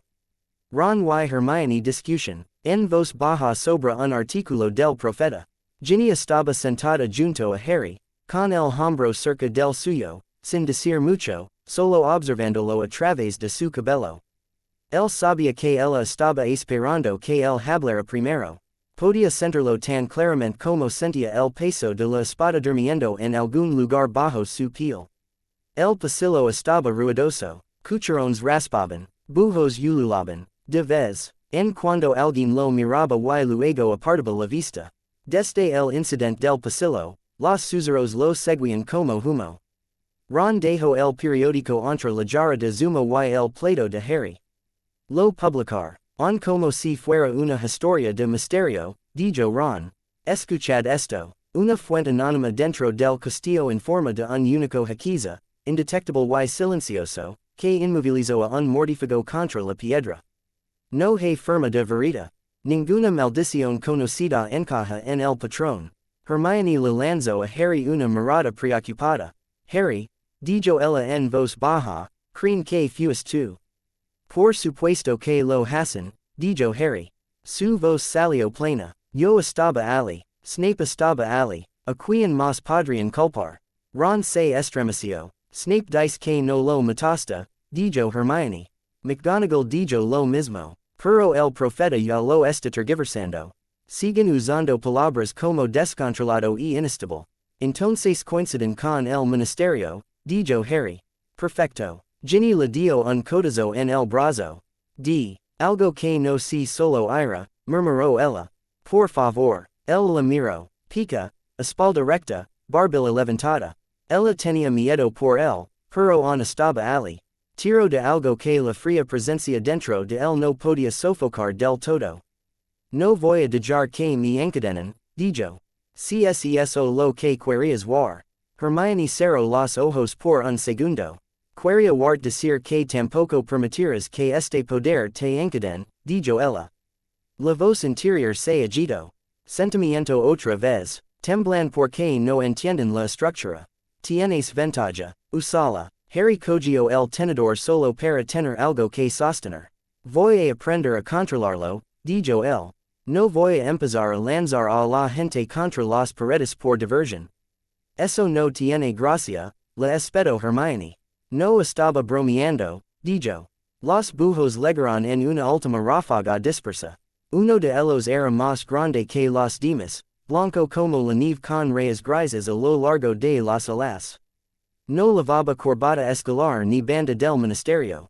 Aterrizó frente a Harry sin vacilación y extendió una pierna pulida. El vestibulo se volvió más silencioso a su alrededor en una lenta ondulación. Harry oyó a alguien en la mesa de Ravenclaw susurrar, luego a alguien en Hufflepuff. Parece que has recibido correo de fans, murmuró Ron. Harry desató la carta. El pergamino era grueso y ligeramente colido bajo sus dedos, como si hubiera sido almacenado cerca de algo poderoso. No había blasón, solo un círculo de pequeñas runas de tinta a lo largo del borde. La presencia interior se agudizó. Tinta antigua, antiguas protecciones, esto no es trabajo del ministerio. Ginny se inclinó más cerca. ¿Qué es? Susurró ella. Harry rompió el celo y desplegó el pergamino. Potter, solicitamos una audiencia privada. Hay asuntos que ningún director, ministro o señor oscuro te explicará. Tenemos los registros de la prohibición. Reconocimos la marca de Merlín en tu núcleo. Has entrado en una guerra que comenzó mucho antes que Grindelwald o Tom Riddle. Si deseas comprender el poder que arrancó el parásito de tu cicatriz, ven. Mañana a medianoche. Sigue al bujo. No serás rastreado. No hables de esto con nadie en quien no confíes con tu vida. En la vieja fe. Los ancianos de la antigua religión. Harry la leo dos veces. Las palabras prohibición y antigua fe se le quedaron grabadas en la cabeza como piedras. Hermione captó la forma de las letras sobre su mano. ¿De quién es? Preguntó ella. Mesa equivocada para eso, dijo Harry en voz baja. Dobló el pergamino, se lo metió en el bolsillo y se obligó a tomar un trago de zumo de calabaza. Su mano apenas temblaba. Ginny lo observaba. Harry, dijo ella, si me dices que no es nada, voy a embrujar. No es nada, dijo él. Te lo diré más tarde.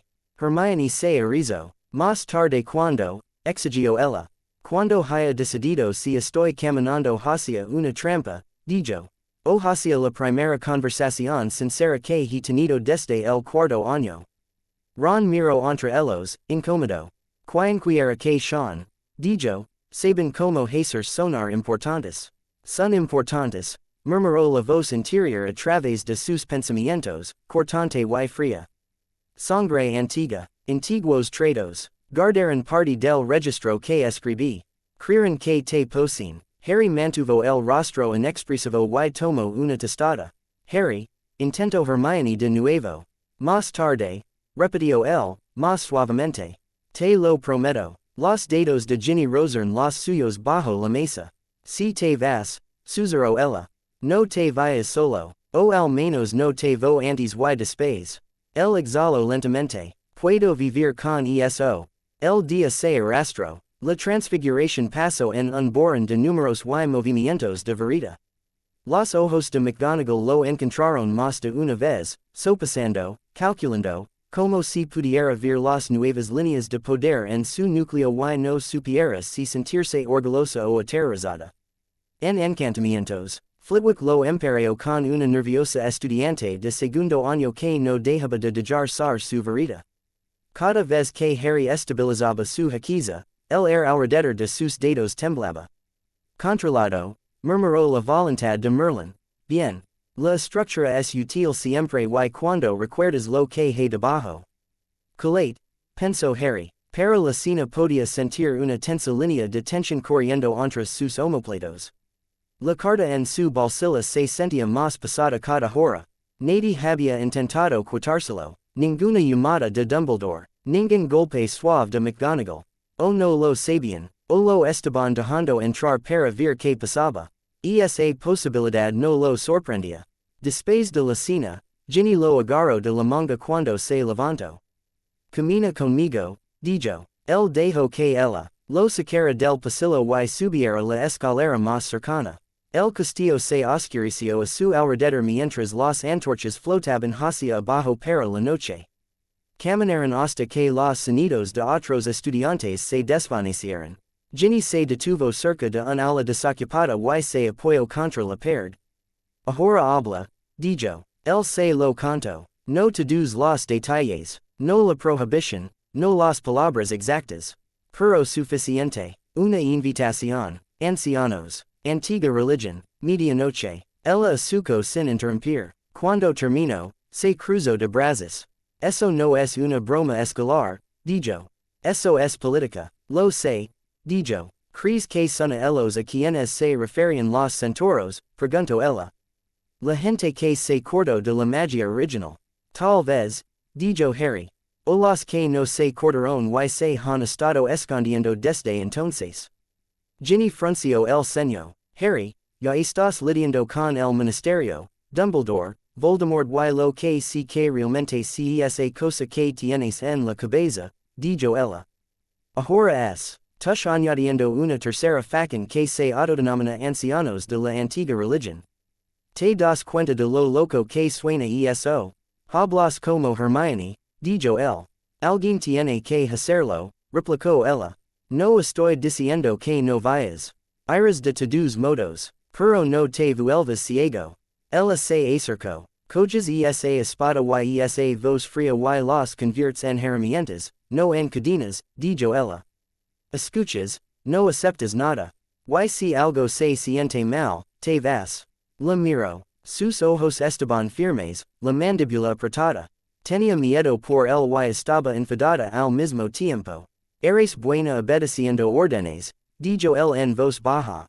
Eres un desastre en autoconservación, dijo ella. Así que alguien tiene que equilibrar eso. Levantó la mano y la apartó un mechón de pelo de la cara. Ella le agarró la muñeca, con los dedos colidos contra su piel.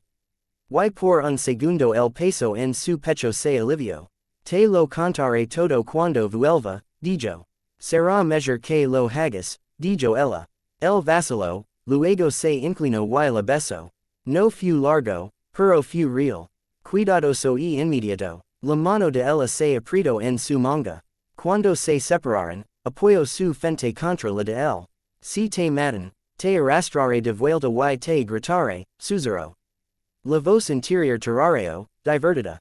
Adhesion, interesante. ¿Ves? Harry pensó en ello. Por eso no puedes dirigar esto.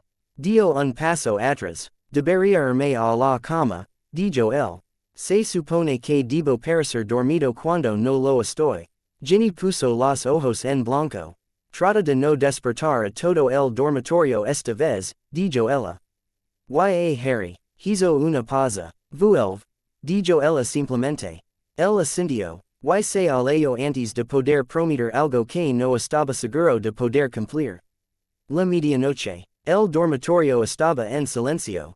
Ron roncaba suavemente en la cama de al lado. Los otros chicos respiraban lenta y regularmente. La luz de la luna bañaba el suelo en franjas pálidas. Harry permaneció inmóvil durante un largo momento, cantando los latidos del corazón, escuchando cualquier sonido que no perteneciera. Cuando estuvo seguro de que no había nadie fuera de la puerta, se deslizó fuera de la cama, se puso unos vaqueros, un jersey y unas zapatillas de deporte, y se envolvió en la capa de invisibilidad. La presencia interior seguía cada movimiento. ¿Estás nervioso? Observó la voluntad de Merlín. Por supuesto que estoy nervioso, pensó Harry. Voy a conocer a la gente que escribió parte de este lío. Si lo hubieran escrito, el mundo se vería muy diferente, dijo la voz. El ministerio es una copia burda. Dumbledore es un síntoma. Harry se deslizó por las escaleras del dormitorio, cruzó la S. A la común y salió por el agujero del retrato. La dama gorda murmuró en su sueño pero no se despertó. Los pasillos estaban vacíos. Las armaduras permanecen inmóviles. Los cuadros roncaban o susurraban. Se movió rápidamente, utilizando toda la experiencia de años de escabullirse bajo la capa. Su núcleo zumbaba con magia contenida. Lo mantuvo apretado. Fuera, el aire estaba frío y quieto. El bujo paraba en el borde de la torre de astronomía, una forma pálida contra el cielo más oscuro. Volvió la cabeza hacia el de inmediato, aunque estaba bajo la capa. Por supuesto que puedes verme, murmuró Harry. La lechuza se lanzó al aire. Luego describió un círculo una vez y se dirigió hacia la lejana línea de colinas. Harry respiró hondo y llamó al cambio. No desenvainó toda la espada. No se atrevió, pero dejó que la vieja magia se deslizara por sus músculos, cambiando la forma en que su peso descansaba sobre la piedra, como sus pies encontraban el suelo. El techo del castillo bajo el bien podría haber sido un camino ancho y seguro. Subió a la cornisa y siguió a la lechuza. El mundo se volvió borroso. No de una manera llamativa. Era más como si toda la distancia entre un tejado y otro dejara de importar por un momento. Cuando volvió a bajar, sus zapatos golpearon la hierba espera. Estaba de pie en una colina baja bajo un cielo amplio. A lo lejos, las luces ardían en las ventanas de una vieja mansión. No había farolas modernas. No había guardas del ministerio zumbando en el aire. La magia aquí se sentía profunda, silenciosa y vigilante. El bujo se deslizó delante de él y desapareció a través de una puerta que se abría. A ambos lados se alzaban barrotes de hierro, oscuros y pesados. Las runas brillaron en ellos por un segundo cuando pasó a través de ellos. Sabían viejos en su lengua. Este lugar me recuerda, dijo la voz interior, casi complacida. Bien, alguien mantenía el círculo. Una figura esperaba cerca de la puerta de la mansión. Alto, de espalda recta, con una larga capa y el cabello blanco atado en la nuca. Sin máscara, sin marca en el brazo. Harry Potter, dijo el hombre. Su voz era tranquila y culta. Bienvenido, soy Tiberius Ogden. Harry parpadeó. Estuviste en el Wizengamot, dijo lentamente. Renunciaste cuando intentaron expulsar a Dumbledore. La boca de Ogden se crispó. Lo hice, dijo. El cuerpo se había convertido en una farsa. Uno no le presta un nombre respetable a un cerso. Y ahora usted es. Harry hizo un gesto hacia la mansión, la puerta, la noche. Los ojos de Ogden brillaron. Ahora soy una voz entre los ancianos de la antigua religión, dijo. Entra. Puedes decidir si eso es una mejora. Harry lo siguió a través de la puerta. El pasillo que había más ala era largo y alto, con estandartes que no coincidían con ningún blasón de casa. Círculos, nudos, animales sencillos resaltados en hilo plateado y azul oscuro. No había retratos. La magia de las piedras se sentía menos como Hogwarts y más como la cámara bajo el bosque. Profunda, estable, antigua. Un puñado de personas esperaba cerca de una mesa en el centro. Algunos vestiaguas, otros llevaban sencillos abrigos oscuros. Todos lo observaban con cuidadosa atención. Harry sintió que sus hombros querían tensarse. Los mantuvo relajados. Señor Potter, dijo Ogden. Permítame hacer algunas presentaciones. Una bruja de rostro afilado con cabello gris hierro inclinó primero la cabeza. Griselda Marchbanks, dijo ella. Me conoce por sus registros de exámenes. Harry asintió. Casi te desmayaste cuando hice el patronus, dijo él. Su boca se torció, no me desmayo, dijo ella. Sentí el peso de tu núcleo. A continuación, un mago de hombros ancos con pila oscura y mirada tranquila. Kingsley Shacklebolt, dijo. Orden del Fénix. Actualmente en permiso prolongado. Harry lo miró fijamente durante una fracción de segundo. Kingsley lo miró fijamente a los ojos. Relájate, dijo Kingsley. No estoy aquí por asuntos del ministerio. La voz interior susurró en el fondo de la mente de Harry. Miente por omisión. Sirve a más de una estructura. Eso lo es peligroso y útil. Harry asintió brevemente. Otros siguieron. Nombres que reconoció a medias de viejas columnas del diario del profeta sobre viejas familias. Bones. Selwyn. Greengrass. Ninguno de ellos lavaba marcas de mortífago. Ninguno de ellos le ofreció una mano como si esperaran que se inclinara. Ogden hizo un gesto hacia la mesa. Se intens, dijo. Harry tomó la silla que claramente habían colocado en la cabecera. El respaldo estaba talado con un símbolo que no conocía. Un círculo de líneas que hacía que su núcleo zumbara. Los ancianos se sentaron a los lados. Ogden permaneció de pie en el extremo más alejado. Tenéis preguntas, dijo Ogden. Permitidnos ser honestos de una manera que vuestro director y vuestro ministro nunca han logrado. Me perdonarán, dijo Harry, si no asumo que un grupo secreto que se llama a sí mismo ancianos es automáticamente más honesto que Dumbledore. Algunos de ellos sonrieron débilmente. Marchbanks resopló. Bien, dijo. Él piensa. Ogden cruzó las manos a la espalda. Empecemos con verdades simples, dijo. 1. La magia que arrancó el fragmento de Tom Riddle de tu cicatriz no vino de tu vida ni de tu educación. 2. Esa magia es más antigua que cualquier hechizo enseñado en Hogwarts. 3. Está ligada a un pacto que llamamos la prohibición de Merlín. 4. El ministerio se construyó sobre ese pacto. Luego lo olvidó. Harry sintió que sus dedos se curvaban alrededor del brazo de la silla. ¿Por qué alguien olvidaría algo así? Preguntó. ¿Por qué les daba miedo? Dijo Marchbanks. ¿Y por qué al poder construido sobre reglas no le gusta recordar que hay una capa más profunda que ignora esas reglas? Ogden asintió. La prohibición fue una decisión, dijo. Al final de una guerra muy antigua. Cuando los magos se dieron cuenta por primera vez de que podían romper el mundo si continuaban recurriendo directamente a la magia fundamental sin restricciones. Merlin de los viejos registros accedió a cerrar ciertos caminos. Estructura de conjuros. Focalización de varitas. Harry frunció el ceño. Así que nos cortó, dijo. Para evitar que voláramos todo. No cortado. Corrigió la presencia interior, con leve impaciencia. Redirigido. Concentrado. Eran niños con fuego. Necesitaban un hogar. Ogden lo observó. Ya lo has oído, dijo en voz baja. Harry se quedó inmóvil. ¿Cuánta gente lo sabe? Preguntó. Muy pocas, dijo Ogden. Los centauros lo percibieron. Lo reconocemos cuando atravesas nuestras protecciones. Tu núcleo canta la misma melodía que los viejos discos. Marchbanks se inclinó hacia adelante. La espada que has tocado no es un arma simple, dijo ella. Es un foco para la parte de la prohibición que permanece anclada en el mundo. La parte que dice que siempre deba haber alguien que pueda anular el andamio cuando el andamio se pudra.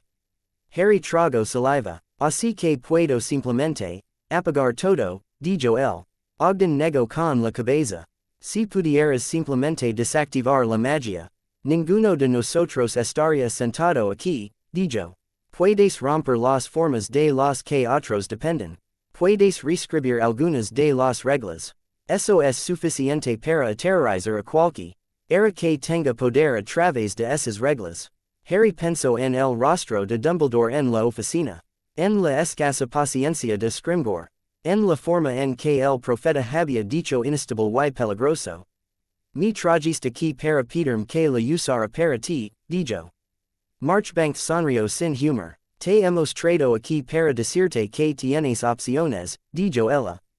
El ministerio te encadenará si puede. Dumbledore te guiará hacia el resultado que consider mejor. Voldemort intentara matar y fracasara. Nosotros ofrecemos algo más. Kingsley hablo por primera vez desde las presentaciones. Legitimidad, dijo él. Una estructura que reconozca lo que eres en lugar de fingir que sigues siendo un chico de quinto año con una profecía y una verita. Harry lo miró. Sigues en la orden, dijo Harry. Sigues respondiendo ante Dumbledore. Respondo a mi conciencia, dijo Kingsley. En este momento, eso requiere que escuche a más de un anciana. La voz interior consideró eso. Lealtades divididas. Falta potencial. Puente potencial. Harry exhaló. ¿Qué me estás ofreciendo exactamente? Preguntó. Más allá de una buena silla y un montón de charla dramática. Ogden señaló con la cabeza hacia la puerta del fondo. Vamos, dijo. Las palabras son baratas. Los registros y las reliquias no lo son. La bebida se encontraba bajo la mansión, detrás de tres puertas de piedra que zumbaban con protecciones que Harry podía sentir incluso sin tocar una varita. Las runas se arrastraban por los bordes cuando Ogden ponía una mano contra cada una de ellas. El aire se volvió más frío y espeso a medida que descendían. Cuando se abrió la tercera puerta, la presión en el pecho de Harry cambió. Su núcleo se agitó, luego se encendió, no de alarma sino de reconocimiento. Las estanterías se alineaban a lo largo de las paredes. Algunas contenían pergaminos, otras contenían cajas de metal, cada una grabada con el mismo símbolo circular que la silla. Un pedestal bajo en el centro sostenía una losa de piedra plana talada con él. Eneas que hacían que a Harry le dolieran los ojos cuando intentaba seguirlas. La voluntad de Merlín se hizo de repente muy clara. No intentes leer eso todavía, dijo la voz. Tu mente se desviará. El patrón es más antiguo que tu lenguaje. Ogden lo observó. Me resulta familiar, preguntó. Harry asintió una vez. ¿Qué es todo esto? Preguntó Harry. Registros, dijo Marchbanks. Fragmentos de los acuerdos originales. Informes de la primera generación después de que Merlín desapareciera. Advertencias sobre lo que sucede cuando alguien intenta romper el interdicto sin permiso. Explosions, dijo Harry secamente. Más que eso, dijo Ogden. Lugares donde la magia y el tiempo desguerraron. Valles donde ya no crees nada. Aldeas donde nadie puede pronunciar su propio nombre sin gritar. Guardamos esas historias por una razón. Harry se acercó más a la losa de piedra. Su mano hormigueó cuando pasó sobre la superficie talada. Líneas de poder corrían a través de ella como ríos silenciosos. ¿Me estás contando todo esto por qué? Preguntó.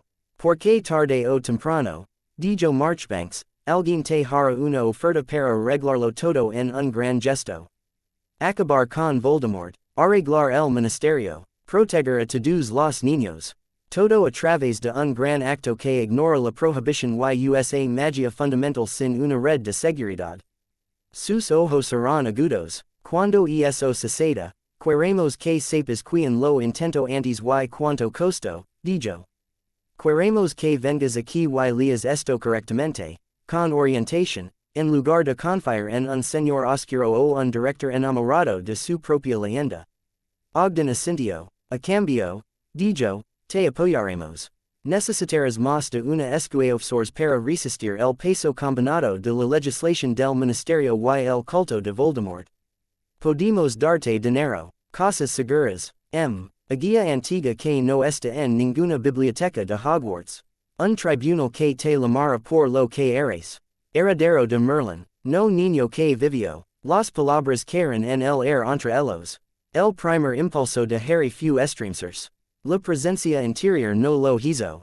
Lo aprobó. Se ajusta, murmuró la voluntad de Merlín. La espada eligió. La prohibición reconoció el nuevo ancla.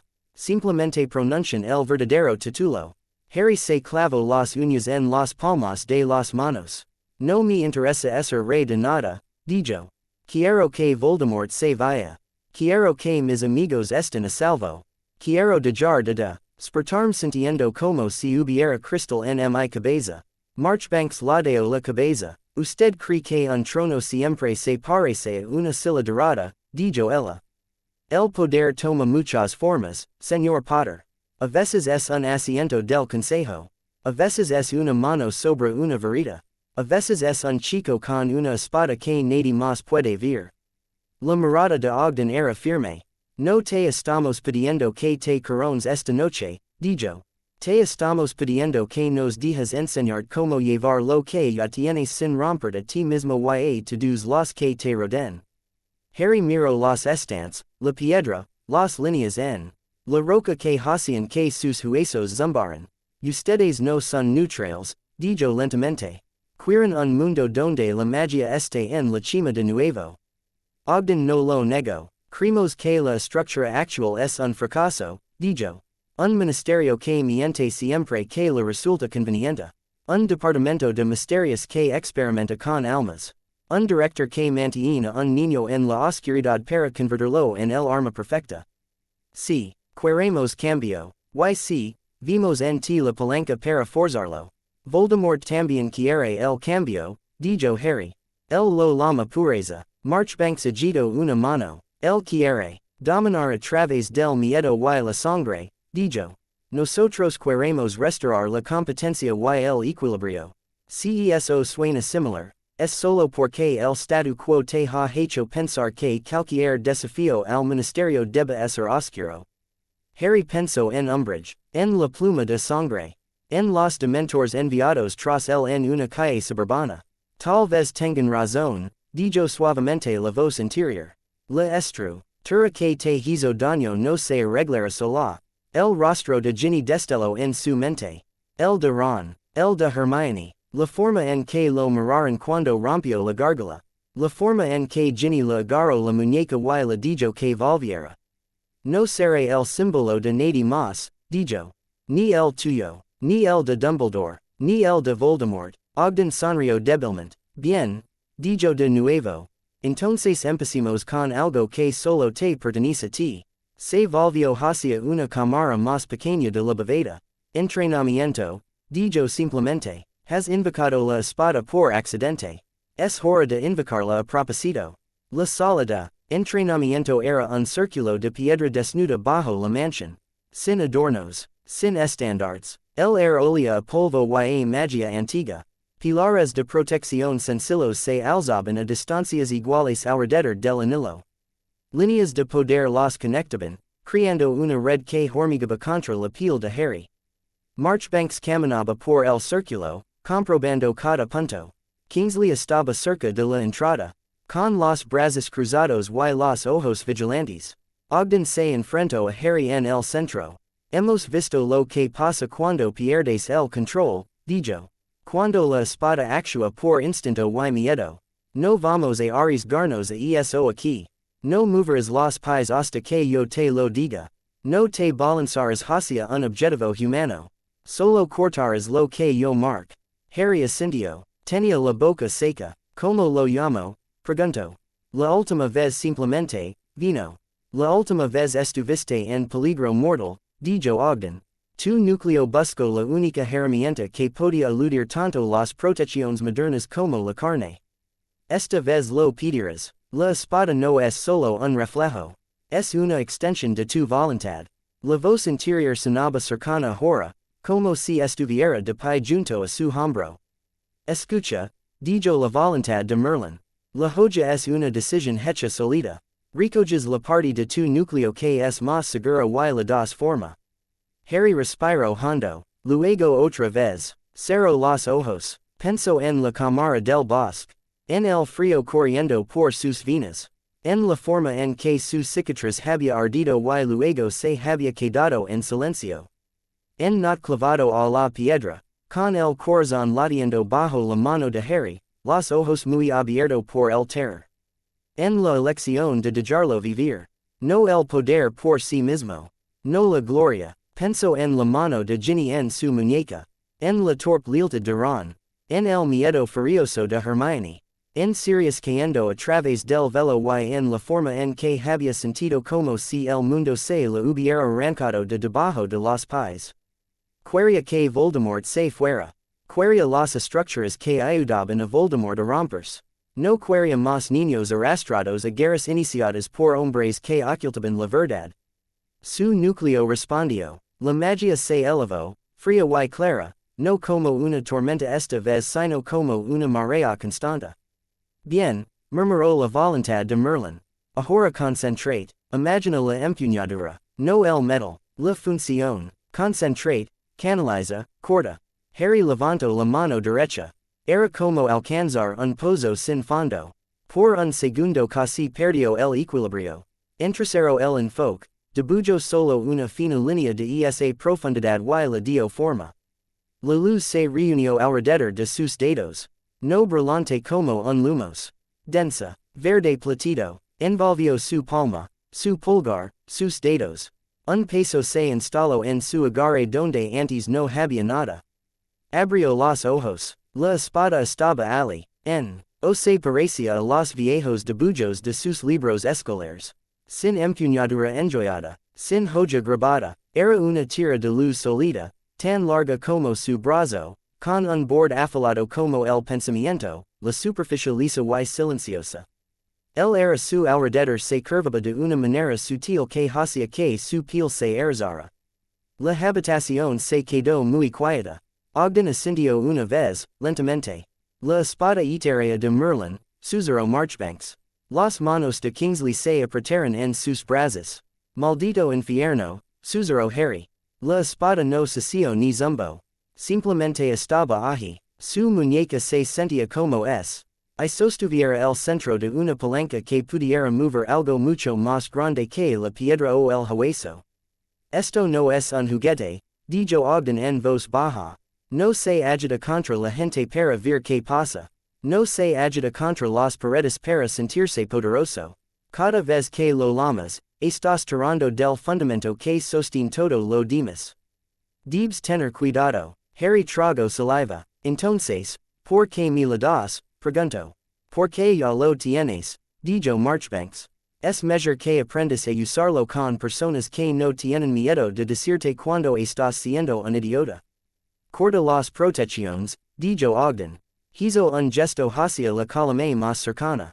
Finas líneas de runas se iluminaron entre ella y sus vecinas. Una hebra a la vez. No fuerzas. Deja que la hoja encuentre los puntos débiles. Harry dio un paso adelante. Las protecciones zumbaron más fuerte a medida que se acercaba, como si lo percibieran. Eso tenía sentido. Estaban construidas sobre estructuras que su poder interior podía sortir. Levantó la espada, no se sentía pesada, se sentía inevitable. Deslizó el filo hacia abajo a través del más fino hilo de luz entre dos pilares.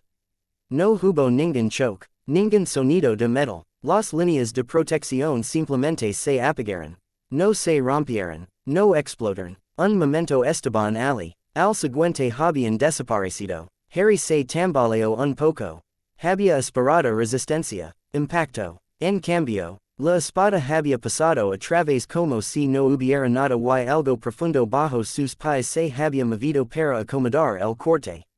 Esa es la diferencia baja. Las protecciones modernas son arreglos de hechizos. La espada no golpea el herejio. Habla con las reglas subyacentes y les dice que este patrón ya no es válido.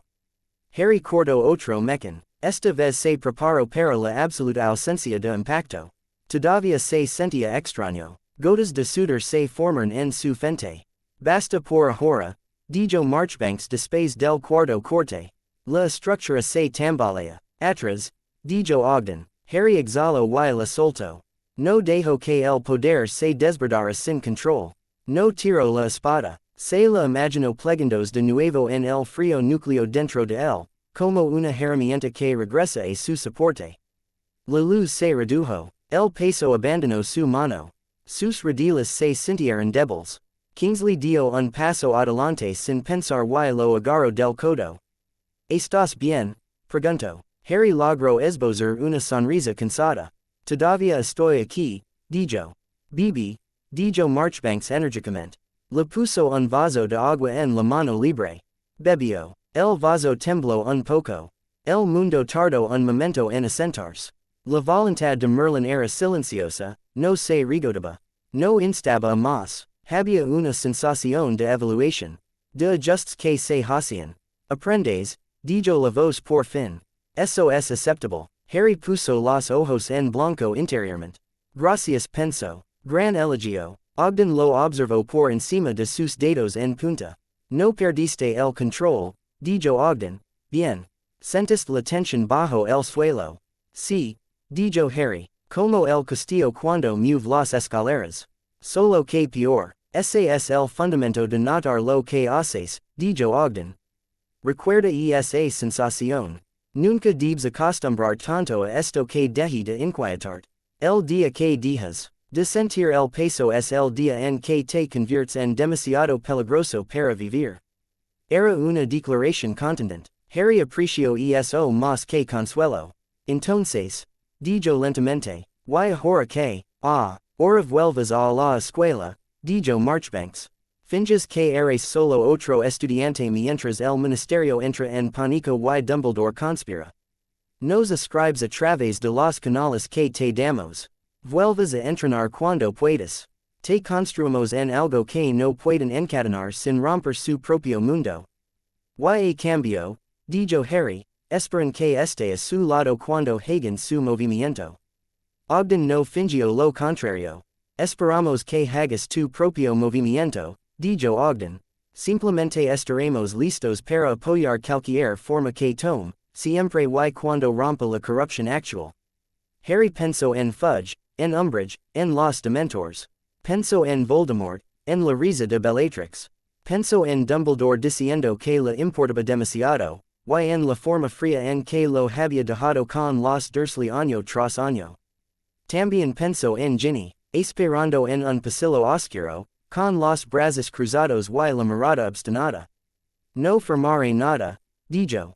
No juraré nada, escucharé, entrenaré. Eso es todo lo que prometo esta noche. Ogden inclinó la cabeza. Eso es mucho más de lo que nos debes, dijo. Lo aceptamos. Marchbanks le entregó una pequeña ficha de metal mate. Estaba sellada con el sello del círculo. No brillara ni ardera ni gritara, dijo. Cuando quieras contactar con nosotros, mételo debajo de la almohada y di mi nombre. Eso es todo. Nadie en Hogwarts se dará cuenta. Kingsley lo acompañó de vuelta al pasillo. Un consejo, dijo Kingsley en voz baja cuando llegaron a la puerta. Harry lo miró. Usted sabe algo que yo no sé, dijo Harry. Conozco al ministerio, dijo Kingsley. Todavía te ven como a un niño. Intentaron escribir leyes a tu alrededor en lugar de hablar contigo. Cuando se den cuenta de que eso no funcionará, intentaron algo peor. La mandíbula de Harry se tensó. Como un contrato, dijo. Kingsley le dirigió una mirada penetrante. Eres más rápido que ellos, dijo. Usaeso. Y Harry, sí. Ten cuidado con en quien confías esto, dijo Kingsley, señalando con la cabeza el pecho de Harry. La orden está llena de buenas personas que han pasado toda su vida dentro de la estructura actual. Las buenas personas no pueden entrar en pánico cuando ven algo que no entienden. Harry pensó en Ron y Hermione. En la boca apretada de McGonagall. En el nerviosismo ansioso de Molly Weasley. Ya me he dado cuenta, dijo. La expresión de Kingsley cambió, algo como la culpa pasó por ella antes de que la suavizara. Buena suerte, dijo. La voz interior lo observaba con fría curiosidad. Está ocultando algo, dijo la voluntad de Merlín. Sirve a tu director más de lo que admite. Hablará de lo que vio esta noche. Harry negó con la cabeza. Por supuesto que lo hará, pensó. Ese es su trabajo. La lechuza lo llevó de vuelta al castillo con la misma facilidad con la que lo había llevado.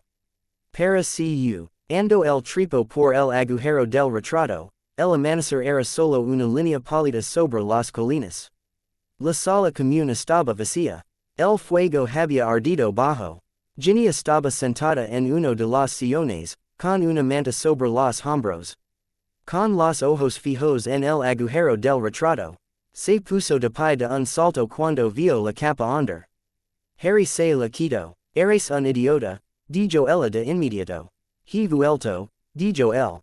Se acercó y lo miró de arriba abajo, como si comprobara si le faltaban miembros. Luego lo empujó con fuerza en el pecho.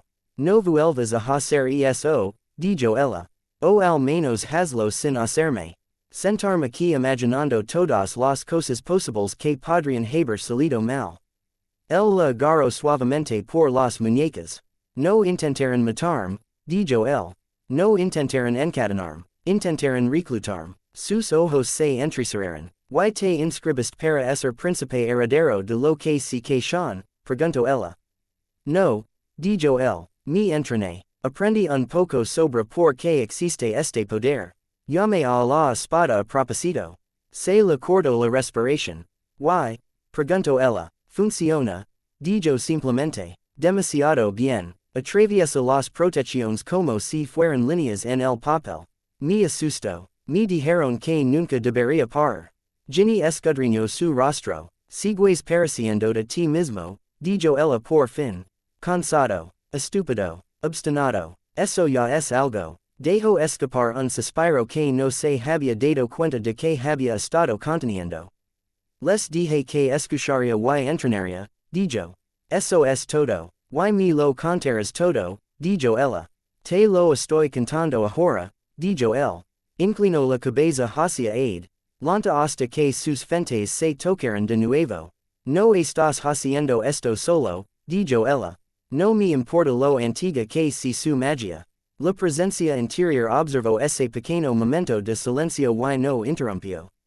Harry la rodeó con sus brazos. Lo sé, dijo. Arriba, en el este, la primera luz de la mañana tocaba las torres. En lo profundo de la mansión, en un salón oculto, el patrón de poder que habían perturbado comenzó a sentarse en nuevas líneas. En el ministerio, en una oficina tranquila, Kingsley Shacklebolt estaba sentado a un escritorio, con la pluma suspendida sobre un informe en blanco. Tenía la mandíbula apretada, le dolía el estómago, podía escribir todo lo que había visto esa noche y enviárselo a Scrimgeour. Podía decirle a Dumbledore que la espada era real y que el chico estaba más cerca de algo que nadie había controlado en siglos. Mojo la pluma. Sujeto se reunió con los ancianos, escribió con trazos pulcros y medidos. Constricción desconocida manifestada, amenaza potencial para las estructuras existentes. Recomiendo una revisión urgente de las estrategias de contención. Hizo una pausa y luego añadió una línea más. La prioridad declarada del sujeto sigue siendo la protección de los demás sobre sí mismo. Esta puede ser la única palanca que tenemos. Pulió la tinta, dobló el informe y lo celó. Estoy haciendo esto para mantenerlo vivo, se dijo a sí mismo. Las palabras tenían un sabor tenue. En la torre, Harry finalmente se acostó, con la mano cálida de Ginny en latilico frío bajo su almohada. Entre la fría voluntad en su núcleo y el calor de la chica a su lado. Se balanceó en un punto estrecho y trató de respirar. Has elegido más complejidad, dijo la voluntad de Merlín. Tres facciones en lugar de dos. Este camino delera. Lo sé, pensó Harry. Pero es mi elección. Por un momento, hubo silencio dentro de su cabeza. Entonces, muy suavemente, la antigua presencia estuvo de acuerdo. La convocatoria llegó durante el desayuno. Harry supo que algo iba mal. Tan pronto como las lechuzas se lanzaron en pecado. El air cambió. Las conversaciones se ralentizaron, luego se apagaron. Una lechuza marrón que reconoció del ministerio atravesó directamente la van. Dada y aterrizó frente a McGonagall en la mesa de los profesores. Ella leyó la carta. Su boca se estrechó. Por un segundo pareció más vieja de lo que nunca la había visto. La misma lechuza despegó de nuevo. Se inclinó y dejó caer un segundo sobre justo sobre el plato de Harry. Los huevos salpicaron. Ron dio un salto. Hermione dejó de hablar a media palabra. La mano de Ginny se cerró sobre la muñeca de Harry bajo la mesa. El sobre era de pergamino grueso y pesado con un celo dorado del ministerio presionado en cera roja. Harry lo miró fijamente. La voz de Merlín sonó fría en su cabeza. Se mueven más rápido de lo que esperaba. Alguien tiene miedo. Vamos, murmuró Ron. Abrelo. Tal vez si un cupón para calderos de mitad de precio, dijo Ginny. Hermione no bromaba. Sus ojos estaban fijos en el cielo. Harry, dijo en voz baja. Ten cuidado. Rompió la cera. La carta constaba de 4 líneas pulcras escritas con una caligrafía precisa. Señor Potter, se requiere que asista a una conferencia privada hoy a los 10 en la oficina del director. Estarán presentes el ministro de magia, el director de Hogwarts y personal de seguridad selecto. Se trata de un asunto de seguridad pública y una preocupación legal urgent. Rufus Scrimgeour, ministro de magia, Harry lo leo 2 veces. Las palabras urgentes y legales se asentaron en su estómago como hielo. Finalmente lo han dicho en voz alta, dijo. Ron frunció el ceño. Dijeron que, preguntó, que soy un problema que quieren meter en una caja, dijo Harry. Ginny le apretó la muñeca. Entonces entras con los ojos abiertos, dijo ella.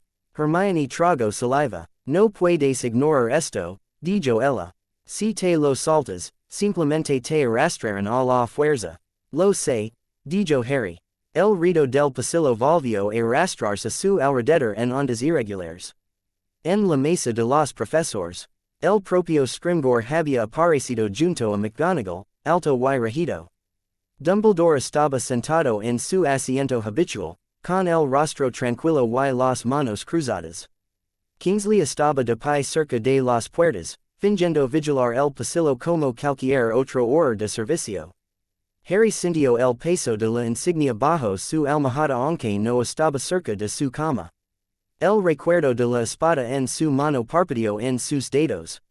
Dobló la carta y se la metió en el bolsillo. 10, dijo. Eso nos da una hora. La cabeza de Hermione se levantó de golpe. Nosotros, repitió ella, no vamos a dejar que entres solo, dijo Ginny de inmediato. No están permitidos en la reunión, dijo Harry. Eso no significa que no podamos hablar antes, dijo Ron. Vamos. Sala común. Escena 1. Lista. Harry, Ron, Hermione. Ginny. El fuego en la sala común de Gryffindor ardía bajo. La luz del sol se deslizaba a través de las ventanas y formaba cuadrados brillantes en la alfombra. Nos estudiantes más jóvenes estaban sentados cerca de la pared del fondo, inclinados sobre los dibers. Levantaron la vista cuando entraron los 4, luego desviaron la mirada rápidamente. Harry se dejó caer en uno de los sillones desgastados. La carta del ministerio crujió en su mano. Ron se sentó en la silla de enfrente. Hermione caminaba de un lado a otro. Ginny se sentó en el brazo de la silla de Harry. Lo suficientemente cerca como para que él pudiera sentir el calor a través de su manga. Preocupación legal. Leo Ron por encima de su hombro. Eso suena divertido. Hermione se frotó la frente. El ministerio ha estado entrando en pánico por ti desde la última visita de Kingsley, dijo ella. Historias en el profeta. Susurros sobre poder no registrado. Ahora tienen una excusa para exigir algún tipo de control formal. ¿Crees que me arrestarán? Preguntó Ron. Todavía no, dijo Hermione. Eso es complicado. Prefieren algo que parezca limpio en el papel. Contratos, juramentos, cosas que pueden señalar y decir, mira. Hicimos lo correcto. Ginny frunció el ceño. Responsable no es la palabra que yo usaría, dijo. Harry asuco, con la mandíbula apretada. Pensó en Kingsley en la mansión. En el informe. En la frase sobre estrategias de contención. Melodrama, dijo la voz. No empezaron con cadenas, empezaron con una pluma. Scrimgeour quiere posar la espada, dijo Harry en voz baja. No puede, así que intentará posarme a mí. Ron se movió. ¿Qué pueden obligar a firmar? Preguntó. On no eres mayor de edad. Casi, dijo Hermione. Y aunque no lo sé, pueden intentar argumentar que es un riesgo mágico. Tienen poderes de emergencia. Podrían clasificarlo como una bestia o un artefacto maldito si quisieran torcer la ley. Ron la miró fijamente. Sabes que haces que todo suene peor, verdad, dijo. Sé lo que le hicieron a Hagrid, espetó Hermione. A los hombres lobo, a cualquiera que consideraran peligroso. Los encierran, los etiquetan, les quitan las varitas y lo llaman seguridad pública. Ginny miró a Harry. Si lo que te pongan delante, dijo, no firmas nada sin leer cada palabra. No juris nada, no dejas que te engañen. La voz interior zumbaba, ella tiene razón, su fuerza es la estructura. Usada bien, se convierte en tu escudo. Usada mal, se convierte en su cadena. La gente de Merlín dijo lo mismo, dijo Harry. Ron parpadeó. Les hablas de la carta, preguntó. Todavía no, dijo Harry. Pero me advirtieron de todos modos. Los ancianos sabían que esto iba a ocurrir. Lo llamaron el movimiento obvio. Hermione dejó de pasirse. Ya estás trabajando con ellos, dijo ella. Reuniones apropiadas. Entrenamiento. Secretos. Sí, dijo Harry. Me dijeron para que sirve la prohibición. Me enseñaron a invocar la espada sin volar media habitación. También quieren us arm. Son honestos al respecto. Hermione se mordió el labio. No me gustan los consejos secretos de familias antiguas, dijo ella. Suena como todas las historias sobre sangre antigua decidiendo lo que es mejor para todos los demás. No me gusta ser un arma andante que nadie explica, dijo Harry. No podemos elegir entre una lista de buenas opciones, Hermione. Tenemos a Dumbledore, al ministerio. A un señor oscuro y a personas que recuerdan una parte de esta magia que todos los demás han olvidado. Eso es todo. Ella se encontró con su mirada y la sostuvo. Eso no significa que deje de hacer preguntas, dijo ella. Bien, dijo. Ginny le tocó el hombro. Tú subes ahí arriba, dijo ella. Escuchas. Si algo parece mal, sales. Si intentan retener, te vas y lidias con los problemas más tarde. Ron asintió, con el rostro pálido pero obstinado. Te cubrimos las espaldas, dijo. Aunque eso significa que a mamá le de un ataque. Harry logró esbozar una pequeña sonrisa. Pagaría por verlo, dijo él. Ginny soltó un suspiro que fue casi una risa. Vuelve antes de los 10, dijo ella. Cuéntanos todo, lo prometo, dijo Harry. Se puso de pie, sus piernas se sentían extrañamente ligeras y pesadas al mismo tiempo. La carta en su bolsillo se clavaba en su muslo. Podía sentir su núcleo zumbando, esperando. Salió de la sala común hacia el despacho del director, sintiendo cada paso. Lista de escena 2. Harry, Dumbledore, Scrimgeour. Kingsley, McGonagall. La gárgola de piedra se hizo a un lado sin espero le dijo a Harry que Dumbledore había estado vigilando las escaleras. La oficina olía a pergamino viejo y limón. Instrumentos de plata hacían un suave clic en los estantes. Fox observaba desde su percha, con la cabeza metida bajo una ala. Scrimgeour estaba de pie cerca de la ventana, sí. On los ancos hombros rectos y el rostro leonino cercado de arrugas. McGonagall estaba junto a la puerta, con los brazos cruzados y los labios apretados. Kingsley estaba un poco detrás del ministro, con una expresión tan neutral como pudo. Dumbledore estaba sentado detrás del escritorio. Harry, dijo, gracias por venir. Harry cerró la puerta. El pestillo hizo clic. El sonido fue engañosamente suave. Es un poco extraño llamar a esto una petición cuando el ministro escribe que es necesario, dijo Harry. Scrimgeour inclinó la cabeza. No voy a hacer perder el tiempo con mentiras, Potter, dijo. Sabe quién soy, sabe lo que está en juego. Sense. Harry permaneció de pie durante un instante, luego caminó hacia adelante y tomó la silla frente al escritorio.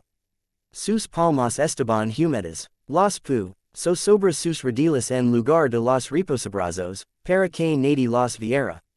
La voz de Merlín sonó alerta. Hay un patrón en el escritorio. Runas. Han preparado algo. Dumbledore cruzó las manos. Esto no es una emboscada, dijo. Nadie aquí pretende hacerte daño. Harry lo miró a los ojos. Usted me tendió una trampa con Not, dijo. Dejo que Snape probara si mataría un chico en un pasillo. Perdonem si sus garantías no van muy lejos.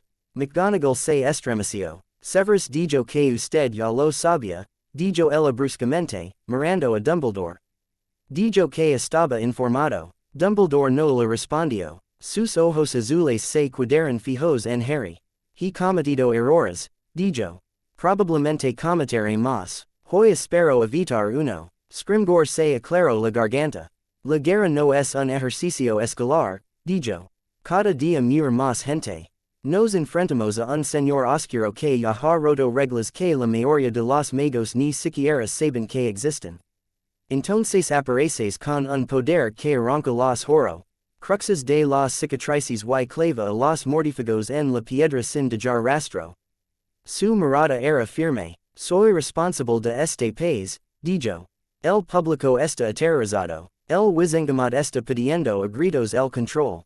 Si no hago nada, me evitarán. Eso será peor para ti. Siempre es bueno saber que ahora soy un problema político, dijo Harry. Siempre lo has sido, dijo Scrimgeour. Asintió con la cabeza a Kingsley. Kingsley dio un paso adelante y colocó una carpeta de pergaminos sobre el escritorio. A Harry se le revolvió el estómago. La carpeta lavaba el celo del ministerio. Debajo, en tinta oscura, se leía el título. Acuerdo de contención y cooperación merlínico. Harry no apartó la mirada. Ese nombre es dramático, dijo. ¿Cuánto tiempo tardó el comité en inventárselo? La boca de Scrimgeour se crispó. Lo suficiente, dijo. Este es un acuerdo propuesto entre usted y el ministerio. Reconoce su estatus único. Reconoce su conexión con lo que si este poder merlínico. También estables límites claros. No utilizará ese poder fuera de circunstancias acordadas. Se someterá a evaluaciones regulares. Nos notificará cualquier nueva habilidad. A cambio, oficialmente lo reconocemos como un activo en lugar de una amenaza. Proporcionamos protección, entrenamiento y recursos. Harry miró fijamente la carpeta. Quieren que me ponga una correa, dijo. Es mejor que una jala, dijo Scrimgeour sin rodeos. Creme cuando te digo que ya hay quienes lo piden. Este acuerdo es el compromiso. Te mantiene libre, dentro de lo razonable. Dumbledore habló en voz baja. Yo defendí este camino, dijo. Pr. Preferiría no tener ninguna cadena en absoluto. Eso ya no es realista. Este acuerdo te permite permanecer en Hogwarts. Nos da espacio para protegerte. Sin él, el ministro se verá presionado para trasladarte a la custodia del ministerio. No podré detener eso para siempre. A Harry se le hizo un nudo en la garganta. Así que ayudo a escribir esto, dijo. Consulte, dijo Dumbledore, para suavizarlo donde pude. Harry no se fiaba de sí mismo para responder. Kingsley sacó un pergamino de la carpeta y lo desenrolló. El pergamino brillaba débilmente. Las runas brillaban donde la tinta captaba la luz. Aquí, dijo Kingsley, si no lees nada más, lee la última página. Esa es la cláusula vinculante. Harry tomó el pergamino. Le temblaba la mano. Las palabras establecen condiciones claras. Asistiría a as reuniones informativas del ministerio a petición. Se sometería a controles con varita mágica. Informaría de cualquier contacto con entidades relacionadas con la antigua religión. Se detuvo. Usted sabe sobre ellos, dijo. Scrimgeour no parpadeó. No somos idiotas, Potter, dijo. Desapareces una noche. Te ven salir con un bujo que pertenece a una antigua familia. Kingsley informa de una construct. Hay un desconocido bajo antiguas protecciones. Puedo añadir. Harry se volvió hacia Kingsley. Lo escribiste todo, dijo. La mandíbula de Kingsley se tensó. Soy un horror, dijo. Hago informes. Omití lo que pude. Si no hubiera dicho nada en absoluto, alguien más se habría dado cuenta eventualmente y no habrías tenido advertencia, ni plan, ni compromiso. Al menos de esta manera hay una oportunidad de dar forma a la respuesta. Harry tragó saliva. Elegiste la seguridad, dijo suavemente. Para el mundo, para tu trabajo, para tus líneas en un informe. Elegiste la seguridad. Se volvió hacia el pergamino. La última cláusula esperaba en la parte inferior. Por mi magia y mi vida acepto alignar el núcleo Merlín dentro de mí con las leyes del Ministerio de Magia. Concedo al Ministerio el derecho de media. RMI acceso al poder fundamental durante la duración de la guerra. Acepto que la violación de este acuerdo desencadenará medidas automáticas de contención definidas en el programa adjunto. Formato. Har. Rice indio que algo frío se movía en su pecho. Cool son las medidas de contención, pregunto en su interior. ¿Qué es esto realmente? La respuesta de Merlín fue plena. El guión está anclado a la prohibición. Si firmas, permites que sus leyes se interpongan entre tú y la fundación, tendrían una mano en la misma palanca que tú sostienes. Podrían paralizar tu acceso. Podrían ahogar la espada. Bien podrían destrozar tirando en la dirección equivocada. Los dedos de Harry se clavaron en el pergamino. ¿Quieres poner tu mano en la misma cosa que arrancó el horcrux de mi cabeza? Dijo. Ni siquiera sabes lo que es. Por eso necesitamos una visión general, dijo Scrimgeour. El poder descontrolado es más peligroso que cualquier señor oscuro. Tú lo sabes. Yo lo sé. Tu director lo sabe. Los ojos de Dumbledore estaban ensombrecidos. No quiero que tengan este acceso, dijo. Te quiero viva. Te quiero libre. También sé lo que pasa cuando alguien con tanto poder se queda completamente fuera de cualquier estructura. El mundo ya ha visto esa historia. Me has mantenido en la ignorancia durante 5 años, dijo Harry. Te negabas a contarme cosas porque te preocupaba lo que pudiera hacer. Ahora quieres encerrarme en nombre de la seguridad. Ya has tenido tu historia.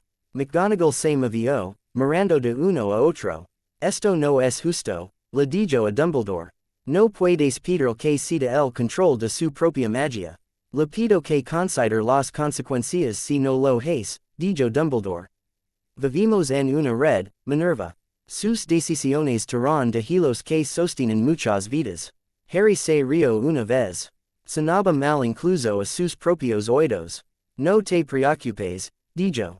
Mantendré a todos a salvo. Esa es la línea, verdad. Si te dejo atar suficientes nudos a mi alrededor, tal vez nadie tendrá que ser valiente. La boca de Scrimgeour se tensó. Esto no se trata de cobardía, dijo. Se trata de números. Tengo que sopesar las vidas que podrá limitada contra las vidas que podrías acabar si resbalas. Te estoy pidiendo que me dejes gestionar el riesgo. Harry lo miró a los ojos. ¿Y quién gestiona las tallas? Preguntó. Silence. La voz interior habló de nuevo, muy tranquila. Te encuentras en una encrucijada. Un camino les da la palanca. Otro camino la mantiene contigo. De cualquier manera, la gente te llamará peligroso. Harry tomó una respiración que se sintió como si se arrastrara sobre vidrio roto. Miró a Dumbledore. Pasé mucho tiempo pensando que eres la única persona en este mundo que siempre elegía lo correcto antes que lo cómodo, dijo. Dejaste a un bebé en una puerta porque pensaste que era más seguro que confiar en alguien con la verdad. Me enviaste a un cementerio con la mitad de la historia porque pensaste que no podría manejar todo el asunto. Ahora te sientes aquí y me pides que deje que el ministerio entre en mi núcleo porque tienes miedo de lo que podría convertirme. Las manos de Dumbledore se apretaron. Harry, dijo. Harry negó con la cabeza. Tú elegiste la seguridad, dijo él. Yo tengo que elegir la verdad. Las palabras se asentaron en la habitación como un peso físico. Scrimgeour rompió el silencio. Si te niegas, dijo, no puedo protegerte de la reacción. El wizengamot actuara. Habrá leyes, decretos. Te marcaron como una amenaza. Puedes perder tu vida en el papel incluso si no pueden tocar tu verdadero poder. ¿Es eso lo que quieres? No, dijo Harry. Lo que quiero es imposible. Así que tomaré lo que pueda conseguir. Se puso de pie. No voy a firmar esto, dijo. Dumbledore también se levantó. Harry, dijo. Piensa. Por favor, ya lo he hecho, dijo Harry. Usted quiere detener a otro Tom. Lo entiendo. Él rompió el mundo una vez. Usted está aterrorizado de que yo haga lo mismo. Yo también. Eso no significa que le entregue mis opciones. El rostro de Scrimgeour se enfrió. No puedes marchar sin que te toque nada, dijo. Kingsley movió ligeramente la mano. Por primera vez, su varita no estaba escondida fuera de la vista. Estaba a lo largo de su muñeca, oculta de la vista fácil, lista. El pergamino en la mano de Harry Brillo. Sintió un tirón, como si un gancho se hubiera enganchado en el borde de su núcleo. Las runas a lo largo de la parte inferior se incendiaron. La cláusula vinculante estaba tratando de engancharse sin una firma. Basta, dijo McGonagall bruscamente. No puedes forzar eso. Eso no somos nosotros, dijo Kingsley, con alarma en su voz. El script está reaccionando al contacto. Leo su firma mágica. Los huesos de Harry zumbaban. Las letras de la parte inferior de la página se retorcían, tratando de formar su nombre sin tinta. A voluntad de Merlín presionaba firmemente a través de sus pensamientos. Suétala, dijo la voz. O córtala, ahora. Harry no pensó. Invocó un hilo de poder en su mano derecha. No toda la espada, solo el indicio de su filo. Su palma ardía fría. La luz plateada se concentró en su agarre. Arrastró esa luz por la parte inferior del pergamino. No hubo un destello, ni un crujido. El pergamino simplemente se separó. La cláusula vinculante se separó del cuerpo principal en una tira ordenada. El resplandor se apagó. Harry dejó caer ambas piezas sobre el escritorio. La habitación olía ligeramente a piedra fría.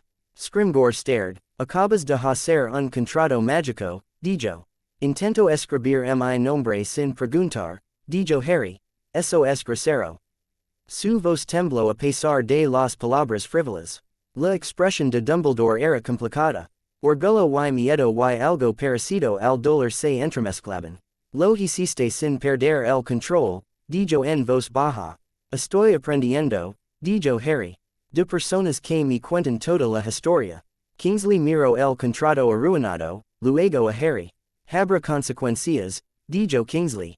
Lo sé, dijo Harry. Siempre las hay. Scrimgeour tomó el cuerpo principal del contrato. El borde cortado estaba liso. Como si nunca hubiera tenido ninguna vinculación en absoluto. Esto no cambia nada, dijo Scrimgeour. Sigues siendo un riesgo. Seguiré teniendo que actuar. Las leyes pueden reescribirse incluso si los contratos no se pueden aplicar. Harry asintió. Haz lo que crees que tienes que hacer, dijo. Yo también lo haré. Se volvió hacia McGonagall. Profesora, dijo. Puedo irme. Apretó la mandíbula. Sí, señor Potter, dijo ella. Puede irse. Camino hacia la puerta. Sus piernas se sentían inestables. La voz interior permaneció vigilante y silenciosa. En el umbral, Dumbledore habló una vez más. Harry, dijo. Pienses lo que pienses de mi ahora, recuerda esto. Todavía estoy tratando de mantenerte con vida. Harry no miró hacia atrás. ¿Quieres un mundo que sobreviva? Dijo. Yo también. ¿Crees que la seguridad viene antes que la verdad?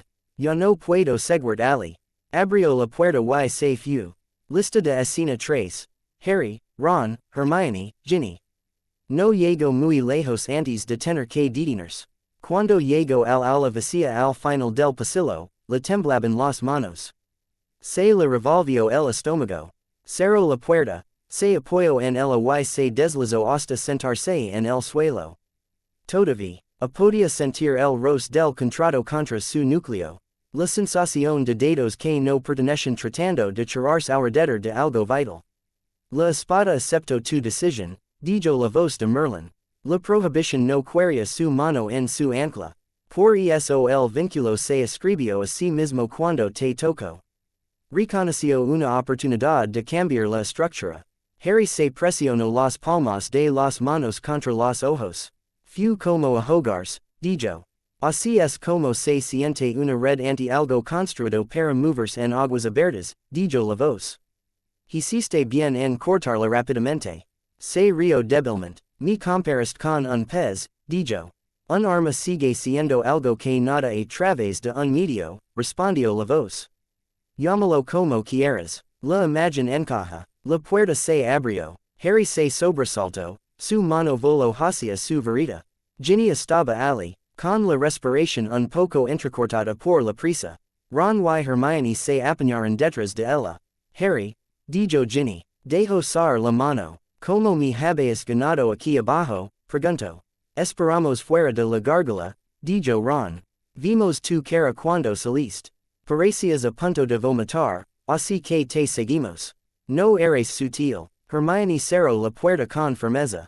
¿Qué hicieron? Preguntó. Se lo canto. No ocultó los detalles. El nombre del acuerdo. Las cláusulas. La parte en la que el vínculo intentaba sacar su magia a través de las palabras sin su consentimiento.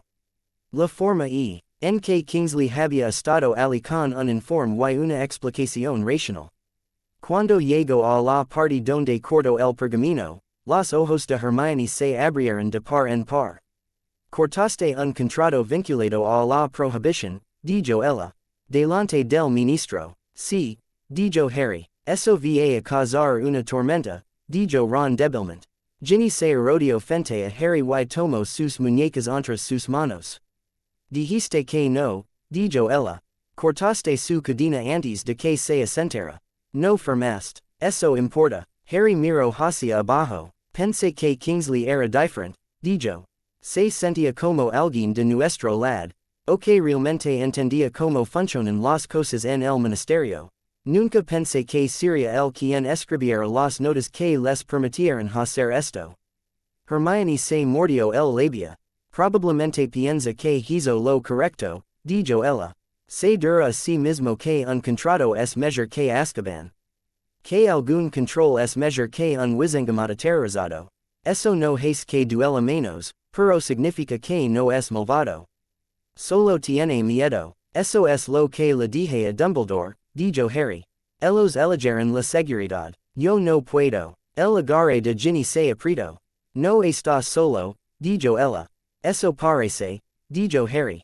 Ron se movió incómodo. Mira, dijo Ron. Somos unos inútiles en política de fantasía. No sé en el lugar de Kingsley. Lo que sí sé es que no firmaste y volviste y sigues siendo tú. Eso cuenta para algo. Hermione asintió. Ahora tienes aliados que no son del ministerio, dijo ella. Los ancianos. Los centauros. Gente que recuerda que es esta magia. Úsalos. No porque te guste su agenda, sí. No porque necesitas gente que pueda realmente enfrentarse a las tonterías de Scrimbor. Ginny lo miró, con los ojos firmes. Tú mismo lo dijiste, dijo ella. No tenemos buenas elecciones. Así que hacemos los terribles en nuestros propios términos. Ese es el único poco de control que tenemos. Harry dejó escapar un suspiro. Les dije que escucharía y entrenaría, dijo él. No prometo nada más ala de eso. Después de hoy, creo que me apoyaré más en ese entrenamiento. Hermione se agachó junto a Ginny. Entonces establecemos reglas, dijo ella. No vas a ellos solo si puedes evitarlo. Nos dices cuándo y dónde. Nos dices lo que te están enseñando. Te ayudamos a separar lo que es útil de lo que es solo otro plan para reconstruir el mundo a su propia imagen. Querías auditar mis lecciones secretas del Consejo Antiguo, dijo Harry. Sí, dijo Hermione. Ron esbozó una débil sonrisa. Alguien tiene que hacerlo, dijo. No sabrán que les ha pasado una vez que Hermione empieza a preguntar por las notas a pie de página. Harry se rió, brevemente pero de verdad. El sonido aflojó algo en su pecho. Bien, dijo él. Puedes revisar mis deberes. Ginny sonrió. Luego se puso seria. Van a tomar represalias, dijo. El ministerio. Tal vez no hoy, tal vez no mañana, pero no olvidaron que rompiste su bonito compromiso. Y Dumbledore, añadió Hermione. Lo intentará de nuevo, tal vez con palabras, tal vez con más pruebas. Cree que sabe lo que es mejor. No se detendrá solo porque tú no se lo hayas dicho ni una vez. Harry asintió. Lo sé, dijo él. Por eso no puedo sentarme y esperar que cambien. Tengo que adelantarme a ellos. Ron frunció el ceño. ¿Cómo? Preguntó él. Seguimos siendo solo estudiantes, amigo. Incluso con una elegante espada fantasma. Harry se miró la mano derecha. Aprendiendo cómo funciona este poder antes de que intenten algo peor que un contrato, dijo.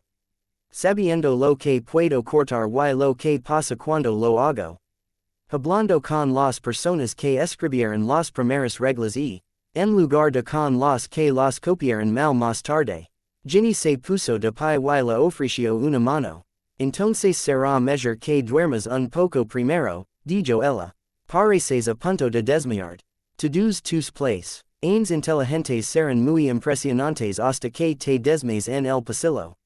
Él dijo que ella lo ayudara a levantarse. Estoy bien, dijo automáticamente.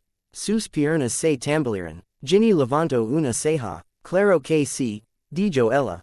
A la cama. Ahora, podemos planificar más tarde. Lista de escena 4.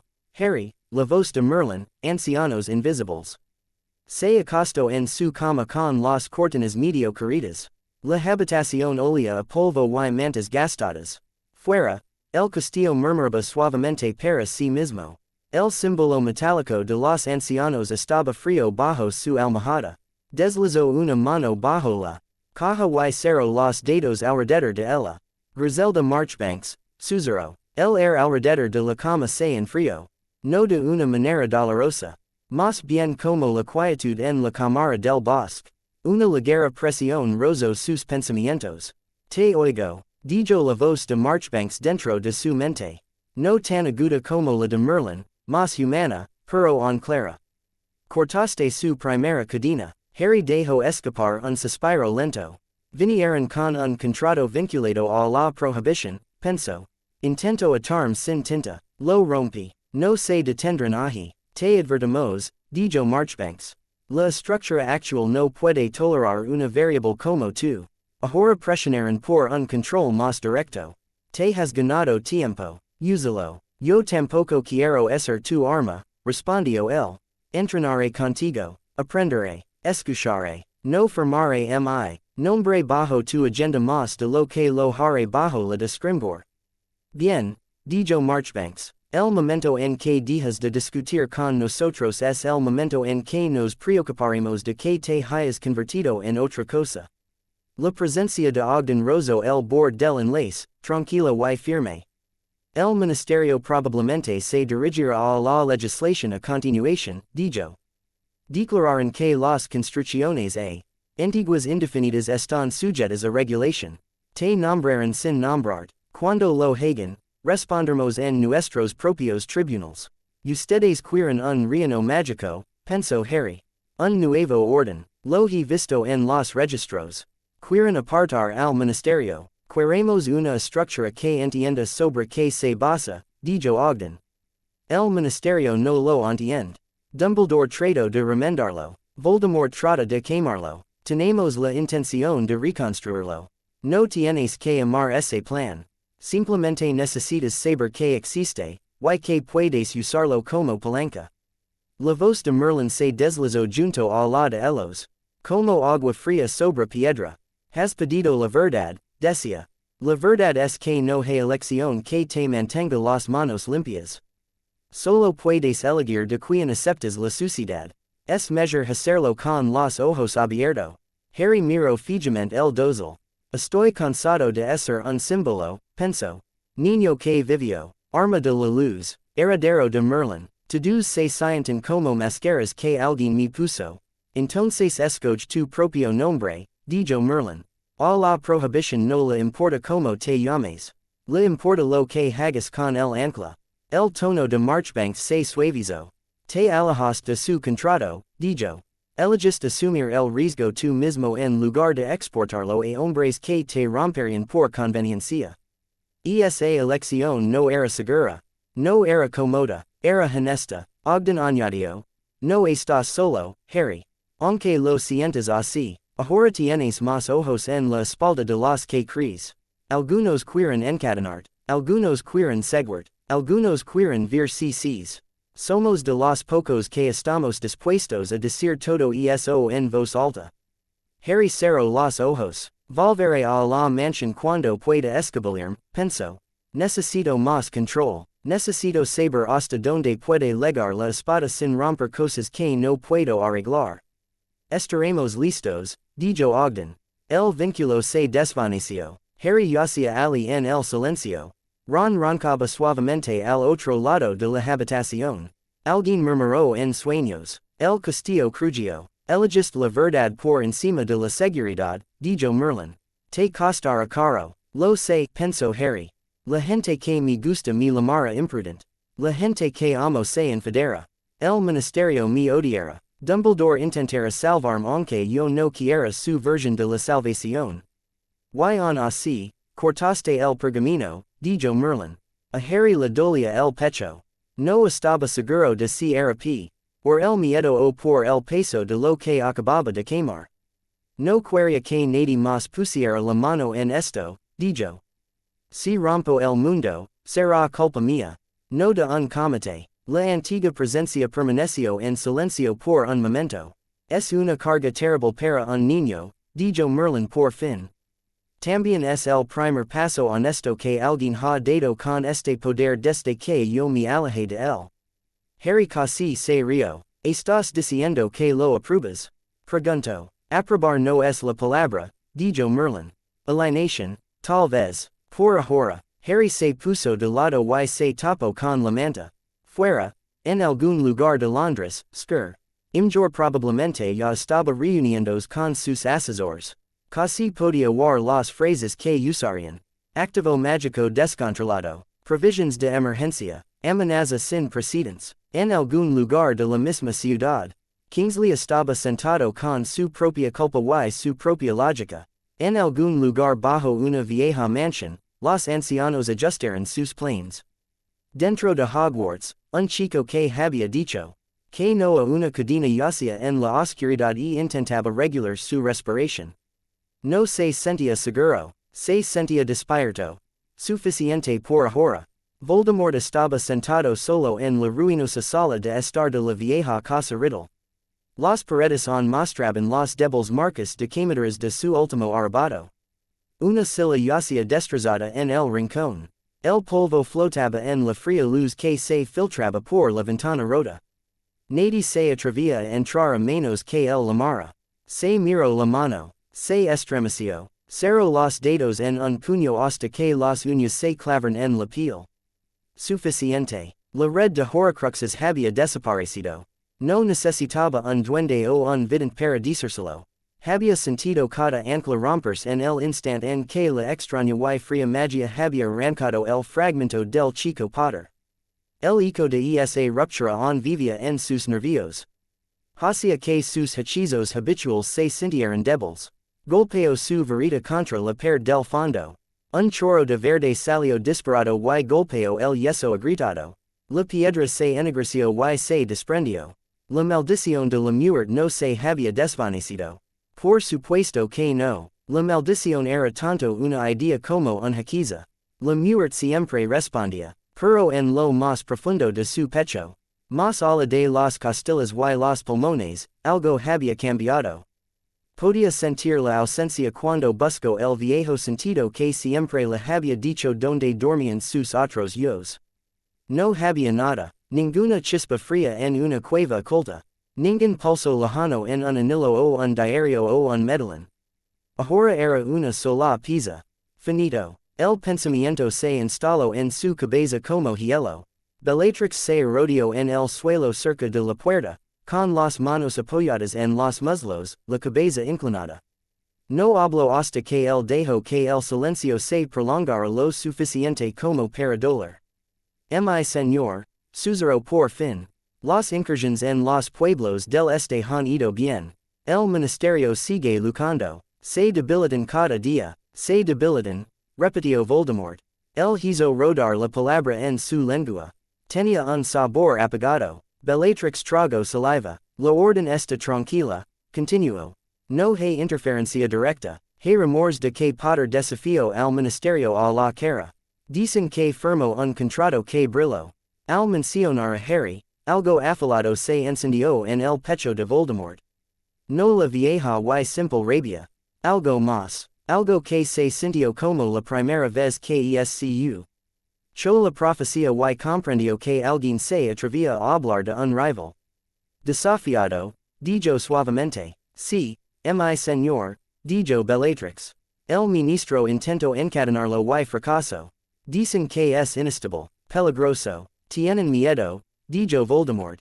Eso al menos era familiar. Bellatrix levantó la cabeza lo suficiente para mirarlo. El chico no es nada sin su verita y sus amigos sentimentales, dijo ella. Siempre lo has dicho. Voldemort no respondió de inmediato. Pensó en el momento en que los horcruxes se habían quemado. La forma en que su alma se había sacudido como algo atrapado. La presión cruda y limpia del poder extraño que había cortado a través de sus protecciones como si fueran pergamino. Había visto mucho en sus viajes antes de regresar a Gran Bretaña. Antiguas maldiciones taladas en huesos. Rituals en lenguas perdidas. Rudos intentos de vincular espíritus y bestias. Ninguno de ellos se había sentido así. Esto no había sido una maldición. Ni siquiera había sido las artes oscuras tal como él las conocía. Había sido más profundo. Tráeme a Mulciber, dijo él. Bellatrix parpadeó. Mi señor, comenzó ella. Ahora, dijo él. Ella se levantó y se fue de inmediato. Espero. Cada segundo parecía lento y ruidoso. Mulciber llegó en menos de 10 minutos, arrastrado por dos mortífagos enmascarados. Su máscara colgaba torcida. Tenía los ojos muy abiertos. Mi señor, tartamudeó Mulciber. Si se trata de las protecciones en York y el pequeño retraso, lo juró, solo necesitaba más tiempo para adaptarme a las patrullas de horrores y la chica escapó solo porque el vecino activó los protec. Iones temprano y no pensé que la policía muggle aparecería tan rápido y. Voldemort levantó su varita. Mulciber se atragantó a mitad de palabra. El sudor le corría por la cara. No me importa la chica, dijo Voldemort. Acercate. Mulciber se arrastró hacia adelante hasta que estuvo a solo unos pasos de distancia. Voldemort lo estudió. Pequeña crueldad, talento suficiente, el miedo habitual. Un mortífago típico. No especialmente útil. No especialmente echado de menos. Mírame, dijo Voldemort. Mulciber levantó la vista. Voldemort extendió su mente. La legitimancia siempre había sido fácil. La gente pensaba en imágenes y palabras simples. Aquí un recuerdo de una risa. Ali un miedo e un cinturón. Una larga cadena de resentimientos y fantasías mezquinas. Empujo más profundo. No por información ahora sino por otra cosa. Alcanzó la parte de cualquier mago que toca la magia misma. El núcleo de Mulciber. Su dominio de los hechizos estructurados. La forma en que su poder se movía dentro de él. Entonces Voldemort pronunció la maldición asesina. Avada Kedavra. Una luz verde estalló directamente en el pecho de Mulciber. El hombre se sacudió una vez y cayó. Con los ojos vacíos, su cuerpo golpeando el suelo con un fuerte golpe. La habitación se quedó en silencio. A Voldemort no le importaba Mulciber. Observó la maldición, la forma en que se había movido, la forma en que la magia había fluido a través de su propio núcleo para formarla. Ali, un tartamudeo. La maldición se había formado más lentamente de lo que debería. No lo suficiente como para falar. Una fracción, una vacilación, o si algo en él hubiera buscado permiso y no hubiera encontrado ninguno. Sus labios se separaron de sus dientes. La ruptura del horcrux no solo había eliminado sus anclas. Había cambiado la forma en que su alma se asentaba en el mundo. La vieja certeza de que estaba fuera de las reglas normales había sido cortada. Ahora estaba atado a la misma base que cualquier otro mago. Inaceptable. Bellatrix lo observaba con ojos brillantes. Mi señor, susurró ella. Lo encontraron en falta. Voldemort ignoró la pregunta. Envía un mensaje a Lucius, dijo. Quiero el viejo estuche de pergaminos que su padre guardaba bajo llave en el sótano. El que nunca se atrevió a abrir. Dile que si ha intentado venderlo o lo ha perdido, le arrancaré la mente. Bellatrix se inclinó tan profundamente que su frente tocó los sucios tablones del suelo. Enseguida, mi señor, dijo ella. Cuando ella se fue, Voldemort dejó caer su mirada sobre el cadáver de Mulciber. La maldición había funcionado. No era suficiente. Necesitaba algo más antiguo que el script sacrificial que había retorcido en el ritual del Horcrux. Necesitaba una fuerza que no dependiera de la misma base que la magia entrometida de Merlín. Algo que pudiera salir y empujar hacia atrás. Necesitaba el vacío más allá de las reglas. Harry despertó de una breve siesta con el corazón ya acelerado. Por un segundo no supo dónde estaba. El techo sobre él era de piedra oscura. No las vigas familiares del dormitorio de Gryffindor. Él era olía a polvo y débil humo de vela. Entonces recordó. La mansión. Entrenamiento. Se incorporó apoyándose en los codos. Le dolían los músculos. Un dolor limpio y pesado que venía del trabajo, no del daño causado por la maldición. Su cabeza se sentía espesa pero clara. La última imagen de la sesión anterior estaba en el borde de sus pensamientos. Un chorro de fuego de maldición retorcido golpeando hacia él, la espada llamando, la maldición doblándose en una onda de choque que arrojó polvo y piedras a un lado en lugar de desgarrar su pecho. Balanceo las piernas por el lado de la estrecha cama y se sentó allí por un momento, respirando. La voz de Merlín flotó en su mente. Aprendes rápido cuando el precio del fracaso es la muerte instantánea, decía. Es alentador, murmuró Harry. Se pasó una mano por la cara, se puso de pie y cogió su ropa. Para cuando llegó a la sala de entrenamiento allí. Estaba de pie sí. Cerca de los pilares de protección con su varita en la mano, sus ojos agudos sobre las líneas de poder que los conectaban. Ogden esperaba en el centro del círculo, con las manos a la espalda. ¿Has dormido? Dijo Ogden. Bien. Lo necesitarás. Harry se encogió de hombros. Lo hace sonar como una amenaza, dijo. Es una advertencia, dijo Ogden. Cuanto más presiones este poder, más se quejará tu cuerpo. Si lo ignoras, te fallará cuando más lo necesites. Harry asintió una vez. Estoy listo, dijo. Ogden lo estudió por un segundo, luego dio un paso atrás. Hoy probamos algo nuevo, dijo Ogden. La espada corta patrones. Eso está claro. Ahora veremos si puede atraparlos y agarrarlos. Marchbanks agitó su varita. Un conjunto de objetivos se elevó del suelo en el lado más alejado del salón. Eran formas S, impulsos de tamaño humano hechas de madera densa, cada una envuelta en hilo plateado y cubierta de protecciones. Cualquier jaquiza normal habría rebotado o se habría hundido sin causar daño. Dispararemos maldiciones, dijo Marchbanks. Maldiciones reales. No las bloquearás con escudos. No las esquivarás. Desenvainarás la espada y las desviarás de su curso. A Harry se le encogió el estómago. Y si no lo hago, dijo. Entonces soy un sanador muy bueno y Ogden es rápido con un aturdimiento, dijo Marchbanks. Deja de mirarme así. Viniste aquí para aprender una manera de mantener a otros con vida, no solo a ti mismo. Así es como lo hacemos. La presencia interior estaba alerta ahora. La fundación puede redirigir los flujos tan fácilmente como puede cortar paredes, dijo Merlín. Ya lo has hecho una vez por accidente. Cuando arrancaste el horcrux, arrastraste la magia del alma estructurada a un canal diferente. Este es el mismo principio, solo que más pequeño. Más pequeño, pensó Harry. Bonita manera de decirlo. Entró en el círculo. Cuando estés lista, dijo él. Ogden le hizo un gesto a Marchbanks. Ella apuntó su varita al primer objetivo. Crucio. La maldición voló rápido y baja. La femme, ilir luz roja se arrastró por el aire hacia él, zumbando con intención. Harry invocó la espada. El frío subió por su brazo. La luz se formó en su mano, sólida y pesada. El mundo se redujo a la línea entre él y la maldición que se acercaba. Recordó la sensación de la cámara.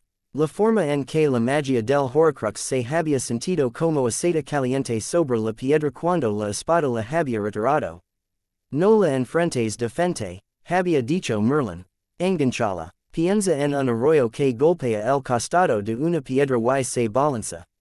Harry cambió su agarre, dio un paso justo lo suficiente para que la maldición pasara cerca de su lado derecho, y barrió la joya por el aire. El filo no cortó la maldición, sino que la rozó justo por debajo. La luz roja se sacudió. No desapareció, se retorció, se Desvio de su camino y se estrelló contra el suelo junto al objetivo. La piedra sació y se agrietó. El dolor subió por el brazo de Harry donde el eco rozó su piel. Judío, otra vez, dijo Marchbanks. Él no esperó a que él respondiera. Crucio. La siguiente maldición voló más alto. Harry se ajustó. La espada se movió en un arco apretado. Sintió el tirón cuando la maldición se deslizó a través de él. As reglas alteradas en el borde de la joya. Esta vez la maldición se elevó hacia arriba y salpicó contra el techo. Las protecciones se incendiaron, manteniéndose. Lo vio polvo caliente. Su corazón latía con fuerza. El sudor la hormigaba en el cuello. Otra vez, dijo Marchbanks. Siguieron adelante. Crucio. Rojo paso cortando. La espada lo convirtió en ráfagas de energía desperdiciada que se estrellaron contra la piedra y el aire. Maldiciones cortantes. Rompedores de huesos. Hechizos perforantes destinados a atravesar escudos. Harry no bloqueó ninguno de ellos de la manera estándar. No levantó un escudo de verita. No esquivó más de medio paso. Simplemente movió la joya por el aire en el ángulo correcto, sintiendo que cada maldición se enganchaba en el patrón alterado y se doblaba. A la quinta, la ardía la muñeca. Al décimo, todo su brazo temblaba. Al decimoquinto, sus piernas se tambalearon y sintió el sabor de la sangre en la parte posterior de la garganta. Basta, dijo Ogden de repente. Détente. Marchbanks bajó su varita de inmediato. La última maldición se desvaneció contra una columna. El vestibulo olía a piedra quemada y metal caliente. Harry dejó que la espada corriera de vuelta a su núcleo. La pérdida de peso casi lo hizo zar. Se recuperó con esfuerzo. Agua, dijo Marchbanks. Él tomó el vaso que ella le entregó. Su mano temblaba tanto que el agua se derramó por el borde. Ogden lo observó. La técnica funciona, dijo Ogden. No dejaste que ni una sola maldición alcanzara el objetivo protegido. Harry tragó el agua. Le dolía bajar. Casi me caigo, dijo. Si esto fuera una pelea de verdad, no tendría el lujo de un círculo limpio y una persona lanzando maldiciones a un solo objetivo. Por supuesto que no, dijo Ogden. Por eso empezamos aquí. Agregaremos complejidad más tarde. Varios conjuradores. Objetivos móviles. Hasta entonces, entiende lo que hiciste. Se acercó más. Usted dijo las reglas, dijo Ogden. Usted no destruyó las maldiciones. Usted le dijo a la fundación que no completarían su camino. Usted abrió un nuevo camino que descargó su energía en lugares inofensivos. Eso es lo que significa la defensa fundamental. Harry miró el suelo agrietado. Inicuo es una exageración, dijo. Ogden resopló. Más dañino para las piedras que para tus huesos, dijo. Aceptaré ese trato. El tono de Merlín era pensativo. ¿Has sentido el peso? Decía. Bien. Si alguna vez te resulta fácil retorcer tanta fuerza. Detente de inmediato. Estarás a punto de romper algo que no sanara. Harry se frotó la muñeca. Voldemort no está sentado quieto, dijo Harry en voz alta. Sabe que las horcruxes se han ido. No lo aceptará. El rostro de Ogden se enfrió. No, dijo él, no lo hará. Por eso insistimos ahora. Estará buscando algo que coincida con lo que tienes. Encontrará algo roto y terrible si no tenemos cuidado. Marchbanks asintió una vez. Siempre ha despreciado todo lo que seguir las viejas costumbres, dijo. Lo llamaba superstición. Ahora que ha visto lo que puede hacer, se apresurará a copiarlo de la peor manera. Harry pensó en la cámara. En la forma en que la espada se había sentido a la vez fría y completamente clara. No podía imaginar a Voldemort tocándola y entendiendo algo de ella más allá del poder. ¿Hasta dónde puede llegar? Preguntó Harry. Si la prohibición cerró los viejos caminos. No todas, dijo Ogden. Algunas puertas permanecen por una razón. Siempre debe haber una manera de reparar daños que la estructura no puede manejar. Merlin cerró algunos caminos y dejó otros vigilados. Voldemort podría encontrar lo que se encuentra bajo esas guardias. ¿Puede hacer su propia versión de esto? Preguntó Harry. Merlin respondió antes de que Ogden pudiera hacerlo. No puede rehacer lo que construí sin años de trabajo y una mente diferente, dijo Merlin. Sin embargo, puede raspar los huesos de debajo y invitar a otra cosa a sentarse donde antes estaban los anclas. Harry frunció el ceño. Algo más, repitió. Entropía, dijo Merlin, la tendencia de todas las estructuras a desmoronarse. Si ofrece su alma y eso, se convertirá en un tipo diferente de problema. Harry se estremeció. Así que se convertirá en un colapso andante, dijo Harry, brillante. Marchbanks le dirigió una mirada penetrante. No te pierdas en la teoría, dijo. Entrena. Luego vuelve a la escuela. El ministerio ha levantado el contrato. Levantaron nuevas cadenas ahora que has cortado la primera.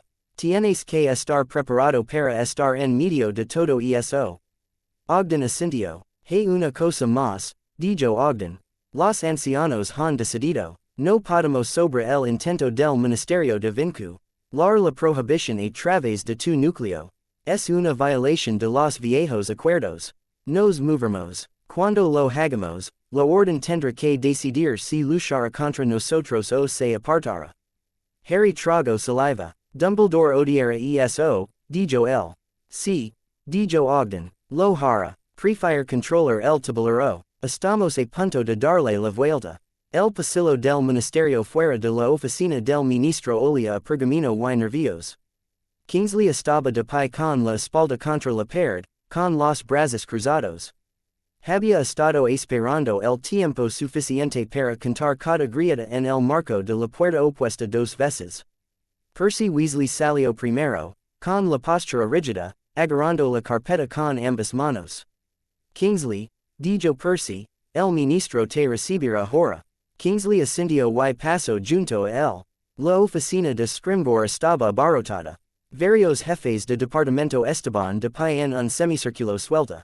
Gruesos archivos estaban apilados sobre el escritorio. Un gran mapa de Gran Bretaña en la pared del fondo brillaba con luces móviles. Scrimgeour parecía cansado. Su melena de pelo estaba más áspera de lo habitual, con arrugas profundas alrededor de la boca. Shacklebolt, dijo. Sentate. Kingsley lo hizo, tomando la silla frente al escritorio. ¿Cuáles son las últimas noticias de Hogwarts? Preguntó Scrimgeour. Cualquier cosa que no hayamos oído ya de Dumbledore. Kingsley escogió sus palabras. Potter rechazó el acuerdo, dijo Kingsley. Lo viste con tus propios ojos. Desde entonces se ha mantenido fiel a las lecciones. Ninguna exhibición pública de la constricción. Ninguna señal de que intenta salir del castillo. ¿Sabe Dumbledore donde vive por la noche? Preguntó uno de los jefes de departamento. No más de lo que lo hacemos nosotros, dijo Kingsley. Sospecha que las viejas familias se están mudando.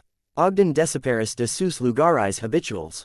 Marchbanks toma permisos repentinos y repetidos de la oficina de exámenes.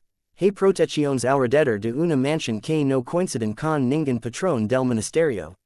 Me envió a investigar. Fue entonces cuando presenté mi informe. Scrimgeour tamborileo con los dedos sobre el escritorio. Y ahora Potter ha roto el vínculo de un sí.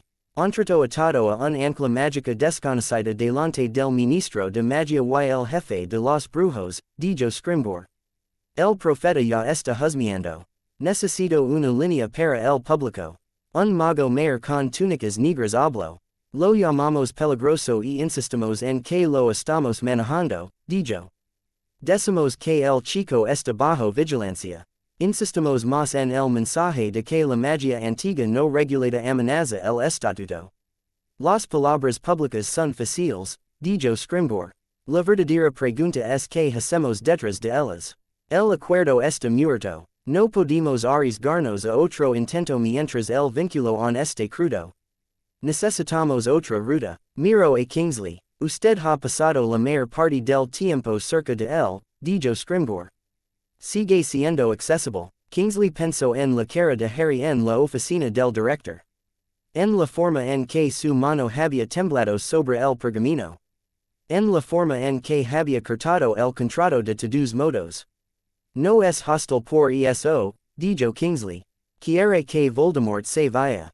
Quiere que sus amigos estén a salvo. Se opondrá a cualquier intento de usarlo. Pero no está dispuesto a quemar el ministerio por diversión. Todavía no, murmuró alguien cerca del mapa. Scrimgeour ignoró eso. Puede ser traído de vuelta bajo la supervisión del ministerio sin ataduras, preguntó Scrimgeour. Kingsley vaciló. No por la fuerza, dijo Kingsley. Si lo presionamos, correrá directo a los brazos de los ancianos. Si amenazamos a sus amigos, podría contraatacar de formas que no podemos controlar. Ya hemos visto que puede romper barreras y magia del alma que pensábamos intocables. Así que no hacemos nada, excepto uno de los otros. No, dijo Scrimgeour. Se inclinó hacia adelante. Cambiamos la estructura, dijo Scrimgeour. Hemos pasado un año tratando de ahora poder como una reliquia que proteger o una herramienta que usar. Eso ha fracasado. Ahora lo tratamos como una clase de entidad mágica. Escribimos nuevas leyes. Kingsley sintió que se le retorcía el estómago. Una clase, repitió. Una categoría, dijo Scrimgeour. Animalias fundamentales. Anclajes merlínicos. Como si que los subordinados deciden llamarlo. Entidades con acceso directo a la capa base. Los declaramos sujetos a supervisión especial. Registro obligatorio. Restricciones en la proximidad a los centros de población. Kingsley pensó en Azkaban, en Gringotts, en enclaves que estaban fuera del alcance legal estándar. Está construyendo una jala y llamando la categoría, dijo Kingsley en voz baja. Scrimgeour lo miró a los ojos. No quiero hacer esto, dijo Scrimgeour. Preferiría tu pequeño y limpio acuerdo. El elimino esa opción. Ahora miro el tablero y veo a un chico que puede romper cualquier prisión que hayamos construido. Necesito algo que al menos me permita decir que intenté evitar el desastre. ¿Qué pasará cuando los ancianos responden? Preguntó Kingsley. No aceptarán ninguna ley que trate su ancla de prohibición como algo que deba ser puesto en una caja. Por eso tenemos horrores, dijo Scrimgeour. Y la orden, añadió alguien. Kingsley sintió el peso de la insignia en su bolsilla. La moneda de la orden en el otro bolsilla. Dos lealtades, dos conjuntos de expectativas. Se puso de pie. Si apruebas leyes que lo convierten en un crimen viviente solo por existir, el luchará contra ti, dijo Kingsley. Y otros también. Tendrás dos guerras a la vez. Contra Voldemort por fuera. Contra tu propio núcleo mágico por dentro. La mandíbula de Scrimgeour se tensó. Entonces ayúdame a evitarlo, dijo Scrimgeour. Encuéntrame algo que pueda darle que no sea una cadena ni un cheque en blanco. Eres bueno cruzando líneas, Shacklebolt. Por eso estás en ese asiento. Kingsley pensó en Harry de nuevo. En la forma en que había dicho ellos elegirían la seguridad. Yo no puedo. Lo intentaré, dijo Kingsley. Sabía que sonaba débil. Cuando salió de la oficina, el mapa de Gran Bretaña brilló. Nuevas llamaradas oscuras aparecieron en el norte. Los guardas fallaban, las luces se apagaban. Voldemort tampoco estaba esperando. El lugar del ritual se encontraba bajo una abadía en ruinas muy al norte. El aire era fino y cortante. Piedras viejas rodaban un pozo que una vez había sido una fuente sagrada. El agua ya no fluía. El fondo era roca seca y polvo. Lucius Malfoy se rodeó en el bord, con las manos temblorosas mientras sostenía una caja larga y estrecha. La madera era oscura. El cierre aún conservaba una débil magia de un toque antiguo. Mi señor, dijo Lucius. El pergamino que solicito. Voldemort tomó la caja. ¿Sabes qué es esto? Preguntó. Lucius mantuvo los ojos bajos. Mi padre lo llamó una curiosidad de los viejos tiempos, dijo Lucius. El vendedor no quiso explicarlo. Las protecciones del cielo no le permitían abrirlo sin una llave específica. Mi padre no pudo encontrarlo. Se dio por vencido y lo guardó. Tu padre fue un cobarde, dijo Voldemort. Lucius se estremeció. Sí, mi señor, dijo. Y sin embargo, incluso los cobardes coleccionan cosas útiles, dijo Voldemort. Agito su varita. El cierre se abrió con un chasquido. Unos finos hilos de magia se rompieron y chisporoteron en el aire. Abrió la caja. Dentro, envuelto en una tela frágil, había un rolo de pergamino gris oscuro. Los bordes estaban bordados de siglos aún más antiguos que los que había estudiado en su juventud. La escritura del interior era apretada y oscura. Leo, esta no era la mano de Merlín. El guion carecía de esa disciplina clara y molesta. El trabajo era irregular, enfadado. Alguien que había visto cómo se imponía la prohibición y de lugar de aceptarla.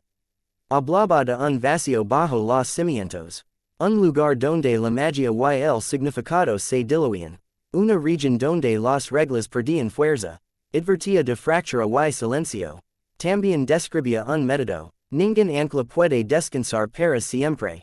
Había garabateado el viejo escritor. El mundo busca equilibrio. Si hay una ley que cierra caminos, debe haber un contador que los abra. Si Merlín ata, otro puede desatar. Voldemort sonrió. Su miedo trazó la ruta, murmuró. Maestro, dijo Lucius con cautela. Es prudente confiar en un pergamino que ni siquiera mi padre tocaría. Voldemort lo miró. ¿Deseas probar el ritual en mi lugar? Preguntó. Lucius se puso blanco. No, mi señor, dijo de inmediato. Entonces estate colada y se útil, dijo Voldemort. Apuntó su varita hacia un grupo de figuras atadas cerca del anillo exterior. Los prisioneros habían sido sacados de pequeños pueblos. Muggles y magos a la vez. Hombres y mujeres. Una anciana con las túnicas del ministerio desgarradas en el dobledio. Lo mirar. Con diversos grados de terror y entumecimiento. Te pondrás en el board, le dijo Voldemort a Lucius.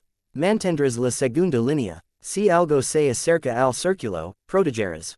Lucius tragó saliva. Sí, mi señor, dijo. Voldemort bajó al foso. La roca bajo sus pies se sentía seca y muerta. Sin magia persistente, sin primavera, sin vida. Bien, empezó a dibujar. No con tiza, no con sangre, con fuerza. Utilizó su varita para talar líneas poco profundas en la piedra que lo rodeaba. Simples arcos y cruces, sin patrones pulcros de runas que se relacionaran con ninguna escuela actual. Estas marcas no hablaban a estructuras encantadas. Hablaban directamente a la tensión entre la forma y el vacío. La voz de Merlín rozó la mente de Harry hacia el sur. Algo empuja los huesos, decía. Harry hizo una pau. Sa sobre su ensayo de encantamientos en la sala común. La pluma resbaló. ¿Qué? Pensó. La respuesta llegó fría y clara. Tu enemigo está arañando la base de la prohibición, dijo Merlín. Ha encontrado una vieja cueva y está a punto de convertirla en una puerta. El corazón de Harry dio un vuelco. Puedes detenerlo, pensó Harry. No puedo actuar en el mundo sin ti, dijo Merlín. Ese fue el precio del vínculo. Solo puedo decirte que la presión está aumentando. Harry echó un vistazo alrededor de la habitación. Ron y Hermione estaban sentados cerca, inclinados sobre su propio trabajo. Ginny estaba frente a él, tratando de concentrarse en un capítulo de defensa y fracasando. Sus ojos se levantaron bruscamente ante su repentina quietud. Harry, dijo en voz baja. ¿Qué pasa? Trago saliva. Voldemort está haciendo algo estúpido, dijo en voz baja. Más estúpido de lo habitual. Hermione se tensó. ¿Cómo lo sabes? Susurró. Advertencia de prohibición, dijo Harry. Te lo explicaré más tarde. Ginny apartó su libro a un lado. ¿Tenemos tiempo de correr a la mansión? Preguntó ella. Harry negó con la cabeza. Ni siquiera sé dónde está, dijo Harry. ¿O qué está tocando? Merlín solo siente el empujón, no la ubicación.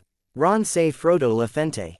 Así que nos sentimos y esperamos mientras él hurga en algo viejo y malo, dijo Ron. Eso es reconfortante. Vamos de todos modos, dijo Harry. Ginny lo miró fijamente. ¿Dónde? Preguntó ella. Al espejo, dijo Harry.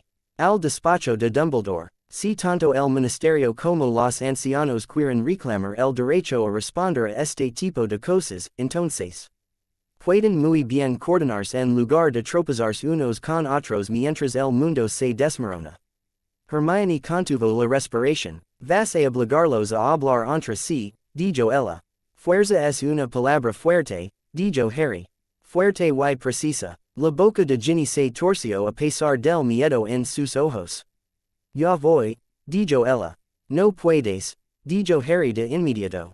Esto ya estará abarrotado. Necesitarás a alguien que no sea un mago antiguo con una agenda para golpear si empiezas a revelar demasiado, dijo Ginny. Esa soy yo. Ron levantó una mano. Y yo soy lo que hay en este plan, preguntó.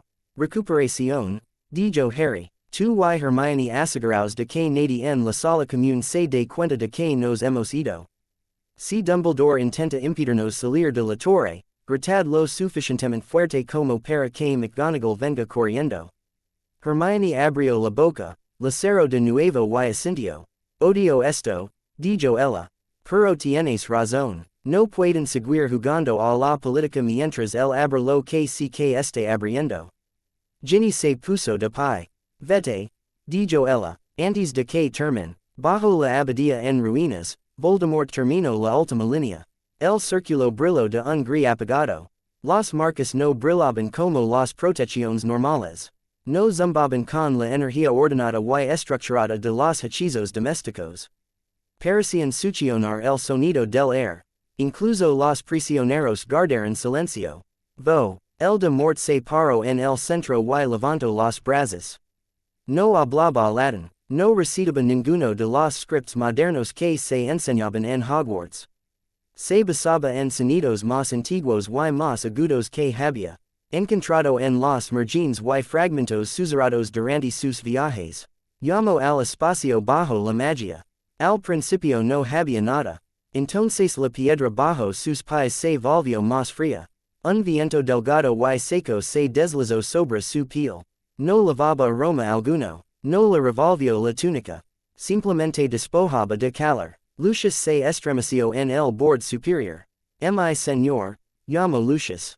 Su voz temblaba. Las protecciones alrededor de la abadía están parpadeando. Detenidlos, dijo Voldemort. Presionó con más fuerza. Pensó en las cosas que Merlín le había robado.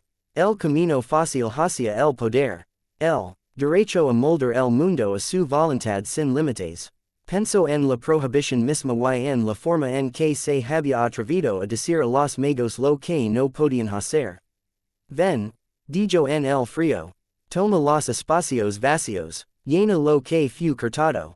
Te ofrezco un camino. Algo escuchaba. No era una voz. No era una presencia en el sentido suave y humano. Era una ausencia dada por una especie de voluntad débil. Se deslizó a través de las marcas en la piedra y rozó su alma. Voldemort apretó los dientes cuando un nuevo escalofrío le atravesó el pecho. Por un instante no sintió nada en absoluto.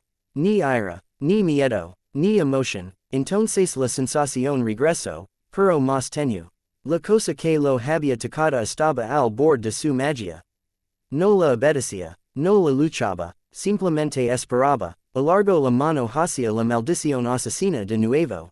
La magia se reunió. Esta vez no hubo tartamudeo. La energía se formó suave y dura. Lo dejó colgando ali, sin hechizer, y sonrió. Measure, susurró. Arriba, en el borde, uno de los prisioneros gimió. Voldemort miró hacia arriba. Tú, le dijo al viejo mago con las túnicas desgarradas del ministerio. Ven. Dos mortífagos arrastraron al hombre hacia el foso. Sus rodillas arañaron la piedra. Tropezó. Por favor, graznó el hombre. Por favor, tengo familia. Sí, dijo Voldemort, la tienes. Extendió la mano, no con las artes oscuras que conocía, sino con la nueva cosa delgada en el borde de su alma. Se deslizó en el núcleo del hombre como un cuchillo en el pan seco. El prisionero gritó. Este no era el dolor agudo de una maldición. No era la agonía zumbante del cruciatus. Este era el sonido de algo que se deshace. La magia del hombre parpadeó, luego se desvaneció. Voldemort observaba. La capa fundamental bajo los hechizos estructurados del mago gimió. Por un segundo, la propia interdiction retrocedió. Las marcas en la piedra destellaron. Una presión como una mano gigante se puso sobre los hombros de Voldemort. Empujo. La nueva cosa que había en el hundió sus garras en el hueco y se aferró. La presión disminuyó. El prisionero dejó de gritar. Se desplomó hacia adelante, con el pecho on subiendo y bon vacíos.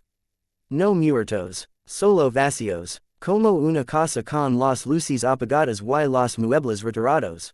Voldemort lo soltó. El vacío tocó su propio núcleo de nuevo en un breve y agudo destello, luego se estabilizó. Se sentía mareado y hambriento, pero vivo. Interesante, dijo. Lucius miró hacia abajo, con el rostro gris. Mi señor, susurró Lucius. ¿Qué habéis hecho? Se ha creado un equilibrio, dijo Voldemort.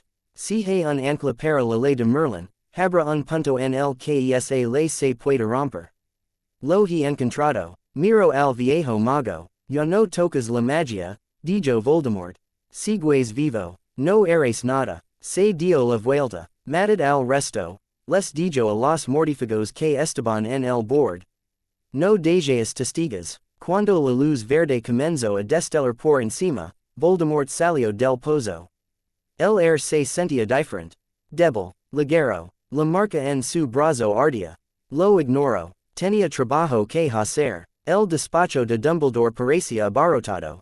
El director estaba de pie detrás de su escritorio, con el rostro arrugado, los ojos más cansados de lo que Harry los había visto nunca.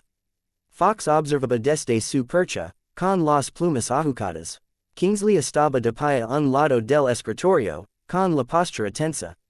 McGonagall estaba cerca de los estantes, con los labios apretados en una línea. El marco de Phineas Nigelis se estremeció mientras el retrato intentaba fingir desinterés. El rostro de Ogden flotaba en la superficie del instrumento de plata que Harry una vez había pensado que era un pensadero. La imagen de Marchbanks estaba a su lado. Los dos parecían tan sólidos como podían serlo los reflejos. Harry y Ginny estaban de pie frente al escritorio. Harry podía sentir el calor de su hombro cerca de su brazo. No sabía que los ancianos pudieran irrumpir en mi oficina a voluntad, dijo Dumbledore.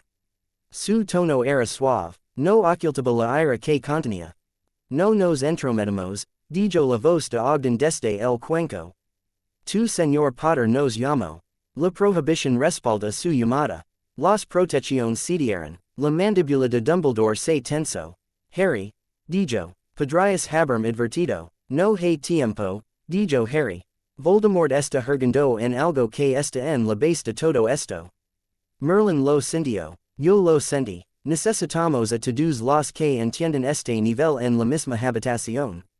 Kingsley se aclaró la garganta. ¿Qué sabemos? Preguntó. Merlin habló a través de Harry antes de que Harry pudiera detenerlo. Está usando una antigua cueva como palanca, dijo Merlin. Un ritual escrito por alguien que quería romper la prohibición. Ha invitado la tendencia al colapso a su alma y la ha usado en un sujeto de prueba. Harry contuvo el aliento. Podrías decir que eso es menos espeluznante, murmuró. Los dedos de Ginny rozaron los suyos. Dumbledore entrecerró los ojos. Harry, dijo lentamente, cuando dices que Merlin lo sintió, te refieres a la conciencia tejida en tu núcleo. Sí, dijo Harry. Podemos tener una larga conversación sobre eso más tarde también. Ahora mismo necesitamos detener a Voldemort de hacer lo que sí que acaba de hacer de nuevo a mayor escala. Marchbanks asintió. Nosotros también sentimos el empujón, dijo ella. La prohibición no es una cerradura simple.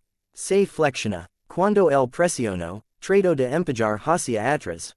Forzó a pequeña grieta en algún lugar que nadie viera hasta que se rompa bajo la tensión. ¿Dónde? Preguntó McGonagall bruscamente. No lo sabemos, dijo Marchbanks. El ritual utilizó la vida como conducto y luego la tiró. El residuo está esparcido. Las manos de Kingsley se tensaron. ¿Qué pasa si escala esto? Preguntó Kingsley. El tono de Ogden era inexpresivo. Podría despojar a las personas de su magia sin matarlas, dijo Ogden. Dejarlas vivas y vacías. También podría debilitar los cimientos bajo protecciones y hechizos en un área. Si es descuidado, podría romper algo vital y todos pagaríamos por ello. Dumbledore se inclinó sobre el escritorio. No podemos permitir que eso suceda, dijo. Por una vez estamos de acuerdo, dijo Ogden. Se miraron el uno al otro a través de la superficie plateada. Harry miró entre ellos y sintió una repentina y aguda frustración. De esto es de lo que estaba hablando, dijo. Vosotros dos traté esto como un juego privado. El ministerio corre por ahí escribiendo leyes. Voldemort jerga en la base del mundo. Yo estoy en el medio con una espada y una cicatriz y os veo a todos fingir que no os necesite unos a otros. La mirada de Dumbledore se dirigió hacia él. Harry, comenzó. No, dijo Harry. Estoy harto de estar colada en habitaciones como esta. Se acercó al escritorio. Usted, le dijo a Dumbledore, sabe más sobre Voldemort que nadie. Conoce su historia, sus hábitos, sus antiguos lugares de residencia. Puede adivinar dónde podría ir a encontrar el tipo de ritual que acaba de usar. Se volvió hacia el cuenco. Ustedes, les dijo a Ogden y Marchbank. Saben cómo funciona este nivel de magia. Saben lo que pasa cuando alguien arrastra el colapso hacia su alma. Saben cómo apuntalar los cimientos cuando se mueven. Miro a Kingsley. Y sabes lo que ha. Ra el ministerio si esto se hace público, dijo. Sabes cómo reaccionaron cuando los hechizos fallen en todo un pueblo. Sabes en qué horror se puede confiar para que no entren en pánico y empiecen a arrestar a todos los que brillan. Respiro hondo. Todos quieren que el mundo sobreviva, dijo. Bien, demuéstrenlo. Comienzan a actuar como si estuvieran del mismo lado contra él, aunque se odian unos a otros. El silencio se prolongó. Ginny lo observó con un pequeño y feroz orgullo. Los hombros de Dumbledore se hundieron ligeramente. Pides mucho, Harry, dijo Dumbledore suavemente. Pido lo mínimo, dijo Harry. Hablad entre vosotros. Compartid lo que sabéis. Mantenedme informado para que no me meta en algo ciego. Eso es todo. Ogden inclinó la cabeza. Hemos estado preparando un patrón de contrapeso, dijo Ogden. Algo que pueda reforzar pequeñas grietas en el prohibido sin necesidad de un restablecimiento completo del ancla. No es perfecto, pero podría resistir sus primeros intentos. Podemos compartir una versión contigo, Albus. Si prometes no encerrarlo en un cajón y fingir que lo inventaste. La boca de Dumbledore se torció a pesar de la tensión. Soy viejo, no senil, dijo Dumbledore. Puedo reconocer cuando estoy fuera de mi alcance. Kingsley dejó escapar un suspiro lento. Si compartes ese patrón con la oficina de horrores a través de mí, puedo colocarlo con un puñado de personas en los que confío, dijo Kingsley. Podemos reforzar lugares clave en silencio. Hospitales, centros de población. Si Voldemort intenta despojar a una multitud de magia, podríamos atenuar el efecto. McGonagall habló. ¿Y qué hace Harry mientras el resto de ustedes reorganizan sus planes? Preguntó. Harry respondió antes de que nadie más pudiera hacerlo. Sigo entrenando, dijo Harry. Aprendo a cortar y redireccionar no solo hechizos, sino cualquier cosa que él empiece a lanzar que provenga de esta cosa vacía. Me mantengo listo para intervenir cuando todos ustedes alcancen las partes que no pueden manejar. Ginny le apretó la mano. No puedes desaparecer en sus planes, dijo ella. Nosotros también nos quedamos en esto. Nos cuentas todo. Te ayudamos a pensar cuando estás demasiado cansado para ver con claridad. Dumbledore la miró con una mezcla de cariño y preocupación. Señorita Weasley, comenzó. Alguien tiene que mantenerlo humano, dijo Ginny. Todos ustedes son muy impresionantes. También, son muy malos para recordar que Harry no es solo una fuente de poder. Marchbanks resopló. Me gusta, dijo ella. La boca de Ogden se crispó. De acuerdo, dijo él. Merlín terrario. Los anclas necesitan más que piedra, decía. Necesitan personas que los arrastren lejos del borde cuando se inclinan demasiado. Harry sintió quo en la garganta. Así que tenemos un plan, dijo. Tal como es. Dumbledore asintio una vez. Tenemos los comienzos de uno, dijo Dumbledore. Ayudare a Kingsley a colocar el patrón del contador a través de canales que el ministerio no viera de inmediato. Ogden, Marchbanks, envían el marco. Harry, vuelve a Hogwarts. Finge que te importan tus enseos, y ve a la mansión siempre que el símbolo te llame y tu horario lo permita. Señorita Weasley, si va a ignorar mis intentos de mantenerla a cierta distancia de esto. Al menos trate de mantenerlo honesto. Ginny levantó la barbilla. Con mucho gusto, dijo ella. Kingsley se pasó una mano por la cara. Yo, dijo él, intentaré no dejar que la ley se convierta en un arma contra las personas que está destinada a proteger. No sonaba completamente convencido. Harry lo miró. Me traeniste una vez, dijo Harry en voz baja. Entiendo por qué. Todavía no confío en ti. Pero me alegro de que estés aquí. Kingsley lo miró a los ojos. Lo haré mejor, dijo Kingsley. Ya veremos, dijo Harry. Muy al norte, Voldemort estaba de pie en una Elena y observaba un pequeño pueblo en el valle de abajo. Las luces titilaban en las ventanas de las cabañas. El humo se elevaba de las chimeneas. Los encantamientos zumbaban débilmente sobre algunos tejados donde familias de magos vivían acurrucadas entre muggles. Levantó su varita. La nueva cosa en el borde de su alma se agitó. Metió la mano en la marca que había talado en la piedra de la abadía. Sintió el rastro que había dejado Ali y tiro. El vacío se filtró en su jaquiza. Extendió los dedos. No habló. La energía se extendió por el valle en una ola silenciosa. Por un momento, nada pareció suceder. Entonces las farolas de la calle se apagaron. El zumbido de las protecciones se cortó. En una cabaña, una bruja que alargaba la mano hacia su varita para remover una poción judío cuando la varita se volvió fría y muerta en su mano. La poción dejó de hervir. Se quedó quieta, plena y equivocada. En otra casa, un niño que intentaba un simple jaquiza de luz observó como la punta de su varita permanecía obstinadamente oscura. La magia que siempre había sentido como un pequeño hilo cálido había desaparecido. En una casa segura de horror cerca del límite del pueblo, una barrera protectora oculta parpadeó y murió. Los horrores dentro se despertaron sobresaltados cuando sus barreras de alarma fallaron. Voldemort sintió cada pequeño colapso como un débil y brillante parpadeo en su conciencia. Se rió. Entonces se tambaleó. El vacío empujó hacia atrás, hambriento. Por un segundo su visión se volvió gris en los bordes. No saboreó nada, no oyó nada, existía en un estado delgado y pleno. Entonces la sensación regresó en una olida aguda. El dolor la mordió detrás de los ojos. Apretó los dientes. No podrá mantener grandes áreas durante mucho tiempo, dijo Merlín en la mente de Harry. Y sintió la ola como un escalofrío frío bajo su piel. Se agarró al respaldo de una silla en la sala común y maldijo en voz baja. Ginny levantó la vista de inmediato. Otra vez, dijo ella. Sí, dijo Harry. Esta vez golpeó un pueblo, dijo Merlín. Despojó de magia una pequeña zona. La prohibición mantuvo suficiente estructura para que los cimientos no se agrietaran más. Si sigue presionando, eso cambiará.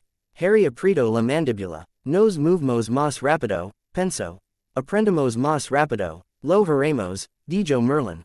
Harry miró a Ginny, a Ron, a Hermione. Nos estamos quedando sin tiempo, dijo él. Ron tragó saliva. Entonces correremos más rápido, dijo Ron. La mano de Hermione temblaba mientras escribía una nota para sí misma. Cuando esto termine, dijo con voz débil, voy a sentar y hacerte explicar cada detalle de esta prohibición con palabras pequeñas y claras. Harry casi sonrió. Si sobrevivimos, dijo él. Ginny se inclinó sobre la mesa y lo besó una vez, breve y feroz. Vamos a hacer más que vivir, dijo ella. Vamos a ganar en nuestros términos. Se aferró a esa frase mientras el frío en su interior se aliviaba. En algún lugar de la oscuridad, Voldemort estaba de pie con el vacío. A su lado y penso que había encontrado una respuesta. Harry sabía que no era así. Esto no era una respuesta. Era un nuevo problema. Y tendría que afrontarlo con la fría claridad de Merlín por un lado. Y la obstinada calidez de sus amigos por el otro. La advertencia llegó como un pulso que hizo castañetear los dientes de Harry. Estaba en mitad de una partida de ajedrez con Ron en la sala común. Ginny estaba sentada a su lado, fingiendo leer mientras observaba el tablero. Hermione estaba junto al fuego con un montón de notas. El ruido de otros Gryffindors flotaba a su alrededor. Entonces el mundo se volvió nítido. Una presión fría se estrelló contra su núcleo, tan repentina que casi se dobló. Por un instante, la habitación se volvió borrosa. La luz del fuego se retorció. Todos los hechizos y rotaciones del castillo zumban al mismo tiempo. Ginny lo agarró del brazo. Harry, dijo, ¿qué pasa? Oyó otra voz por encima de la de ella, vieja y clara. Ahora, dijo Merlín, ha encontrado un punto de apoyo para la carga y está empujando. Harry se obligó a respirar. Voldemort, dijo, Merlín lo siente, esto es más grande que el pueblo. Ron levantó la vista del tablero, todo el color desapareció de su rostro. ¿Qué ha hecho esta vez? Preguntó Ron. Harry negó con la cabeza. Todavía no estoy seguro, dijo. Es más profundo, nivel fundamental. Merlín dice que ha encontrado algún punto débil en el interdicto y que está apoyándose en él. Hermione no se molestó en cerrar su libro. Se acercó directamente, con los ojos muy abiertos. ¿Dónde? Preguntó ella. Merlín respondió antes de que Harry pudiera hacerlo. ¿Dónde tu ministerio guarda juguetes que no entiende? Dijo la voz. La habitación con la cortina y el arco susurrante. El departamento de misterios, dijo Harry. Hermione contuvo la respiración. El velo, susurró. Él está en el velo. Ron maldijo en voz baja. Ginny ya estaba de pie. Así que nos vamos, dijo ella. Harry vaciló. Si nos vamos sin decírselo a nadie, Dumbledore hará que la gente nos persiga a nosotros en lugar de a Voldemort, dijo él. No podemos permitirnos eso. Entonces se lo diremos a él, dijo Hermione de inmediato. Y se lo diremos a Kingsley. A los ancianos también, a todos ellos, en la misma habitación, como dijiste. Harry empujó su silla hacia atrás. Todavía podía sentirlo, ese crujido profundo bajo la superficie de su magia. Como una piedra tratando de gritarse. Bien, dijo. No tenemos tiempo para discutir. Miro a Ginny. Vienes, dijo él, pero te quedas detrás de la línea de escudos a menos que no haya otra opción. Lo digo en serio. Ella lo miró a los ojos. No hay otra opción significa que no hay otra opción, dijo ella. No voy a saltar en medio del duelo solo para sentirme valiente. Ron y Hermione intercambiaron una mirada. Odio este plan, dijo Ron. Pero odio aún más la idea de que Voldemort desgarre el velo. Hermione recogió sus notas y los metió en su bolso con manos temblorosas. Vamos, dijo ella. Salieron juntos de la sala común. El castillo se sentía mal. Las piedras bajo los pies de Harry llevaban un leve temblar, como si el propio edificio estuviera escuchando alguna tensión lejana. Los retratos fruncían el ceño al pasar.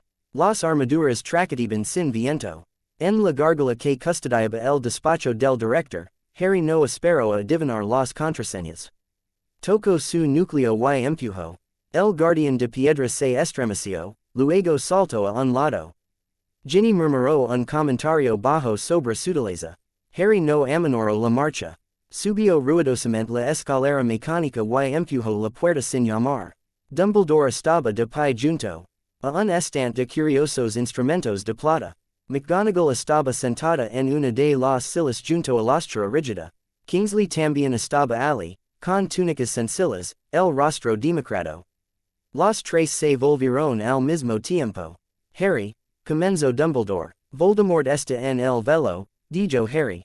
Está presionando contra la prohibición desde dentro de su departamento de misterios. Merlín lo siente. también lo sienten los ancianos. En ese momento, uno de los instrumentos sobre el escritorio se llenó de luz fría. El rostro arrugado de Ogden se enfocó en la superficie. Marchbanks apareció a su lado un momento después. Sentimos que la tensión aumentaba, dijo Ogden. Está en un nexo. La tensión se centra debajo de su ministerio. McGonagall se puso de pie tan rápido que su silla raspó el suelo. El velo, dijo ella. Harry asintió. Sí, dijo. No tenemos tiempo para una reunión educada. Todos ustedes necesitan decidir ahora mismo si van a trabajar juntos o dejar que él haga un agujero en las reglas básicas. Kingsley no perdió ni un segundo. El ministro ya está en el ministerio, dijo Kingsley. La seguridad en forma de una alteración en los niveles más bajos. Creen que son mortífagos que se están introduciendo en los registros. No saben nada sobre la capa ritual. Entonces se lo diremos, dijo Harry. Los ojos de Dumbledore estaban muy azules y muy cansados. Puedo llevarnos allí, dijo Dumbledore. Directamente a la oficina superior. Desde allí debemos llegar a pie a la cámara del velo. Los caminos habituales podrían estar comprometidos si Tom ha traído su propio apoyo. Ogden habló de nuevo. Alimentaremos el patrón de contrapso a través del ancla mientras te mueves, dijo. Podemos soportar parte de la tensión. No toda, Harry, la sentirás. No debes dejar que la voluntad actúe por sí sola. La presencia de Merlín se endureció. Si desgarra el velo, debo actuar, dijo la voz. El movimiento más fácil es cortar todo lo que conduzca a ese nodo. Eso incluye la cámara, el arco y cualquiera que esté cerca de él. Harry sintió frío. Estás hablando de matar a todos los que están en la habitación, pensó.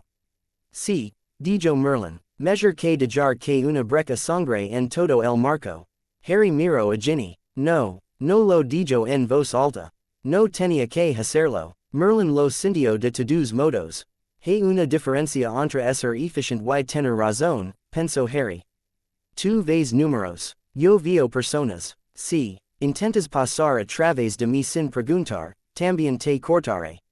El silencio dentro de su cabeza era agudo. Eres un ancla porque te elegí, dijo Merlín lentamente. No, murmuró Harry en voz baja, la arquedad ardiendo incluso a través del miedo. Soy el ancla porque sigo eligiendo. Esa es la diferencia. Ginny le tocó la muñeca. Harry, dijo ella en voz baja. Estás con nosotros. Él la miró y asintió. Siempre, dijo. Dumbledore levantó su varita. Todos toquen el traslador, dijo. Era un viejo pisapapeles de piedra de su escritorio. Kingsley se acercó sin dudarlo y puso una mano sobre él. Harry y Ginny se acercaron. McGonagall puso los dedos en el board. La luz en el cuenco de plata brilló mientras Ogden y Marchbanks trabajaban en el patrón distante. A mi señal, dijo Dumbledore. 3, 2, 1. El familiar gancho detrás del ombligo dio un fuerte tirón. El mundo giró. El air pasó corriendo junto a los oídos de Harry. Aterrizaron en el despacho de Scrimgeour. El ministro ya estaba medio fuera de su silla, varita en mano. La habitación tembló con un estruendo lejano procedente de abajo. En el nombre de Merlín, comenzó Scrimgeour. Tienes una brecha en el velo, dijo Harry. Voldemort no está simplemente invadiendo. Está desgarrando algo más antiguo. Si sigue adelante, no te quedará un departamento que proteger. Scrimgeour abrió la boca, luego la cerró de nuevo. Cualquier argument, o que hubiera tenido murió cuando el suelo se estremeció lo suficientemente fuerte como para hacer que el tintero sobre su escritorio se cayera. Kingsley cogió la botella sin mirar. No tenemos tiempo para la política, dijo Kingsley. Ministro, con todo respeto, necesita sacar a su gente de los 3 niveles más bajos. Ahora, Scrimgeour lo miró fijamente durante un solo segundo, luego se puso en movimiento. Quiero que todos los horrores que pueden lanzar un escudo completo vayan con usted, dijo. Yo despejaré los pisos. Vaya, ni siquiera cuestionó el hecho de que Harry estuviera entre ellos. El grupo corrió. Los pasillos del ministerio eran unsaos. Los empleados salían tambaleando de las oficinas con archivos apretados contra el pecho. La magia chisporrotiva en el aire. Las luces parpadeaban. Las voces ansiosas subían y bajaban. Kingsley gritó órdenes por encima del rito. Un puñado de horrores caeron a su alrededor, con rostros sombríos. Tonks derapó al doblar una esquina y casi chocó con Ginny. Vacher, dijo Tonks, sin aliento. Evacuación en todos los departamentos inferiores. Scrimgor grito tan fuerte que los retratos en tiemblan. ¿Qué es esta vez? El velo, dijo Kingsley. Tom está usando algo nuevo. Mantente alerta. Nada de hechizos experimentales. Tonks maldijo de una manera muy colorida y se puso al paso junto a ellos. El ascensor que bajaba al departamento de misterios ya estaba abarrotado. No esperaron. Dumbledore agitó su varita. Las puertas del ascensor se abrieron de golpe y la multitud que había dentro se derramó, enfadada y asustada. Presionad vuestra. As manitas se suad a la orden, gritó Kingsley. De lo contrario, subid arriba y manteneos fuera del camino. La raya se cerró de golpe detrás de ellos. El ascensor se estremeció y luego cayó. Harry podía sentir que la presión aumentaba con cada piso. El aire se sentía más fino. Chispas dispersas de magia salvaje crepitaban a lo largo de las paredes. Merlín volvió a hablar. Está alimentando el vacío a través del arco, dijo Merlín. El velo es un límite. Se extend más allá de la vida y la muerte. Rosa la misma capa sobre la que descansa la prohibición. Está usando ese bord para excavar. Puedes detenerlo allí, pensó Harry. No sin cortar todo el nodo, dijo Merlín. Sabes el costo. Harry apretó la mandíbula. Entonces lo haremos a mi manera, pensó de vuelta. El ascensor se detuvo con una sacudida. Las puertas se abrieron con estrépito en la familiar habitación redonda con demasiadas puertas. Esta vez las puertas no estaban quietas. Se estremecieron en sus marcos, abriendos y cerrandos de golpe como en una tormenta. Fuego azul lamió a lo largo del techo, luego se hundió de nuevo en la piedra. Cuidaos juntos, dijo Dumbledore. La cámara del velo está por aquí. Eligió una puerta y la envió un pulso de magia. Estalo hacia adentro. El pasillo más ala vibraba con poder. Harry podía saborearlo en el fondo de su lengua, amargo y agudo. Dos mortífagos esperaban al final del pasillo. Sus máscaras parecían equivocadas en la luz parpadeante, con los bordes borrosos. Los hechizos crepitaban a su alrededor, salvajes. Levantaron sus varitas. Muevit. Espeto Kingsley. Luz verde y mal. Diciones purpuras saltaron de ambos lados al mismo tiempo. Harry no pensó. Alargó la mano hacia la espada. El frío inundó su brazo. La luz plateada se endureció alrededor de su mano. Se puso delante de Ginny y atrapó la primera maldición con un golpe corto y afilado. El hechizo se desvió, estrelándose contra el techo. La piedra explotó detrás de los mortífagos, cubriéndolos de polvo. Su disparo de seguimiento se desvió. Kingsley y Tonks los derribaron a ambos con aterradores limpios. El pasillo se quedó en silencio excepto por el zumbido en las paredes. Ginny dejó escapar un suspiro. Aun así, me alegro de que te hayas saltado el acord, murmuró. Casi sonrió. Siguieron adelante. Cuanto más se acercaban a la cámara del velo, peor se sentía el aire. La magia no fluía. Se arrastraba. Cada hechizo que lanzaban les costaba más esfuerzo del que debería. La luz de sus varitas vacilaba. En un momento dado, Dumbledore levantó su varitscombros que caen y no pasó nada. Sus ojos se abrieron de pie. Arn par durante una fracción de segundo antes de que el hechizo se activara y se intensificara, más fuerte de lo normal. El vacío está mordiendo el marco, dijo Merlín. La prohibición está tratando de compensar. El resultado es una fuerza inconsistente. Tengan cuidado. Genial, pensó Harry. Fallo de hechizo aleatorio mientras luchas contra el mago más peligroso vivo. Me encanta eso. Ginny resopló suavemente detrás de él. Bienvenidos a nuestras vidas, dijo ella. Llegaron a la última puerta. Ya estaba abierta, la cámara del velo se extendía más ala, llena de una extraña luz gris. Harry entró. El arco se alzaba en el centro de la habitación, con un marco de piedra alto y delgado. La cortina que colgaba en él se había movido suavemente en un viento que no tocaba el resto de la habitación. Ahora se agitaba. La tela se tensaba contra los bordes como si algo tirara desde el otro lado. Voldemort estaba de pie en el estrado en la base del arco. Parecía más delgado de lo que Harry recordaba. No más débil, más concentrado. Sus ojos rojos brillaban con una luz apagada y fría que no era magia normal. La piel alrededor de ellos estaba tensa.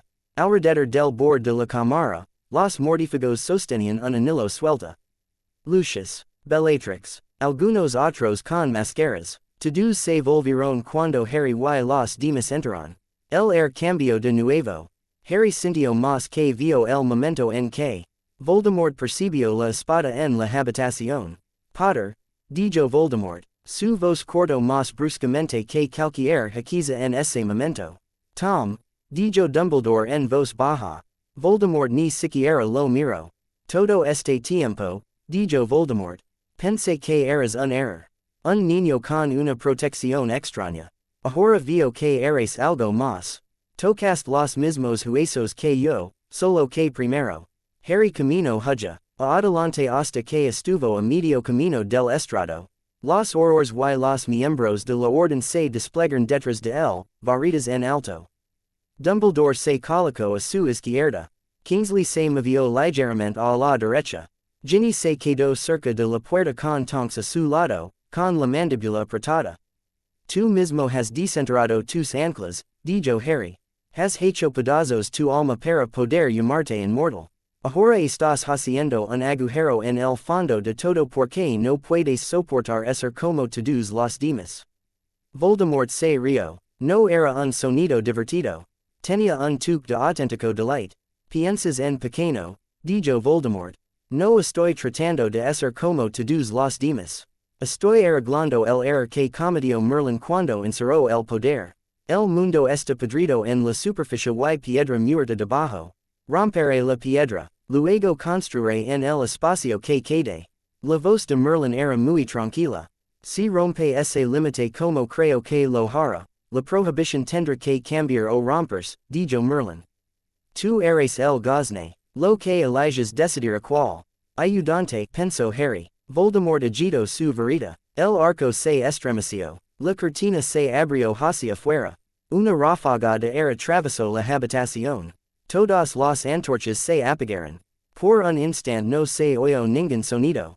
Entonces comenzaron los susurros. Harry los había oído una vez antes, años atrás, como un murmullo justo más allá de la comprensión. Ahora eran más fuertes. No eran voces que pudiera analizar. Más bien como el sonido de significados desgarrados.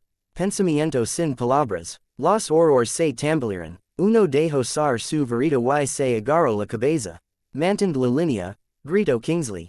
Voldemort levantó su mano libre. Una luz gris se aferraba a sus dedos. Has traído tus propios cimientos, le dijo Voldemort a Harry. Bien, veamos que principio gana. Tu preciosa estructura o la simple verdad de que todo se desmorona. Chasqueó los dedos. Una ola de frío salió rodando del arco. Los hechizos que habían estado entrados en la piedra de la cámara durante décadas se incendiaron y murieron. Los encantamientos se oscurecieron. El habitual zumbido ambiental de las protecciones del ministerio desapareció. Por un segundo, Harry sintió como si estuviera en un lugar muerto. Then the interdict flexed. Una nueva presión se elevó desde abajo, empujando hacia atrás. Se movió a través de Harry, a través de la espada, a través del propio suelo. Merlín se elevó con él. Ahora, dijo Merlín, déjame actuar. Un corte limpio. Cortamos este lugar. Lo dejamos ser. El resto aguantará. Harry lo vio. No en imágenes ordenadas. En una ráfaga de conocimiento frío. Si dejaba que Merlín se moviera sin control, la espada se balanzaría más ampliamente que cualquier hechiza. Atravesaría el velo, la cámara, los pasillos que la con. Estaban y buena parte del nivel superior. Todos los que estuvieran en la habitación morirían. También lo haría cualquiera lo suficientemente desafortunado como para estar en el pasillo equivocado en el momento equivocado. La brecha se celaría. El resto del mundo sobreviviría. Efficient. También vio otro camino. Más desordenado. Más duro. Uno que la exigiría sostener el mismo la interfaz desgarradora. Anclar la prohibición con su propio cuerpo y mente mientras moldaba el corte. Podía dirigir lo peor del colapso hacia sí mismo y hacia la espada, lejos de la gente detrás de él. Viviría, probablemente, pero una parte de él nunca volvería a estar completamente separada de la estructura. Siempre sentiría el peso, habría cicatrices en el donde el vacío había intentado arrastrarlo. Merlín prefería la primera opción. Eres una pieza, dijo la voluntad, son muchos, los números importan. No, pensó Harry, en voz alta, dijo, no soy tu sacrificio. Voldemort levantó su varita, avada cadavra, Voldemort hissed. La maldición que dejó su varita no era del verde limpio habitual. Estaba teñida de gris, con los bordes deshilachados. Resonaba con algo más que simple muerte. El vacío recorría su camino. Harry desenvainó la espada, el frío rugió a través de él. Dio un paso adelante y blandió la espada. La joya encontró la maldición justo antes de que hubiera alcanzado a Dumbledore. No hubo explosión de chispas. El rayo verde golpeó el patrón alterado en el borde de la espada y se retorció. El gris a su alrededor gritó con un sonido que no tenía nada que ver con el air. La maldición se dobló, se estrelló contra la piedra detrás de Voldemort y desapareció en el velo. La cortina se sacudió, se oyeron más susurros. Voldemort se rió de nuevo. Bien, dijo, tú puedes hacer trucos, yo puedo hacer más. Cortó su varita en un arco apretado. Los hechizos estallaron, no de la punta sino de las marcas grabadas en su brazo antes. Legaron en abónica, cortando, quemando, perforando. Cada hechizo Vaba un hilo del mismo vacío fino que había usado en el pueblo. Harry se movió, no intentó bloquearlos a todos. No podía, se concentró en los que se dirigen directamente hacia la gente que tenía detrás. La espada destelló, una maldición rebotó y golpeó el techo. Otra se dobló y arrancó un trozo del suelo en lugar de un oar. Una tercera se hizo añicos en el air cuando la joya cortó a lo largo de su patrón y cortó su centro. Otros dos pasaron de largo. Dumbledore atrapó uno con un encantamiento escudo puro que brilló con plata brillante y se mantuvo, aunque Harry vio a su viejo profesor tambalearse bajo la tensión. Kingsley rodó a un lado de otro, se levantó y envió un aturdidor sólido de vuelta. Los mortífagos alrededor de la habitación comenzaron a disparar. La cámara se sumió en el caos. Harry se mantuvo concentrado en Voldemort. Cada vez que el señor oscuro le enviaba un hechizo al arco, Harry lo recibía con la joya. Ahora podía sentir las diferencias. Las artes oscuras no, armales se sentían calientes y resbaladizas. Los hechizos cabalgados por el vacío se sentían delgados y afilados, como vidrio roto. Merlin seguía suministrando la información. Ese que como estructura, ijo la voy tenida degree volaba hacia la base del arco. Redirecciona hacia abajo, no a un lado. Si golpea una carga que transporta una veta de piedra, se extenderá. Harry obedeció sin pensar. La espada barrió hacia abajo. La maldición golpeó el patrón alterado y trazó un arco directamente hacia Voldemort. Voldemort gruñó y la dejó pasar a través de él. Por un segundo su contorno se desdibujó. La piedra detrás de él se agrietó. Cuando su forma se solidificó de nuevo, sus rasgos ya extraños parecían un poco más distantes. Como si parte de él ya estuviera en otro lugar. Está dejando que el vac. Yo dever pedazos que considera innecesarios, dijo Merlin. Se está volviendo hueco. Harry sintió una olida de asco. No puedes ganar quitando pedazos hasta que no quede nada, gritó Harry. Al contrario, respondió Voldemort. Si no queda nada, no hay nada que lastimar. El agito su verita hacia el arco. La cortina se desgarró. No del todo. Se abrió un delgado desgarrón en el centro. A través de el Harry no vio un lugar. Ni siquiera oscuridad, sino una ausencia que le hizo doler los ojos. Los susurros aumentaron de volumen. Los bordes del desgarrón parpadearon entre piedra y nada. La prohibición gritó. Harry cayó sobre una rodilla mientras el dolor le recorría la columna vertebral. Todos en la habitación con algún sentido mágico se estremecieron. Merlín se abalanzó de nuevo. Este es el punto, dijo Merlín.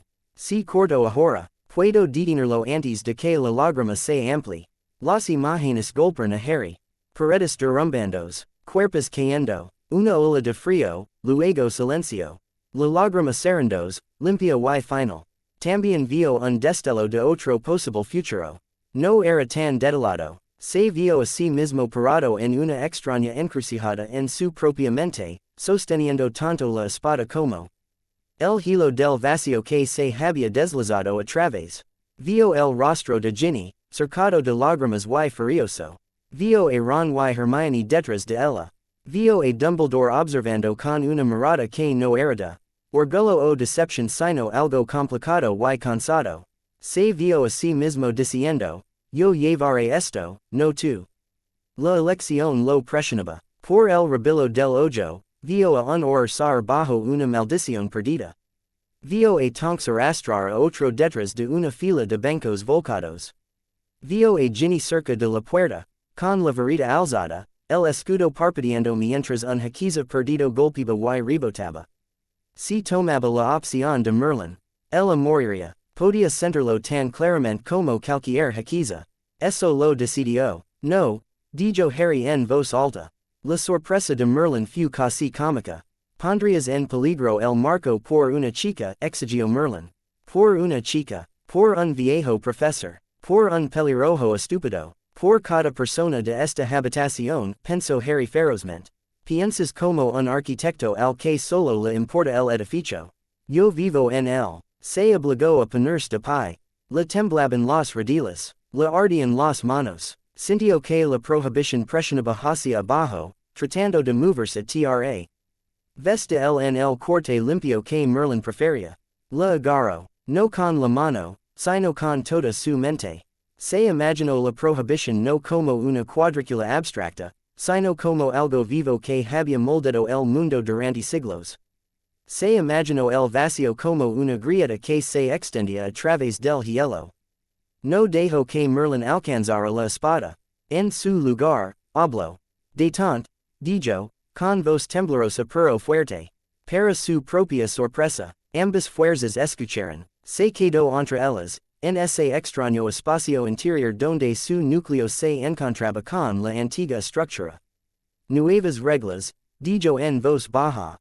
Si quieres pasar a través de mí, hazlo a mi manera. Sintió la ira de Merlín. Eres un niño, dijo Merlín. No puedes soportar este nivel de elección. Harry pensó en el armario, en el cementerio, en la profecía, en cada momento en que un adulto había decidido por él y lo había llamado bondad. He llevado tus decisiones toda mi vida, dijo. Esta vez, tú llevas las mías. Tiro. En la cámara real, sus ojos se volvieron de plata pálida. La espada brilló, ya no fría sino brillante. Todos en la habitación sintieron el cambio. El siguiente hechizo de Voldemort golpeó el air frente a Harry y se hizo añicos. No porque la espada lo cortara, sino porque el patrón subyacente se negaba a sostenerlo. Imposible, susurró Voldemort. Harry dio un paso adelante. El desgarró en el velo gritó. El vacío empujó, tratando de ensanchar la brecha y extenderse por el departamento. Harry tomó ese empujón y lo redirigió.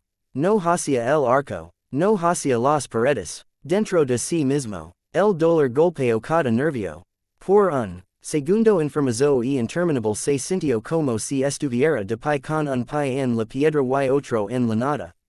El vacío trató de trepar por su columna vertebral y arrancar su mente de su cuerpo.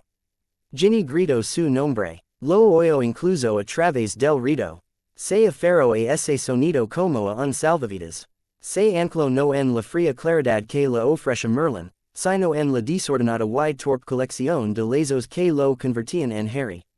La risa de Ron, el resoplido irritado de Hermione.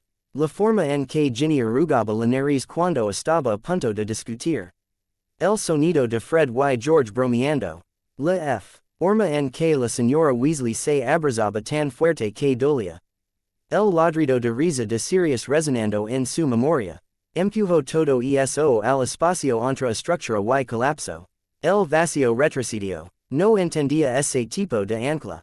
Conocía las líneas limpias y su ausencia. No conocía el amor turco irracional. El interdicto se flexionó a su alrededor, sobresaltado. Merlin maldijo en algún idioma antiguo. Que sonaba sobre todo como consonantes asperas. Estás rompiendo todas las reglas, dijo Merlin. Harry sonrió a través del dolor. Bienvenido a mi vida, dijo. Levantó la espada. Voldemort seguía en el estrado. Con los ojos muy abiertos y la varita alzada. Por primera vez desde que Harry lo conocía, el señor oscuro parecía inseguro. No puedes mantener eso para siempre, gruñó Voldemort. Te vaciará como mi vacío a mí. Probablemente, dijo Harry. Subió al estrado. Pero seré vaciado según mis propios términos. No porque tu Merlin decidiré lo que era aceptable. Cortó la espada por el aire, no hacia el cuerpo de Voldemort. Sino hacia la maraña de conexiones entre el señor oscuro y el vacío que había invitado a entrar. Por un instant, el tiempo se ralentizó. Harry vio las cicatrices de las horcruxes que ya no contenían fragmentos. Vio las marcas rituales taladas en la piedra de la abadía en ruinas. Vio el hilo gris que conectaba todo eso con el desgarro del velo. Cortó ese hilo. La habitación retrocedió bruscamente. Voldemort gritó. No era el sonido agudo y agudo que Harry había oído cuando la maldición rebotó años atrás. Era más profundo, más conmocionado. El vacío que había todo enroscado en el borde del alma de Voldemort se alejó bruscamente, retrocediendo por el camino por el que había venido. El desgarro del velo se celó con un sonido como una respiración apresurada. La cortina se hundió, luego se asentó en su antigua deriva lenta. La prohibición dejó de gritar. Por un momento, Voldemort se quedó ali de pie, con el pecho agitado. Luego se le doblaron las rodillas. Cayó al estrado, sujetándose con una mano. Su varita mágica rodó lejos. Harry se quedó a un paso de distancia, con la espada en la mano. Hazlo, dijo Merlin. Este es el momento limpio. Sin ritual, sin contragolpe, solo un final. Harry miró hacia abajo. Por primera vez, los ojos de Voldemort no estaban llenos de rabia ni de loca certeza. Solo estaban cansados y furiosos y muy humanos. Te levaste mi trabajo, sació Voldemort. Usaste los mismos huesos. Reformulaste las mismas reglas. ¿Crees que eres mejor que yo porque lo hiciste con amigos a tus espaldas? Harry pensó en eso. No, dijo en voz baja. No estoy mejor por eso. Soy diferente. Continuaste cortando partes de no quedó nada más que hambre. Casi hice lo mismo con mi dolor. Si hubiera seguido el plan de Merlin, podría haber terminado cerca de ti. Dio un paso atrás. Voldemort parpadeó. ¿Qué estás haciendo? Escupió. Terminar esto de una manera con la que pueda vivir, dijo Harry. Volvió la cabeza. Kingsley, llamó. Kingsley, que había estado sosteniendo un escudo contra maldiciones perdidas con los dientes apretados, lo dejó sar y dio un paso adelante de inmediato. Dos horrores vinieron con él, con la conmoción en sus rostros. Atadlo, dijo Harry. Harry, dijo Dumbledore en voz baja. Harry no apartó los ojos de Voldemort. No tiene horcruxes, dijo Harry. No tiene un vacío detrás del que esconderse. Es un hombre con el alma rota. Esta vez no seré el verdugo. El ministerio puede probarlo. El mundo puede ver exactamente lo que es sin leyendas. Scrimgeour, que había llegado a la puerta en algún momento durante el saus con un pequeño guardia a su espalda. Lo miró fijamente. ¿Confías en nosotros con esto? Preguntó Scrimgeour. Harry lo miro a los ojos. No, dijo Harry, pero confío menos en mí mismo si me convierto en un asesino habitual. Merlin permaneció en silencio. Kingsley se movió. Voldemort intentó maldecirlo sin verita. No pasó nada. Los auditores volvieron a su lugar. Por primera vez, la magia del Señor Oscuro no respondió a la llamada de su rabia. Se debatió una vez, luego se desplomó. No aguantara, grazno Voldemort. Puedes encerrarme en tu caja de piedra. La podredumbre seguirá extendiéndose. La gente seguirá odiando y temiendo y intentando romper tus pulcras pequeñas reglas. Lo sé, dijo Harry. Pero ya he terminado de intentar resolver todo en la base del mundo de una vez. Algunas cosas las arreglamos de la manera lenta. Dejo que la espada volviera a su núcleo.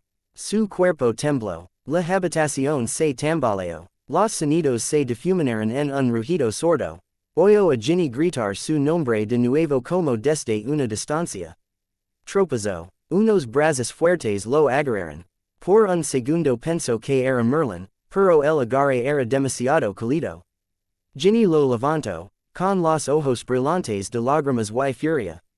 Idiota, dijo ella, con la voz quebrada, eres un completo idiota. No puedes parar en medio de la realidad y decirle nuevas reglas. Intento reírse y acabó tosiendo. Parece que si puedo, dijo con voz ronca. Es solo que no puedo levantar muy bien después. Aprieto su frente contra la de él. Vuelvas a mí, dijo ella.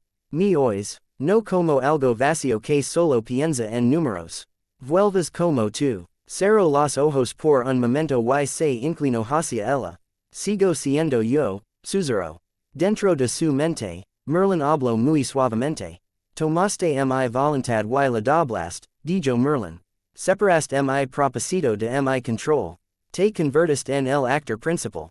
Eso tiene consecuencias. Lo sé, pensó Harry. Nos ocuparemos de ellas. Más tarde. Ahora nunca estarás completamente libre de la prohibición, dijo Merlin. Parte de ella está cosida a tus nervios. Sentirás cada gran cambio por el resto de tu vida. Harry dejó que eso se asentara. Entonces me aseguraré de que los cambios valgan la pena sentirlos, pensó. Merlin no respondió. En la cámara del velo, los horrores apretaron los auditores y apartaron a Voldemort a un lado. Los mortífagos que no habían quedado estaban aturdidos y atados. Dumbledore se apoyó en su varita, mirando a Harry con una expresión difícil de leer. Scrimgeour miró entre el señor oscuro atado, el muchacho on tembloroso que había contenido el vacío, y los ancianos, cuyos rostros on parpadeaban en el instrumento de plata que uno de los innombrables había traído. Vamos a tener un mañana muy complicado, dijo Scrimgeour lentamente. Mañana puede esperar, espero Ginny. Necesita un sanador y aproximadamente una semana de sueño. Harry rió débilmente de nuevo. Una semana suena bien, dijo. No lo entendía. Vio una Camilla, luz blanca, sanadores gritando, Dumbledore. Ogden y Kingsley discutiendo en algún lugar fuera del alcance del oído. Tuvo la sensación de que la prohibición se asentaba alrededor de sus huesos como una segunda piel. Tuvo la mano de Ginny April. Itada en la suya hasta que alguien trató de arrancársela y ella les gruñó. Tuvo un pensamiento claro cuando el mundo finalmente se oscureció por un tiempo. Yo elegí, pensó, no Merlin, no Voldemort, yo. Lo que viniera después se construiría sobre eso. Harry se despertó con el sonido de algo que respiraba. No era una persona, no era una criatura, algo más lento, profundo, como si el propio castillo tuviera pulmones. Se incorporó bruscamente. El dolor estalló detrás de sus ojos. Su visión se nubló. El pedido constante de un amuleto de monitorización cerca de su cabeza tartamudeó. Tranquilo, dijo una voz. No te sacas los puntos. Ginny estaba sentada en la silla junto a su cama. Su cabello era un desastre aplastado y enredado. Tenía sombras bajo los ojos. Se veía perfecta. También parecía que no había dormido bien en días. Harry parpadeó. ¿Dónde? Grazno. En la enfermería, dijo Ginny. Hogwarts. Tres días después de que la gritaras a la realidad y la dijeras que se comportara. Intento decir algo, le dolía la garganta, Madame Pomfrey apareció a su otro lado, enérgica y precisa, y le levo una taza a los labios. Pequeños sorbos, dijo, tus canales están fritos, no los voy a cocer de nuevo solo para que las abras de nuevo balbuciendo a la señorita Weasley. El bebió, el agua sabía ligeramente a menta y algo afilado. Le golpeó el estómago y se extendió hacia fuera como calor. Azuco, bajo los sonidos habituales del hospital, on podía oírlo. Un pulso lento y lejano. Como un latido enterrado profundamente bajo la piedra y la tierra. Cada vez que latía, su propia magia se agitaba. Él hizo una mueca. Ginny observó su rostro. Lo oís, dijo. No era realmente una pregunta. Harry tragó saliva. Sí, dijo él. La prohibición. El ancla. Como si que lo llamemos ahora. Es fuerte. Pomfrey resopló. Está más tranquilo de lo que tú estabas, dijo ella. La primera noche que estuviste aquí no parabas de agitar y murmurar sobre huesos y hilos. Casi golpeaste al señor Weasley cuando se acercó demasiado. Harry parpadeó. ¿Está bien? Preguntó él. La boca de Ginny se contrajo. ¿Está bien? Dijo ella. Está extrañamente orgulloso de que le hayas hecho un moratón y no de una bludger esta vez. Harry dejó caer la cabeza contra la almohada. ¿Qué tan mal está? Preguntó. Para mí. Pomfrey lo miró por encima de sus gafas. Vivieras, dijo ella, lo cual es más de lo que yo tenía en cu. Enta cuando te trajeron con aspecto de haber intentado aparecer del revés. Se acercó más. Tu magia es diferente, dijo ella. No dañada, alterada, ahora estás sintonizada con algo más amplio. Nunca había visto lecturas como estas. Envié copias a San Mungo y ellos tampoco sabían qué hacer con ellas. Harry se movió. ¿Todavía puedo lanzar hechizos? Preguntó él. Sí, dijo Pomfrey. Una vez que dejas de intentar levantarte y sar. Lo probaremos adecuadamente. Ginny le tomó la mano. Has asustado a todo el mundo, dijo ella en voz baja. Solo a todos, dijo él. Su voz era débil, pero la broma estaba ahí. Le apretó los dedos. Idiota, murmuró ella. Pomfrey suspiró. Te daré 10 minutos antes de que los primeros dignatarios irrumpan y arruinen mi ala, dijo ella. Úsalos sabiamente. Ella se alejó apresuradamente. Harry volvió la cabeza hacia Ginny. Voldemort, preguntó él. Capturado, dijo Ginny. Todavía respira. Encerrado en una celda temporal bajo el ministerio con más protecciones que una cámara acorazada de dragones. Sin horcruxes, sin trucos de vacío sofisticados. Solo un mago con el alma ruinada y muchos guardias. Devoradores de la muerte, preguntó Harry. Suficientes para llenar la mitad Ginny. No sabemos cuántos escapan. Los que están en la cámara del velo están bajo custodia. Habrá juicios. La gente ya está discutiendo sobre lo que cuenta como imperio y lo que no. Harry cerró los ojos por un momento. El velo, dijo él. Aguantando, dijo Ginny. La lágrima está celada. Los innombrables están furiosos y fascinados. Siguen enviando solicitudes para una breve entrevista contigo que la profesora McGonagall sigue devolviendo con notas muy pequeñas y muy groseras. Harry resopló. Le dolió. Scrimgeour, preguntó él. Ocupado, dijo Ginny, tratando de fingir que tenía un plan para todo esto todo el tiempo. Kingsley ha estado aquí todos los días. Dumbledore también. Los ancianos siguen llamando a través de ese cuenco de plata como si fuera la versión mágica de un teléfono muggle. Madame Pomfrey tuvo un ataque y les prohibió hablar contigo hasta que te despertaras adecuadamente. Harry sonrió un poco. Merlín pensó. Presente, dijo la voz. Sonaba cansado, menos como una estatua hablando. Más como alguien que había corrido un largo camino y estaba tratando de no admitirlo. Estás bien, pensó Harry. Soy una voluntad entretejida en una estructura, dijo Merlín. No me canso como tú. Sin embargo, ahora tengo que considerar tu terco concepto de costo aceptable cada vez que me muevo. S. Nuevo. Harry resoplo débilmente. Bien, penso. Ginny lo observaba. Estás haciendo esa cosa de la conversación silenciosa otra vez, dijo. Merlin está enfurruñado, dijo Harry. No está acostumbrado a que alguien le diga que no. La boca de Ginny se torció. Tendrá que acostumbrarse, dijo ella. Está viviendo en tu cabeza gratis. Harry se serenó. ¿Cómo estás? Preguntó él. En serio. El agarre de Ginny se apretó. Te vi de pie frente al velo y brillar, dijo ella. Vi como tus ojos se volvían platidos. Sentí que el aire se alteraba. Pensé que ibas a desaparecer. Su voz tembló en la última palabra. Todavía estoy aquí, dijo él. Lo sé, dijo ella. Todavía está permitido estar furiosa por lo cerca que estuvo.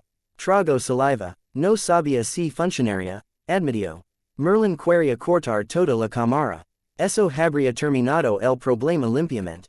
También te habría matado. Eso hizo la elección más fácil.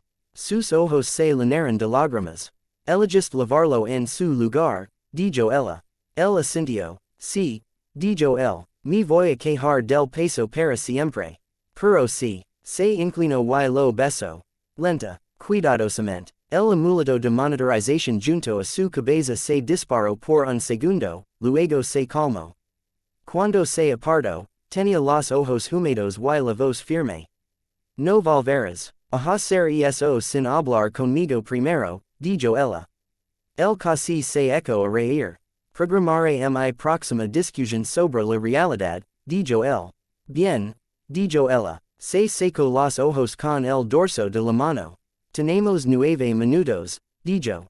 Voy a usarlos para abrazar antes de que lleguen los adultos y empiecen a hablar de acuerdos y reformas y cualquier otra cosa que hayan puesto en sus agendas. Ella se arrastró hacia la cama con cuidado, acostándose de lado para que su cabeza descansara en el hombro de él. Él se movió lo suficiente para hacer espacio, ignorando el resoplido distante de Pomfrey. El lento pulso bajo la piedra continuaba. Por primera vez, no se sentía completamente extraño. Se sentía como algo con lo que podía vivir.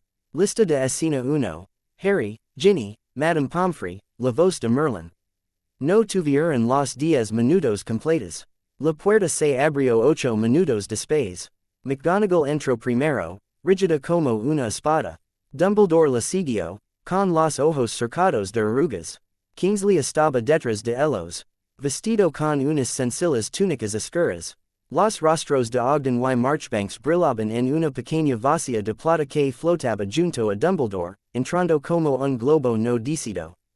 Pomfrey chasqueó la lengua. Dije 10 minutos, dijo ella. Ustedes apenas lograron 8. Perdonanos, papi, dijo Dumbledore. El mundo ya se está reorganizando. Necesitamos la opinión del Señor Potter antes de que alguien decida hacerlo por él. Harry apretó la mano de Ginny una vez y la dejó sentarse. Se empujó un poco más alto contra las almohadas. El movimiento hizo que sus músculos protestaran. Dumbledore tomó la silla a la izquierda de Harry. Kingsley permaneció de pie al pie de la cama. McGonagall se cruzó de brazos y miró a todos de una manera que prometía dolor si cansaban a su paciente. Ogden habló desde la palangana. Sobreviviste, dijo Ogden. Bien. Habría odiado reescribir un siglo de estrategia porque nuestro ancla decidió agatarse hasta desaparecer. Marchbanks le dirigió una mirada penetrante. Primero da las gracias, dijo ella. Luego lloriquea. Ogden suspiró. Gracias por no dejar que el señor oscuro desgarre el velo, dijo. Harry logró esbozar una pequeña sonrisa. De nada, dijo. Kingsley se aclaró la garganta. Seremos breves, dijo Kingsley. Los órdenes de los senadores. Miro a Pomfrey, quien asintió de mala gana. Voldemort está a salvo, dijo Kingsley. La crisis inmediata está contenida. Eso no significa que hayamos terminado. Hay preguntas que no podemos responder sin ti. Harry asintió una vez. Adelante, dijo. Scrimgeour no estaba presente, notó Harry. O estaba demasiado ocupado o no quería ser visto en una habitación donde no estaba a cargo. Dumbledore cruzó las manos. La primera pregunta, dijo Dumbledore, es que eres ahora. Perdona la franqueza. Te paraste en el punto de encuentro entre la prohibición y el vacío y les dijiste a ambos que hacer. Eso nunca había sucedido antes. Harry trago saliva. Sigo siendo yo, dijo. Todavía puedo sentir el ancla. Me siente regresar. Merlin dice que parte de la prohibición está cosida a mis nervios ahora. Sentiré grandes cambios mientras viva. Ogden asintió. Podemos confirmarlo desde nuestro lado, dijo Ogden. Tu firma está entretejida en el marco de una manera que no planeamos. Ya no podemos hacer grandes ajustes sin consultar. Eso limita nuestras opciones. También protege contra cualquier a que intent forzar un contrato como el que intentó el ministro. Marchbank sonrió, delgado y satisfecho. No pueden vincular lo que no entienden, dijo ella, o lo que ustedes se niegan a seguir. Kingsley se frotó la mandíbula. Así que el señor Potter es ahora un asiento vital en cualquier consejo que se ocupe de magia fundamental, dijo. Extraoficialmente, Harry hizo una mueca. Perfecto, dijo. Más reuniones. La boca de Dumbledore se crispó. Haremos lo que podamos para mantener el número de reuniones razonable, dijo Dumbledore. Lo que nos leva a la segunda pregunta. El ministerio quiere un nuevo marco. Los ancianos también lo quieren. Los viejos acuerdos no cubren esta situación. Tú estás en el centro. Harry miró a Kingsley. ¿Qué está planeando Scrimgeour? Preguntó. Kingsley suspiró. Está tratando de redactar un conjunto de regulaciones mágicas fundamentales, que le harán parecer que tiene todo bajo control, dijo Kingsley. Registro obligatorio. Poderes especiales de emergencia. Comités de supervisión. Ya conoces el patrón. No es tonto. También está aterrorizado. Hermione habría tenido un día de campo, pensó Harry. Merlin terrario. La ley es una forma de canalizar el miedo, dijo Merlin. Es mejor que las masas. No mucho, reflexionó Harry. Ogden se aclaró la garganta. Los ancianos han redactado una propuesta de contrapropuesta, dijo Ogden. Le llamamos el pacto del ancla. Reconoce el interdicto como una entidad independiente de cualquier ministerio. Reconoce a los ancianos como sus administradores tradicionales. Te nombra como la voz del ancla viviente. Estables límites. El ministerio no puede tocar el ancla. No podemos utilizarlo para imponer políticas mezquinas. Todos los cambios requieren tu consentimiento. Harry par porpararme a la ley, dijo. Marchbanks asintió. Sí, dijo ella. No como un arma, como un movimiento de bloqueo. Si usted es la puerta, el ministerio no puede deslizar una cadena a través sin que usted la vea. Nosotros tampoco podemos. McGonagall se ajustó las gafas. Eso es mucho poder para otorgarlo a un adolescente, dijo. La historia de mi vida, murmuró Harry. Dumbledore no sonrió. El poder es solo una parte de ello, dijo Dumbledore. También es una carga. Una constante. Harry eleva más peso del que cualquier estudiante tiene derecho a llevar. No apoyaré ninguna estructura que lo encadene más sin su consentimiento claro y informado. Harry lo miró. Esta vez me lo está pidiendo, dijo Harry. Dumbledore lo miró a los ojos. Sí, dijo Dumbledore. He aprendido. Lentamente. Dolorosamente. Pero he aprendido. Harry sostuvo su mirada durante un largo momento. Algo se aflojó en su pecho. Bien, dijo Harry en voz baja. Kingsley extendió las manos. Si no hacemos nada, dijo Kingsley, alguien más escribirá sus propias reglas y las presentará un wizengamot en pánico. Eso terminará mal para todos nosotros. Si hacemos esto contigo, Harry, podríamos terminar con algo que realmente proteja a la gente en lugar de solo proteger al ministerio.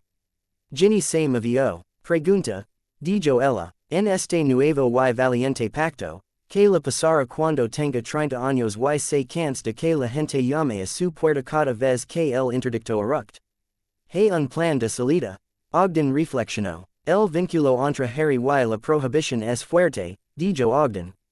No podemos deshacerlo sin arrancar pedazos de ambos. Sin embargo, podemos planificar sucesores. Aprendices. Un consejo. Formas de compartir el peso. Deberíamos haber hecho eso con Merlin. No lo hacemos. No repetiremos ese error. Merlin gruñó en la mente de Harry. Yo habría planeado sucesores si alguien me hubiera escuchado. Dijo Merlin. Por supuesto que lo harías, pensó Harry. McGonagall miró a Ogden. Quiero que eso esté escrito, dijo McGonagall. No solo hablado en alguna cámara oculta. Lenguaje claro. Sucesores. Responsabilidad compartida. Protecciones para el ancla como persona, no solo como función. Hablas como Hermione, murmuró Ginny. Me siento honrada, dijo McGonagall secamente. Harry se volvió hacia Dumbledore y Kingsley. ¿Aceptará el ministerio un pacto que les diga que no pueden tocar el ancla? Preguntó Harry. Ya lo intentaron una vez. Kingsley se encogió de hombros. A Scrimgeour no le va a gustar, dijo Kingsley. Pero no es estúpido. Después de lo que vieron en la cámara del velo, las cabezas más inteligentes del ministerio entienden que intentar poner la prohibición bajo control casi nos ha hecho morir a todos. Aceptaron algo que les permita decir que respetan las leyes antiguas mientras siguen teniendo un asiento en la mesa. Dumbledore asintió. El Wizengamot está lleno de personas a las que les encanta el sonido de la palabra compacto, dijo. Sentiran que es muy importante firmar su nombre bajo un documento que tenga el ancla de Merlin en la parte superior. Los ojos de Ogden brillaron. Bien, dijo Ogden, pueden sentirse importantes mientras nosotros evitamos que el mundo se resquebraje. Harry dejó escapar un suspiro lento. Muy bien, dijo. Condiciones. Ginny hizo un pequeño sonido de aprobación. Primero, dijo Harry. No más contratos que utilicen mi nombre como anzuelo sin mi consentimiento. Obviamente, no más intentos de vincular la prohibición con la ley del ministerio de una manera que no pueda vir. Si quieres mi ayuda, pedela. Seguiré diciendo que no si creo que estás equivocado. Ogden asintió. De acuerdo, dijo él. Segundo, dijo Harry. Deja de tratarme como si fuera un artefacto que hay que guardar o un arma que hay que apuntar. Voy a volver a Hogwarts. Estoy terminando la escuela. Puedo jugar al Quidditch si la señora Pomfrey me lo permite. No voy a pasar el próximo año sentado en reuniones sobre el flujo estructural mientras todos los demás estudian para los exámenes. McGonagall realmente sonrió. Puedo vivir con eso, dijo ella. Kingsley hizo una mueca. Trataremos de reservarlo para emergencias y revisiones programadas, dijo Kingsley. Nada de sacarte a rastras de transfiguración por tonterías del comité. Tercero, dijo Harry. Usas este polvos para proteger a las personas que no tienen voz. No solo a mí. Si vas a escribir una nueva clase sobre animales fundamentales, asegurate de que no se pueda usar para meter a algún pobre niño en una celda porque nació con una extraña conexión con la magia antigua. Nada de Azkaban por ser inconveniente. Los ojos de Dumbledore se enternecieron. Lucharé por eso, dijo Dumbledore. Kingsley asintió. Yo también, dijo él. Ogden miró a Marchbanks. Ella asintió brevemente. Podemos apoyarlo, dijo Marchbanks. No tenemos por costumbre arrojar niños a las cárceles para calmar a políticos asestados. Harry miró a Ginny. Lo observaba con un orgullo firme y feroz. Está poniendo a mucha gente muy nerviosa, dijo suavemente. Bien, dijo. Se volvió hacia el lavabo. Escribe tu contrato, dijo Harry. Envíame un borrador. Leeré cada línea. Hermione leerá cada línea dos veces. Si estamos de acuerdo, firmaré como quieras llamarme. Ancla. Representante. Dolor de cabeza en forma humana. Lo que sí. Ogden realmente se rió. Hecho, dijo. Marchbanks inclinó la cabeza. Bienvenido al consejo, Potter, dijo ella. Harry hizo una mueca. No digas eso como si fuera un honor, dijo. Todavía te estoy cobrando el alquiler por vivir en mi cabeza. Merlin resopló. No podías permitir mi alquiler, dijo Merlin. Harry sonrió débilmente. Ya veremos, pensó. Entonces entró Pomfrey, sin parecer impresionado. Ya es suficiente, dijo ella. Fuera. Todos ustedes. Él necesita descanso, no debates constitucionales. Dumbledore se puso de pie de inmediato. Por supuesto, dijo él. Miro a Harry. Volveremos cuando Madame Pomfrey lo permita. Hasta entonces, descanse. McGonagall le dirigió a Harry una mirada aguda y cariñosa. Intenta no reescribir más leyes desde tu cama, dijo ella. No prometo nada, dijo. Kingsley inclinó la cabeza. Haremos todo lo posible para construir algo con lo que puedes vivir, dijo él. Las imágenes de Ogden y Marchbanks parpadearon y se desvanecieron mientras la vacía se oscurecía. La habitación se quedó en silencio. Pomfrey dejó que Ginny se quedara. Harry cerró los ojos por un momento, exhausto. El profundo pulso bajo el mundo continuaba. Esta vez, se sentía como algo con lo que había negociado, no como algo que simplemente presionaba. Lista de escena 2. Harry, Ginny, Madame Pomfrey, Dumbledore, McGonagall, Kingsley, Ogden, Marchbanks, la voz de Merlín. El juicio tuvo lugar un mes después. El invierno se cernía sobre Londres en un gris uniforme. El atrio del ministerio estaba más frío de lo habitual a pesar de las protecciones. La F. Uint había sido desmontada hacía mucho tiempo. En su lugar se alzaba una columna limpia y sencilla talada con nombres de personas perdidas en la guerra hasta el momento. A Harry no le gustaba mirarla. Lo hizo de todos modos al pasar. Ginny caminaba a su lado, vestida con túnicas sencillas. Ron y Hermione los flanqueaban. Kingsley los recibió cerca de los ascensores y los condujo hacia abajo. No, tienes que testificar, dijo Kingsley mientras bajaban. Lo sé, dijo Harry. Scrimgeour preferiría que lo hicieras, dijo Kingsley. Quiere la imagen. El chico que vivió levandro al señor oscuro ante la justicia. Harry puso los ojos en blanco. No soy un póster, dijo. Lo sé, dijo Kingsley. La sala del tribunal ya estaba medio llena cuando llegaron. Los grandes bancos de piedra que rodeaban el su. Elo estaban llenos de brujas y magos con túnicas formales. Las insignias de prensa brillaban en algunas solapas. Las plumas rascaban. Las cámaras hack la silla encadenada en el centro de la sala sostenía a Voldemort. Verlo ali era extraño. Lavaba unas simples túnicas oscuras sin adornos. Tenía las manos atadas con unos grilletes sencillos y pesados. Las guardas brillaban alrededor de la silla. Su rostro parecía demacrado. La distorsión reptiliana seguía ali, pero más delgada. Sin anclas de horcrux ni trucos de vacío, parecía menos un mito y más un hombre que había hecho cosas terribles. Y había sido devorado por ellas desde dentro. Observaba la habitación con ojos rojos y apagados. Dumbledore se sentó entre los testigos. McGonagall también. Ogden y Marchbanks se habían negado a venir en persona. Dejando a sus abogados y una declaración escrita sobre crímenes estructurales. Scrimgeour presidía en su calidad de ministro, con el asiento del jefe de los brujos temporalmente vacío. He, ngs le llevó a Harry a un banco cerca del frente.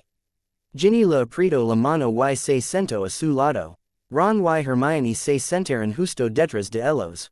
Los susurros recorrieron la sala. Nombres como Potter y Voldemort silbern por el air. Harry los ignoró. El juicio se abrió con cargos formales. Crímenes de guerra, asesinato, tortura, uso de rituals prohibidos. Intento de colapso estructural. Crímenes contra la prohibición como entidad. La lista continuaba. Voldemort no se inmutó. Cuando le pidieron que se declarara culpable, sonrió. Culpable de los actos, dijo. No culpable de la idea de que estaba equivocado. Un murmullo bajo recorrió la habitación. La mandíbula de Scrimgeour se tensó. Sí como sí, dijo Scrimgeour, responderás por ellos. Los testigos iban y venían. Los horrores describían incursiones y cadáveres. Los sanadores hablaban de maldiciones que roían los huesos mucho después de la herida inicial. Algunas víctimas se presentaron. Algunos enviaron testimonios escritos. No demasiados. La mayoría prefería quedarse en casa y intentar reconstruir sus vidas. Dumbledore habló de Tom Riddle. El orfanato. El chico de Hogwarts que una vez había hecho preguntas sobre la vida después de la muerte con demasiada intensidad. Harry asuco. Había oído algunas de esas cosas antes. Todavía la retorcion algo en el pecho. Hermione susurró en voz baja. Eso no lo excusa, dijo ella. Nada lo excusa, lo sé, dijo Harry. Por la tarde llamaron a Harry. Camino hacia el centro de la sala, sintiendo el peso de cien ojos. Las cadenas de la silla de Voldemort tintieron. Diga su nombre para que conste en acta, dijo Scrimgeour. Harry James Potter, dijo Harry. Estás aquí como el que puso fin a la campaña del Señor Oscuro, dijo Scrimgeour. Tanto en el cementerio hace años como en el departamento de misterios el mes pasado. Harry resistió el impulso de mirar la columna de nombres. Yo estuve allí, dijo. Al igual que muchas otras personas. Hubo un pequeño movimiento en los bancos de atrás. Algunos de ellos aprobando, algunos impacientes. Scrimgeour entrecerró los ojos. Para el tribunal, dijo Scrimgeour, describe lo que ocurrió en la cámara del velo. Harry lo hizo, lo mantuvo simple, habló sobre la brecha, la forma en que la magia se había debilitado, los nuevos trucos de Voldemort con el vacío, el desgarro en el velo, la presión de la prohibición, la voz de Merlín, su elección, no lo dramatizó, no lo subestimó. Cuando terminó, la sala estaba muy silenciosa. ¿Por qué no lo mataste? Preguntó una bruja del Wizengamot. Su tono no era cruel. Curioso. Tenías el poder, tenías la oportunidad, te habrían elogiado. Harry miró a Voldemort. Los ojos rojos lo observaban con una extraña y fría concentración. He matado gente, dijo Harry. En el cementerio, en la guerra, a veces porque no tenía otra opción. A veces porque nadie me dijo que había otra manera. He aprendido a odiar lo fácil que es justificarlo. No quería salir de esa cámara como verdugo otra vez. Respiró hondo. Y no quería que tuvieras una historia limpia, dijo, mirando al mago que había preguntado. Es demasiado fácil convertirlo en un monstruo al que puedes culpar de todo y luego volver a la vida como de costumbre. Es humano. Hizo elecciones, igual que la gente que lo siguió. El murmullo que recorrió la sala esta vez fue más agudo. Scrimgeour golpeó su martillo. Hablas como si el resto de nosotros estuviéramos en juicio, dijo Scrimgeour. En cierto modo, lo somos, dijo Harry. Ustedes construyeron un mundo en el que un chico como Tom Riddle podía ser por todas las grietas y decidir que matar era la única manera que importaba. Ustedes construyeron un ministerio que pensó que podía encadenar la magia antigua y fracasó. Ustedes construyeron una sociedad en la que los mortífagos podían caminar libres durante años porque tenían los nombres correctos. Se encogió de hombros, sintiendo que el calor le subía a la cara. Cuando era un bebé, me convertiste en un símbolo en lugar de una persona, dijo. Estoy cansado de eso. Así que no, yo no lo maté. Tú te encargas de él. Esta vez tienes esa elección. La expresión de Scrimgeour apenas cambió. Sus ojos decían más que su rostro. Ha dejado claras sus opiniones, dijo Scrimgeour. No hay más preguntas. Otra bruja se puso de pie. Señor Potter, dijo ella, ahora desempeña usted un papel formal con respecto a la prohibición. Cree que este tribune, al tiene derecho a juzgar crímenes que tocan ese nivel. Harry pensó en Merlín, en Ogden y Marchbanks, en el compacto borrador que Hermione y él habían pasado noches garabateando con tinta roja. Sí, dijo Harry, si se hace abiertamente, si escuchas a la gente que entiende lo que tú no. Si no finges que la ley sustituye a la responsabilidad. La prohibición no es un dios. Es un conjunto de reglas. A veces necesita ayuda. Ahí es donde entra la gente. La bruja asintió lentamente y se sentó. Voldemort observaba todo esto con una expresión ilegible. ¿Tiene alguna declaración sobre la naturaleza del Señor Oscuro que este tribunal debe considerar? Preguntó Scrimgeour. Harry reflexionó. Es muy inteligente, dijo Harry. Está muy roto. Es muy peligroso. Tampoco es magia en sí mismo. Tomar su vari. Ta no arregla las cosas que hicieran atractivas sus ideas. Haz ese trabajo o alguien más como él estará donde está en 20 años. Sos lo measure que puedo decir. Dio un paso atrás. Lo dejaron ir. Cuando regreso a su asiento. Los ojos de Voldemort se encontraron con los suyos. Por primera vez, Harry vio algo parecido a la curiosidad en ella. Te arrepentirás de dejarme con vida, murmuró Voldemort cuando Harry pasó. Su voz era lo suficientemente baja como para que solo Harry la oyera. Tal vez, dijo Harry. Me arrepentiría más de matarte. Siguió caminando. Ginny le tomó la mano cuando se sentó. Su agarre lo estabilizó más que cualquier brisa calmante. El juicio duró 3 días. Al final, el Wizengamot emitió su veredicto. Culpable en todos los aspectos. Condenado a un bloque de alta seguridad recién creado bajo el ministerio. Custodiado tanto a nivel normal como fundamental.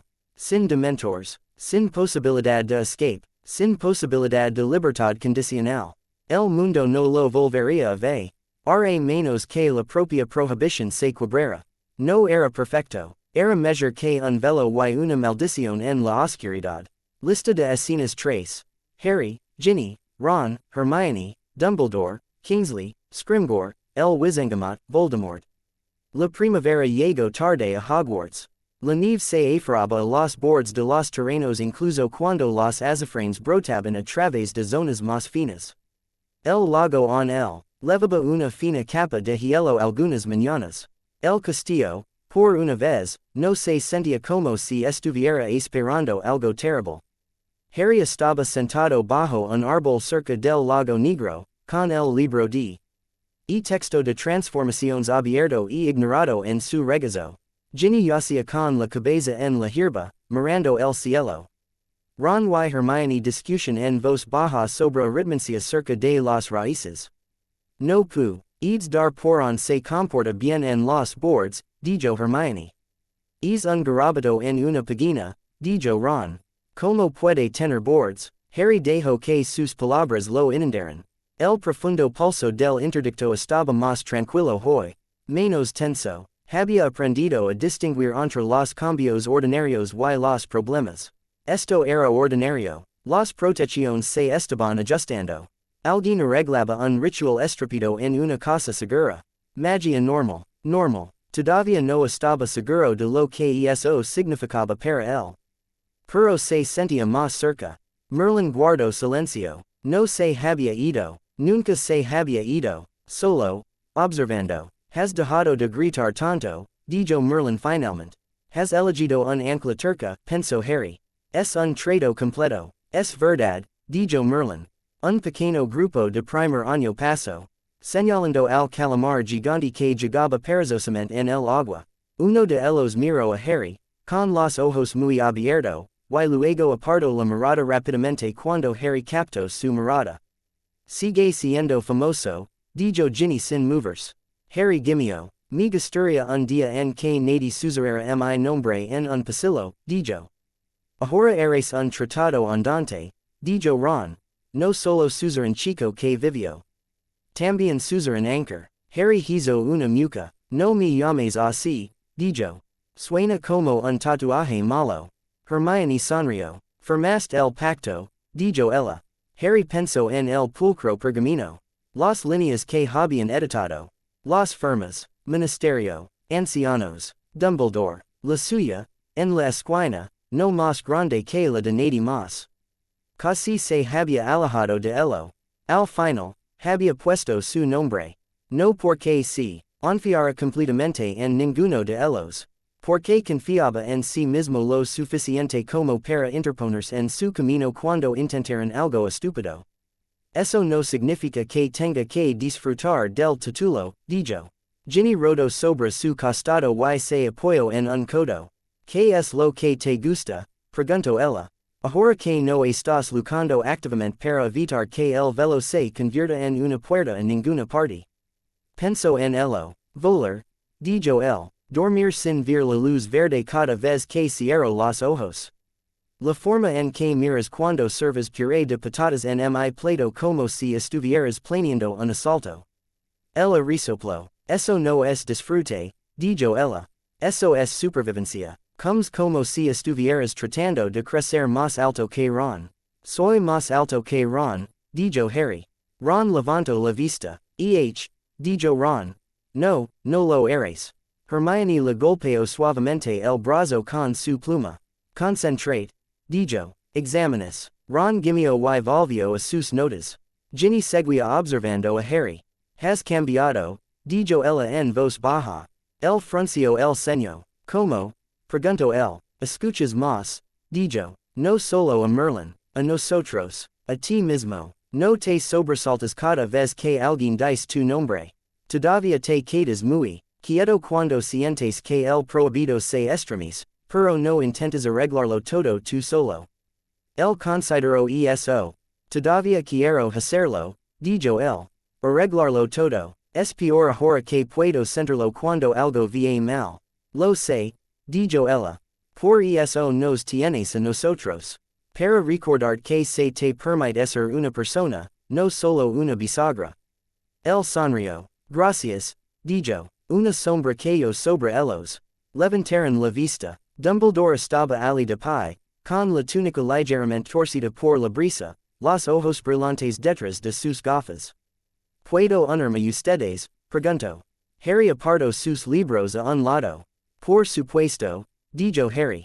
Dumbledore se dejó caer sobre la hierba con un pequeño sonido que podría haber sido un gemido. La edad pasaba sobre él más pesadamente ahora que la crisis constante se había calmado.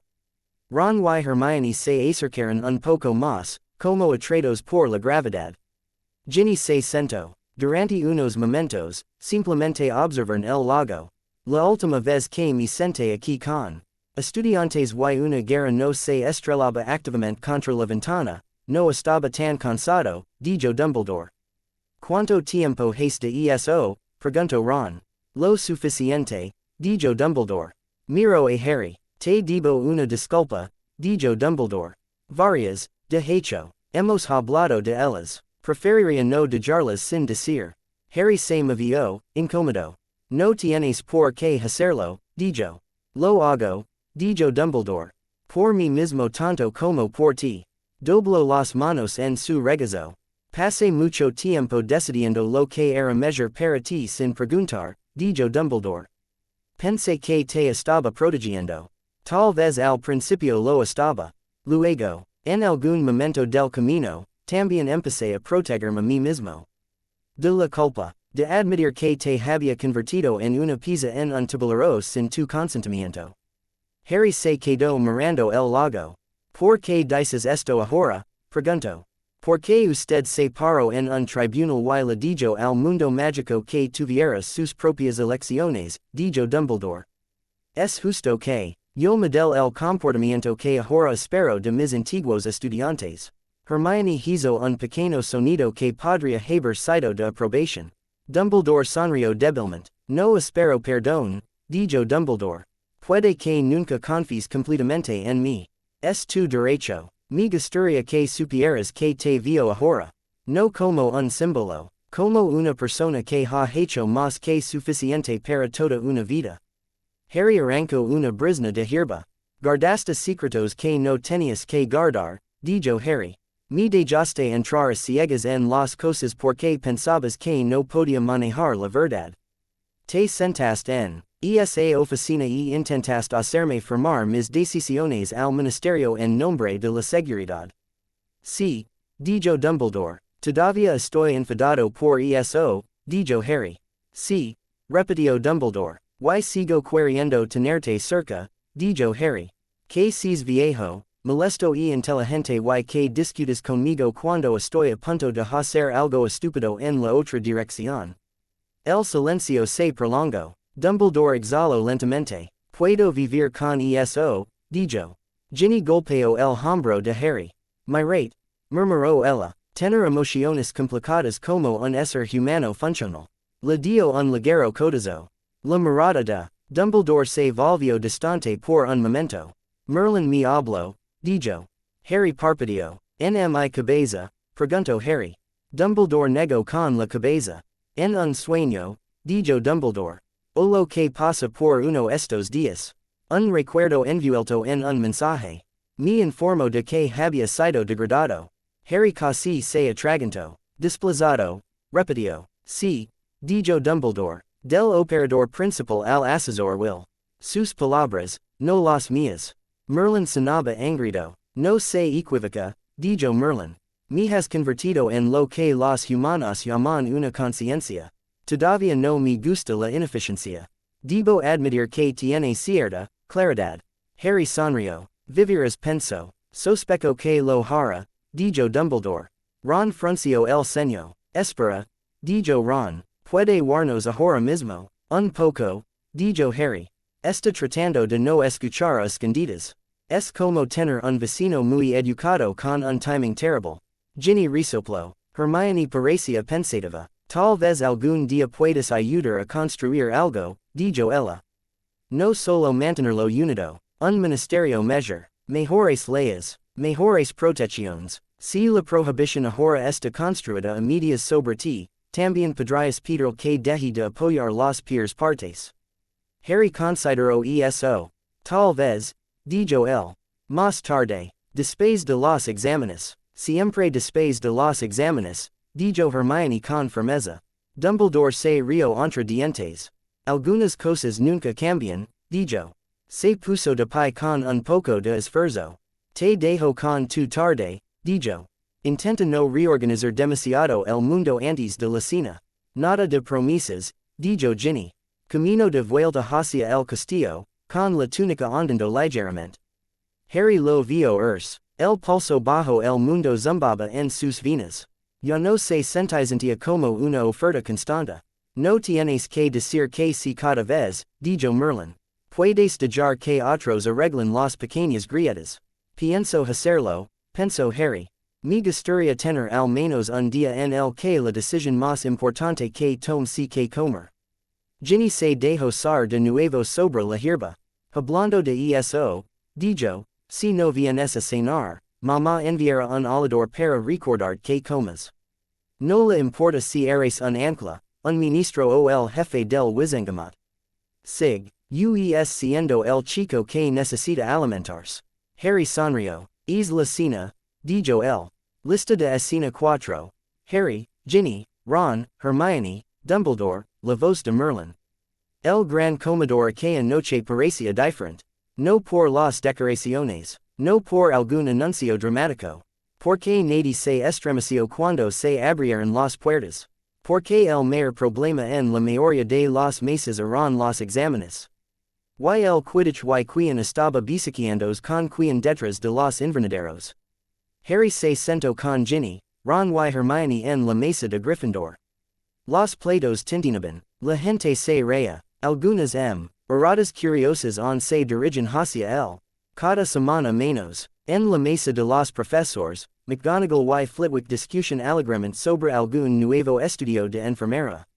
Hagrid agitaba su tenedor hacia alguien en una historia. Dumbledore escuchaba más de lo que hablaba. Una lechuza entró en pecado y dejó salir una carta doblada delante de Harry. Reconoció el celo. Consejo de Anchor Compact. Oh, bien, murmuró. Trabajo para mi otro trabajo. Ginny tomó la carta, la abrió y la hojeó. Reunión el mes que viene, dijo ella. Elementos de la agenda, reforma de los pabelones, diseño de reemplazo de Azkaban. Alcance educativo. Una nota preguntando si estaría cómoda asistiendo a través de una proyección en lugar de en persona.